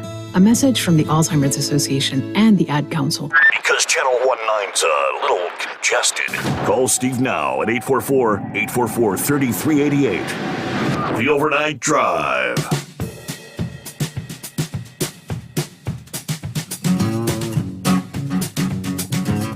I got an email from Doughboy this morning on the topic of Amazon. He says, hey, Steve, it's Doughboy. I'll tell you how anal Amazon is about safety. My daughter works at the new Air Hub in Florence, Kentucky. And when we got that little snow last week, recall, my daughter's feet got wet through her new steel-toed safety boots they gave her. When she told them her feet were soaked, they made her sit down. They brought out a wheelchair to take her inside to the safety department. They wouldn't let her walk around in her soaked boots. So, yeah, very safety conscious. They gave her new boots, dry socks, after her feet dried out. All right, they're very interesting. Thank you much, Doughboy. It's 26 past the hour. And total separate topic, but well, whatever happened with old Governor Cuomo? What's going on behind the scenes? Well, New York's top ethics panel this past day ordered disgraced ex-Governor Andrew Cuomo to pay the state $5.1 million in book profits that he made on the backs of taxpayers amid the worst of the COVID pandemic. The extraordinary resolution was approved by the Joint Commission on Public Ethics in a 12-1 vote.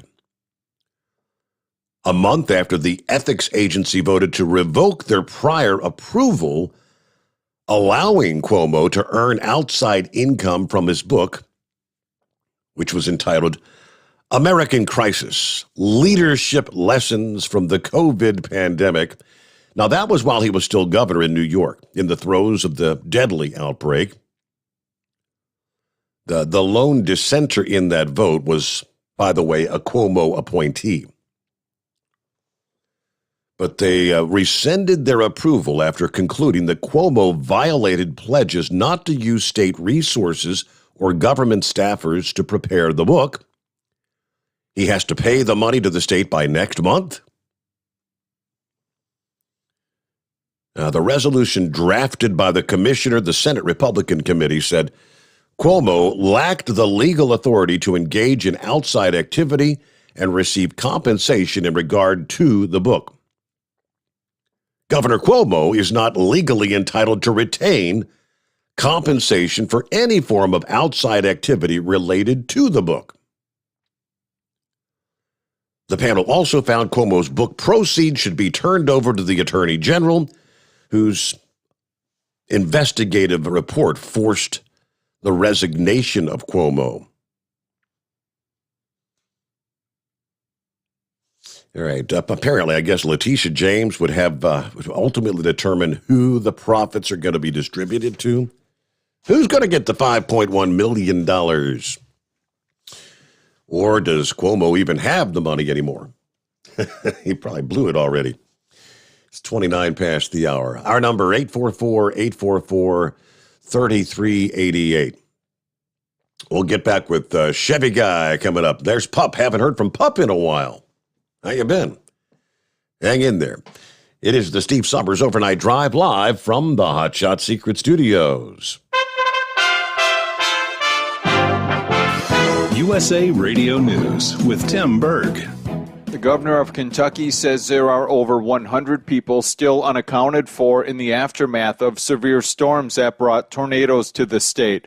As of now, 74 people are dead, with 12 of them being children. This as Senate Minority Leader from Kentucky, Mitch McConnell, says people are helping each other out in this time of need. I don't think we have a single person who's without a home to go to. Even if they lost their own home, they're going to neighbors, to friends, to State Park near there. We believe we've got shelter for everyone.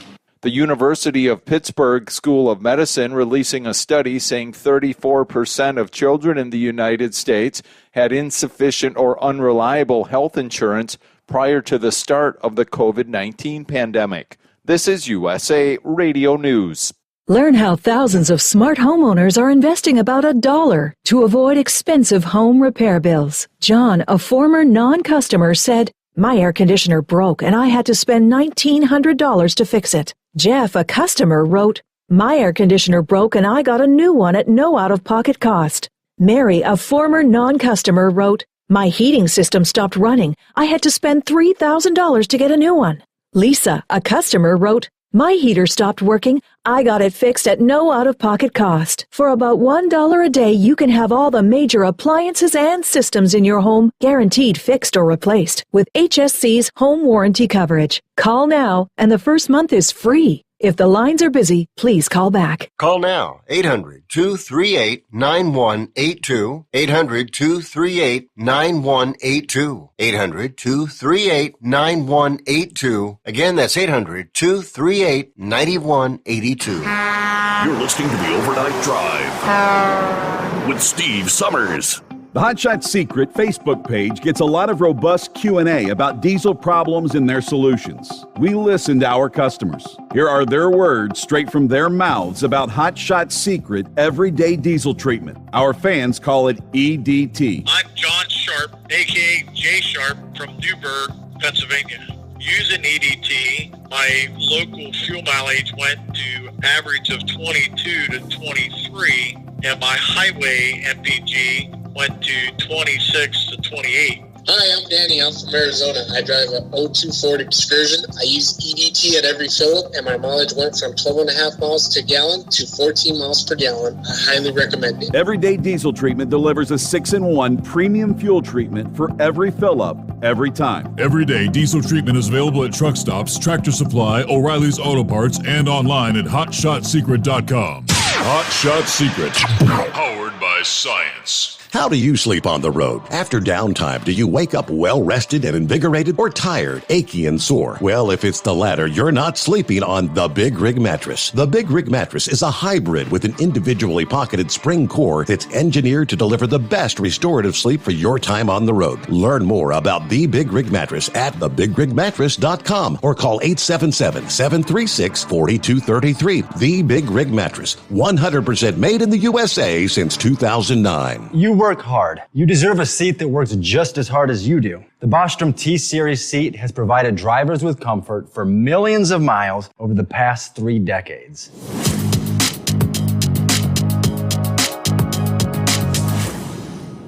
Each seat is built right here in the USA and has 4-position front cushion tilt and higher low-profile air suspension with isolator. It's also equipped with many standard and optional comfort features, such as high and mid backrests, 9.4-inch fore-aft slide adjustment, adjustable armrests, and manual or dual air lumbar support systems to keep you comfortable throughout your ride. Build your T-Series seat today at BostromSeating.com and ensure your ultimate comfort for wherever the road takes you. Bostrom Seating, the ultimate comfort for the open road.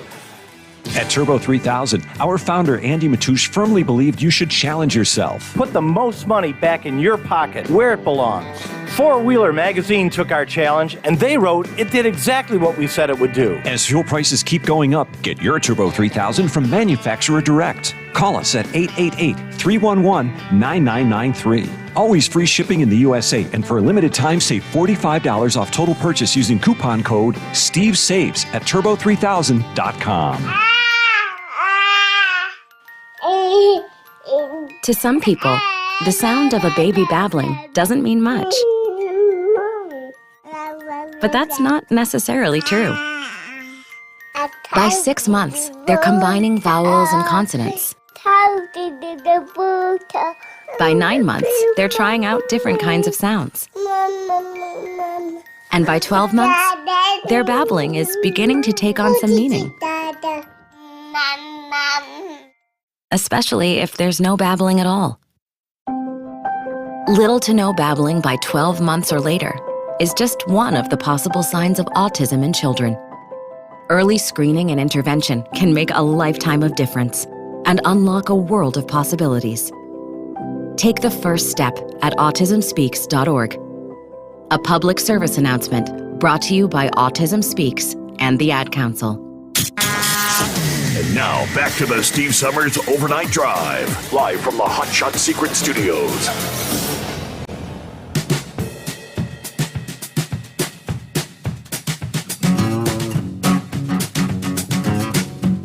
All right, start making our way down the home stretch here on a Wednesday hump day.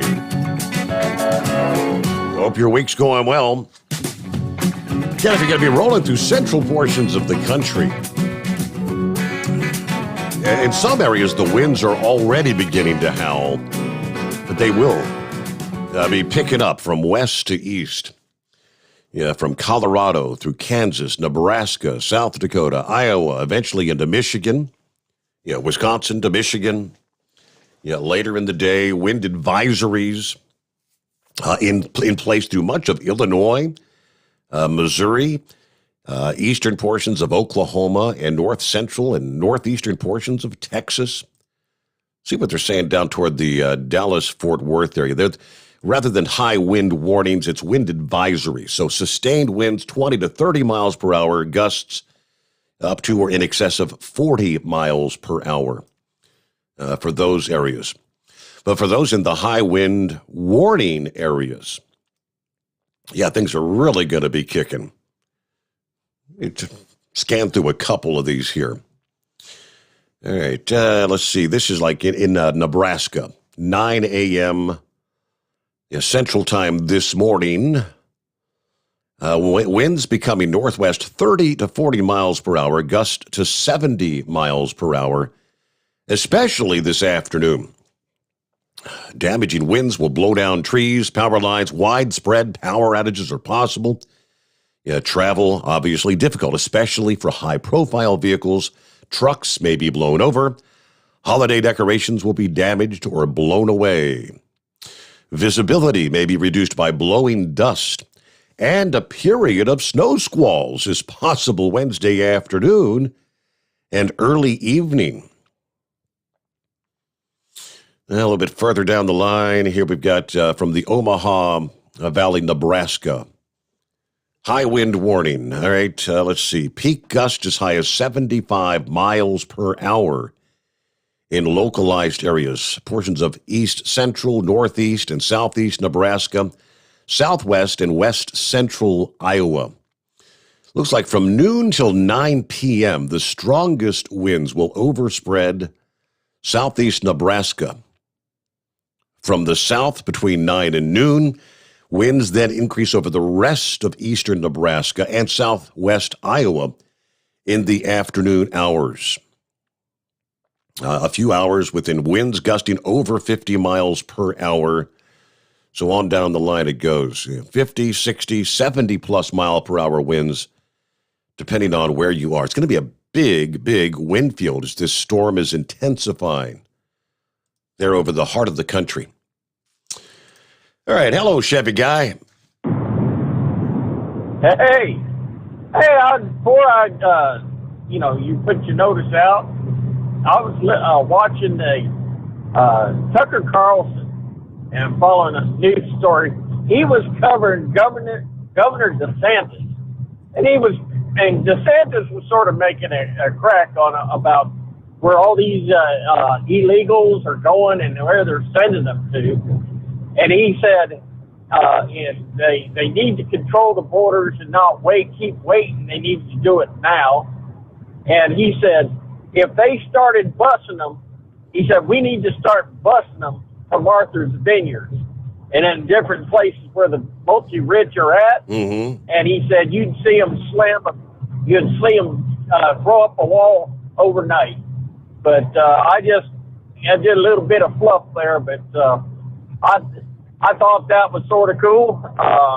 Also, one other thing is, I've probably got a hat over there at Amazon because I ordered a hat a little bit ago, and I ordered, my wife's been on me about wearing my wedding ring. I don't wear it because I still handle bungee cords, and if you ever had bungee cords broken through your glove, grab your ring, it feels like you about to break your finger off.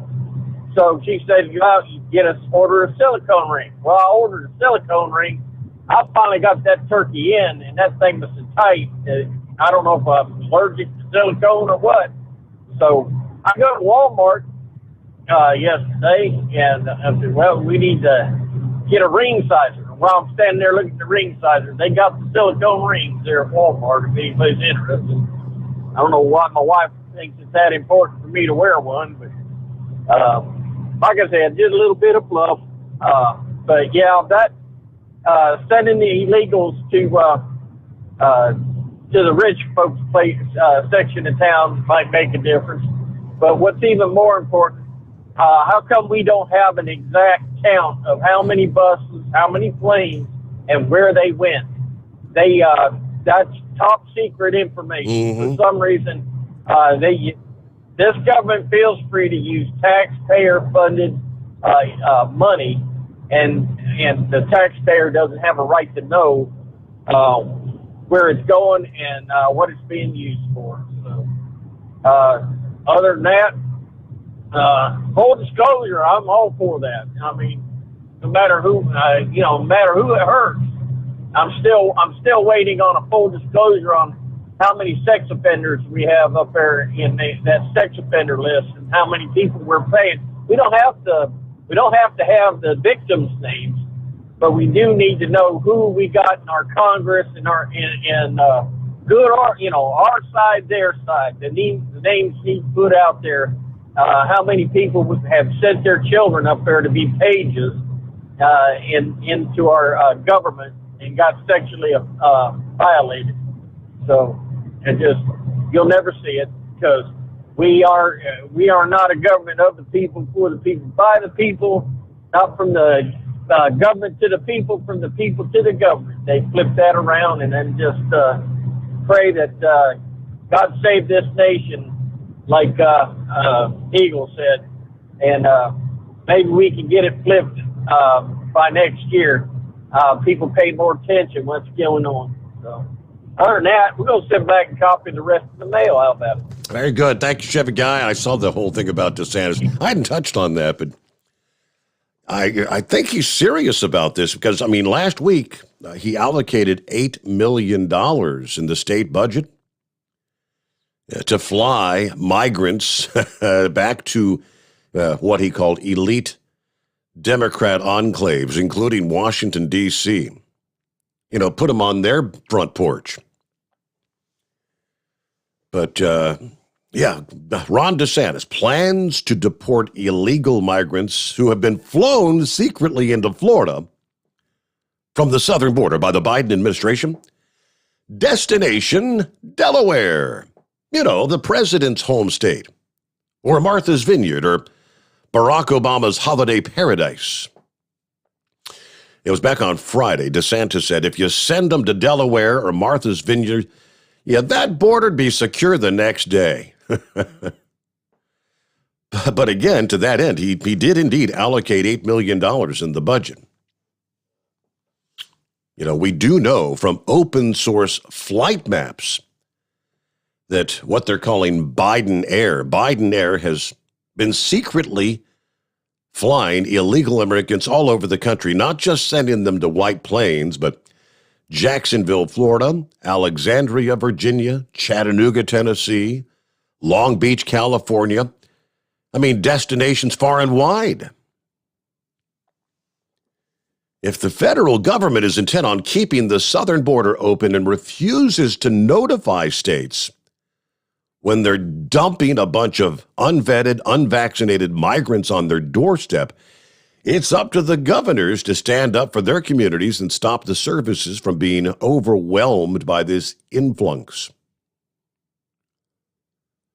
Ever since the Post revealed that charter planes packed with illegals were being secretly flown from border towns in Texas and Arizona to places like Westchester via Jacksonville, Governor DeSantis has been on the warpath.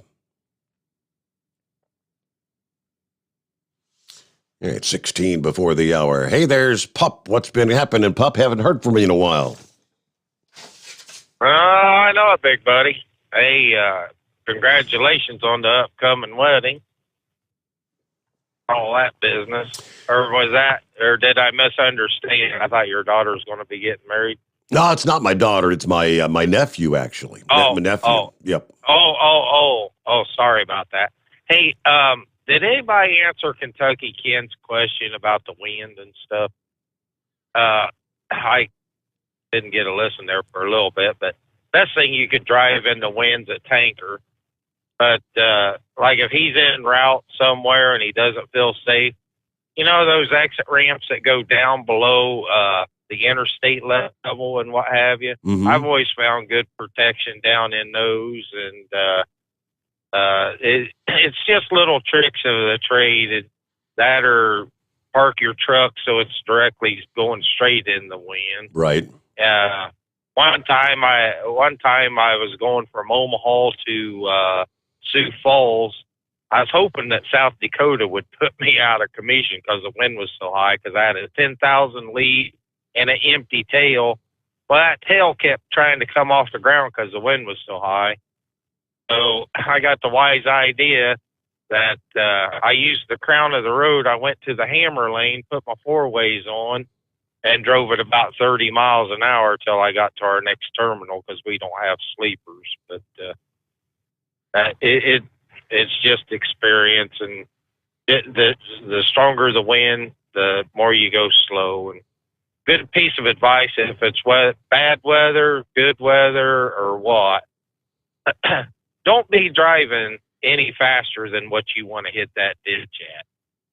So, pretty much. But I got a little PSA for you there, Steve. Okay, what you got? Learned something new yesterday. Now, everybody might think I'm a dumbass. Maybe I'm the last man on earth to know this.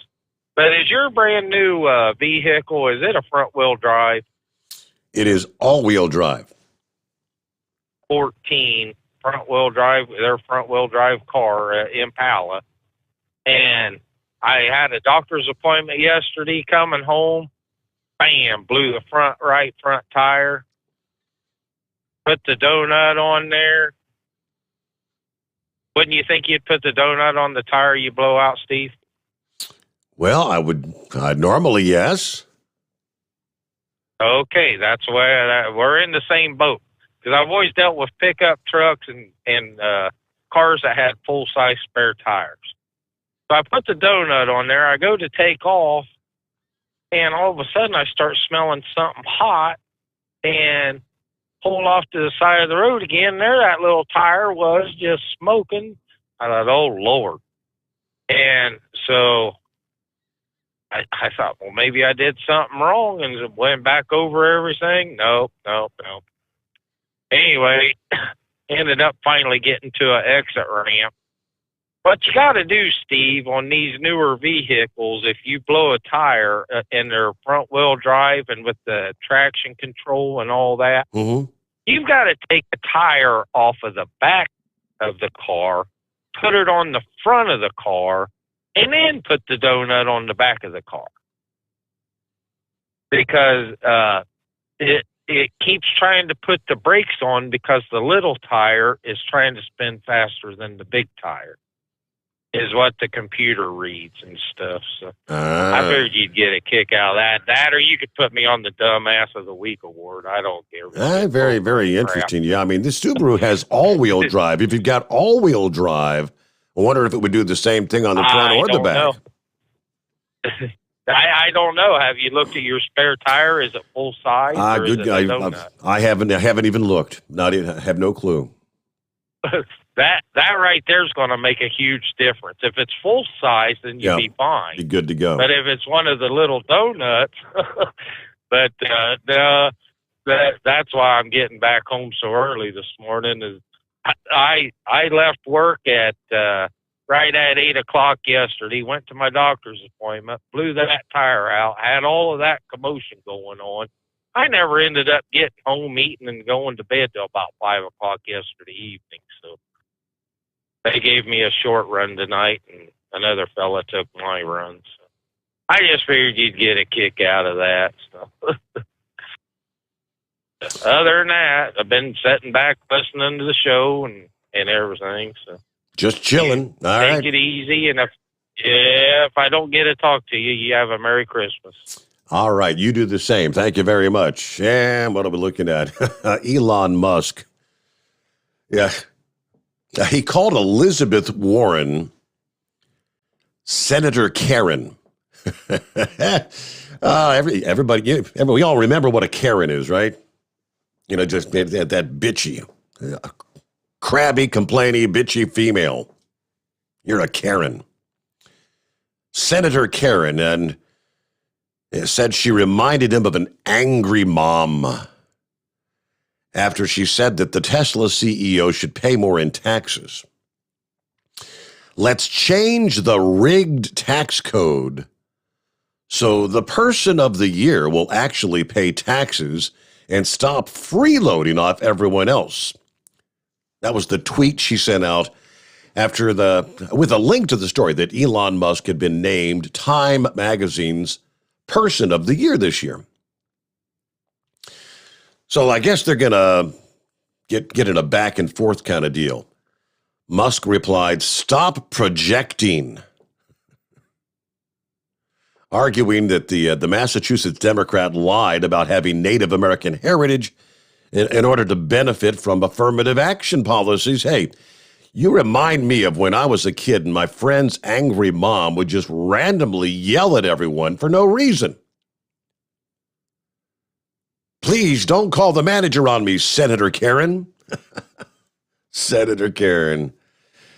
There you go. Gotta love it. The spat comes as Warren and other D.C. Democrats are talking about wealth taxes and other measures that could potentially put Elon Musk and the likes of Jeff Bezos, Mark Zuckerberg, on the hook for billions of dollars by taxing their unrealized gains.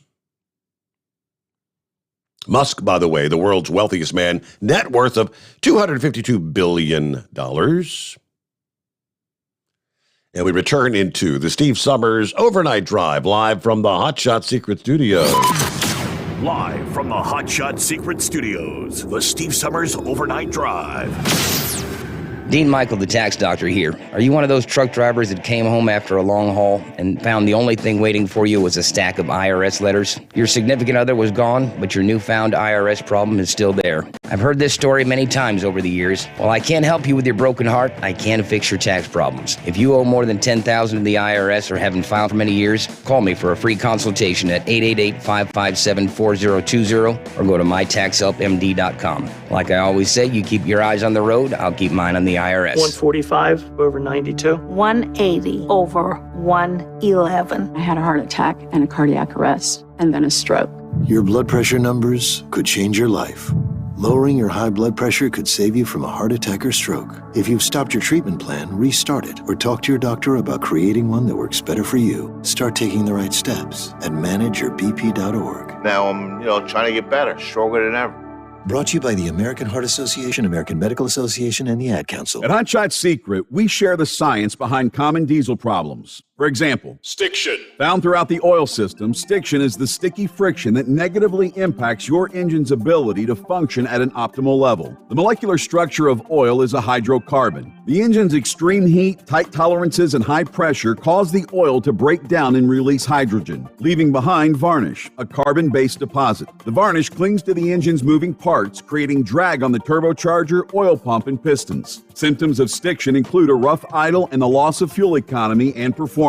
Hot Shot Secret Stiction Eliminator delivers a 98% clean rating in third-party scrub tests. Its synthetic cleaner plus nano lubricant contains no harmful solvents and is formulated to be left in the engine to safely dissolve stiction for thousands of miles. It works as you drive. Stiction Eliminator is available at truck stops, Tractor Supply, O'Reilly's Auto Parts, and online at hotshotsecret.com. Hot Shot Secret. Powered by science. Because Channel 19's a little congested. Call Steve now at 844-844-3388. The Overnight Drive.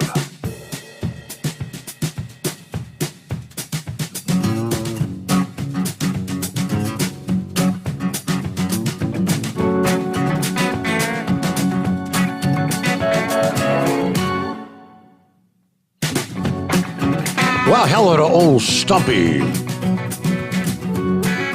a.k.a. Maniac. Yeah, call him Stumpy now. Stumpy's Barbecue there. And I don't know if he's tuned in or not, but I see he's up and at 'em this early Wednesday morning. Yeah, let's see. There you go. Happy Hump Day. Morning, Steve, and the Hot Shot Secret Nation. Happy Hump Day. Coffee up, ready to head out to Sterling Heights, Michigan, the flip back to Fort Wayne. You know it, only 10 days till Christmas. Okay, let me see here. Someone had asked earlier, my apologies, I didn't get back to you. I had this email before me. Said, Steve, I need to replenish my shop supply of Hot Shot Secret, along with purchasing a few Christmas gifts. Is that code to save 10% off just overnight drive? That is correct. Overnight drive, all one word. Don't put a space in there. Just type in overnight drive. As much as I listen to you every day, you'd think I'd have that memorized. You said, some things computer related are hard for me to retain. But yes, that is the code, overnight drive. And that's good for anyone out there. If you're a CDL holder or a first responder, veteran, or active duty military, you, in addition to the overnight drive 10% off, those individuals get an additional 10% off. Did I say CDL holders? Yeah. So you're talking 20% off your total order. Take advantage of that at hotshotsecret.com. All right, with that, we are almost out of time here. Real quick, I'm going to grab Larry. What's going on, Larry? Good morning. Hey. I heard your story about the air pollution in California and those testing sites.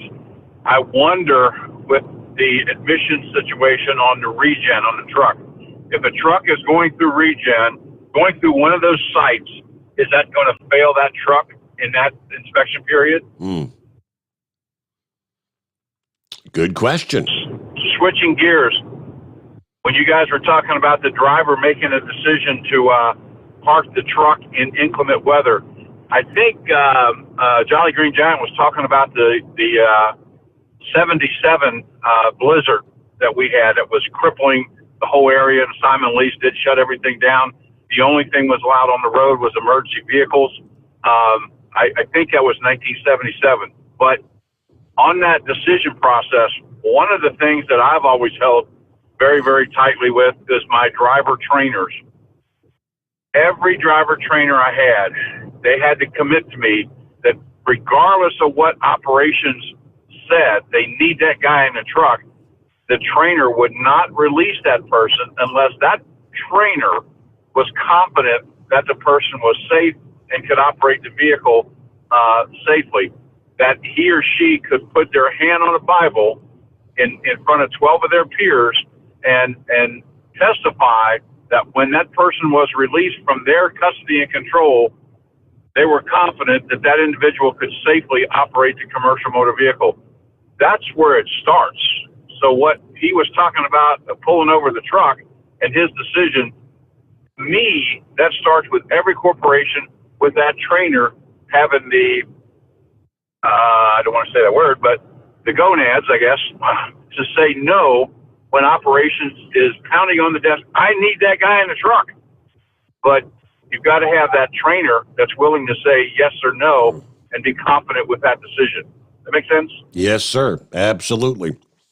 Well, there's a lot of drivers that are going to be dealing with some inclement weather later today.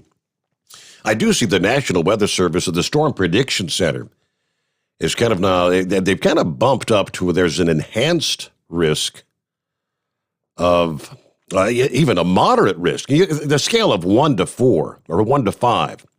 Yeah, moderate is 4 out of 5 on that scale, and they've got a zone through much of central and northern Iowa, southeast corner of Minnesota, and all over into western Wisconsin that's at level 4 for later today.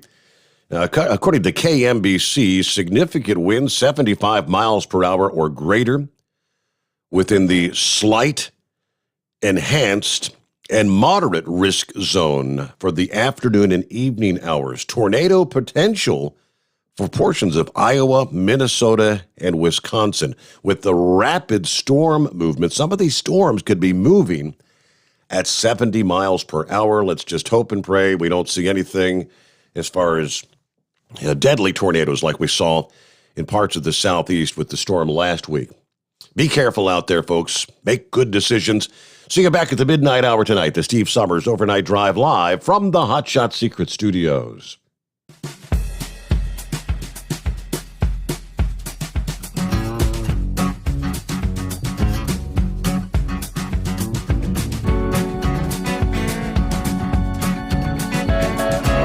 You'll never guess the places that I've been. You never guess the places that I've been. 'Cause everything is like a dream, yeah, but only in that dream that I live in. I'm never gonna let the day begin. Never gonna let the day begin. 'Cause everything is like a dream, yeah, but only in that dream that I live in. Oh, don't wake me up before you go, and I'll just make this bed my home. Oh, darling, please just let me sleep. Give me my dreams.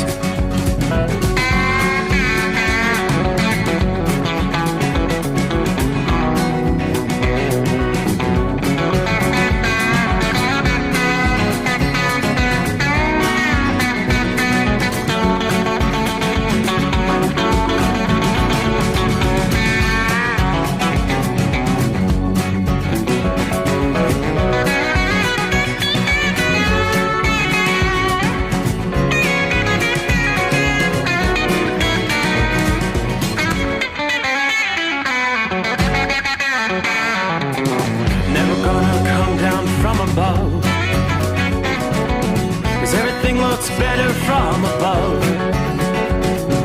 Nothing's ever as it seems, yeah, except in that world that I dream of. Never gonna lose the ones I love.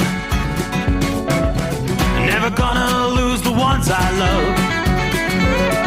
'Cause everything is like a dream, yeah, but only in that world that I dream of. Oh, don't wake me up before you go, 'cause I can't face this day alone. Oh, darling, please just let me sleep. Give me my dreams. Give me my dreams. Give me my dreams.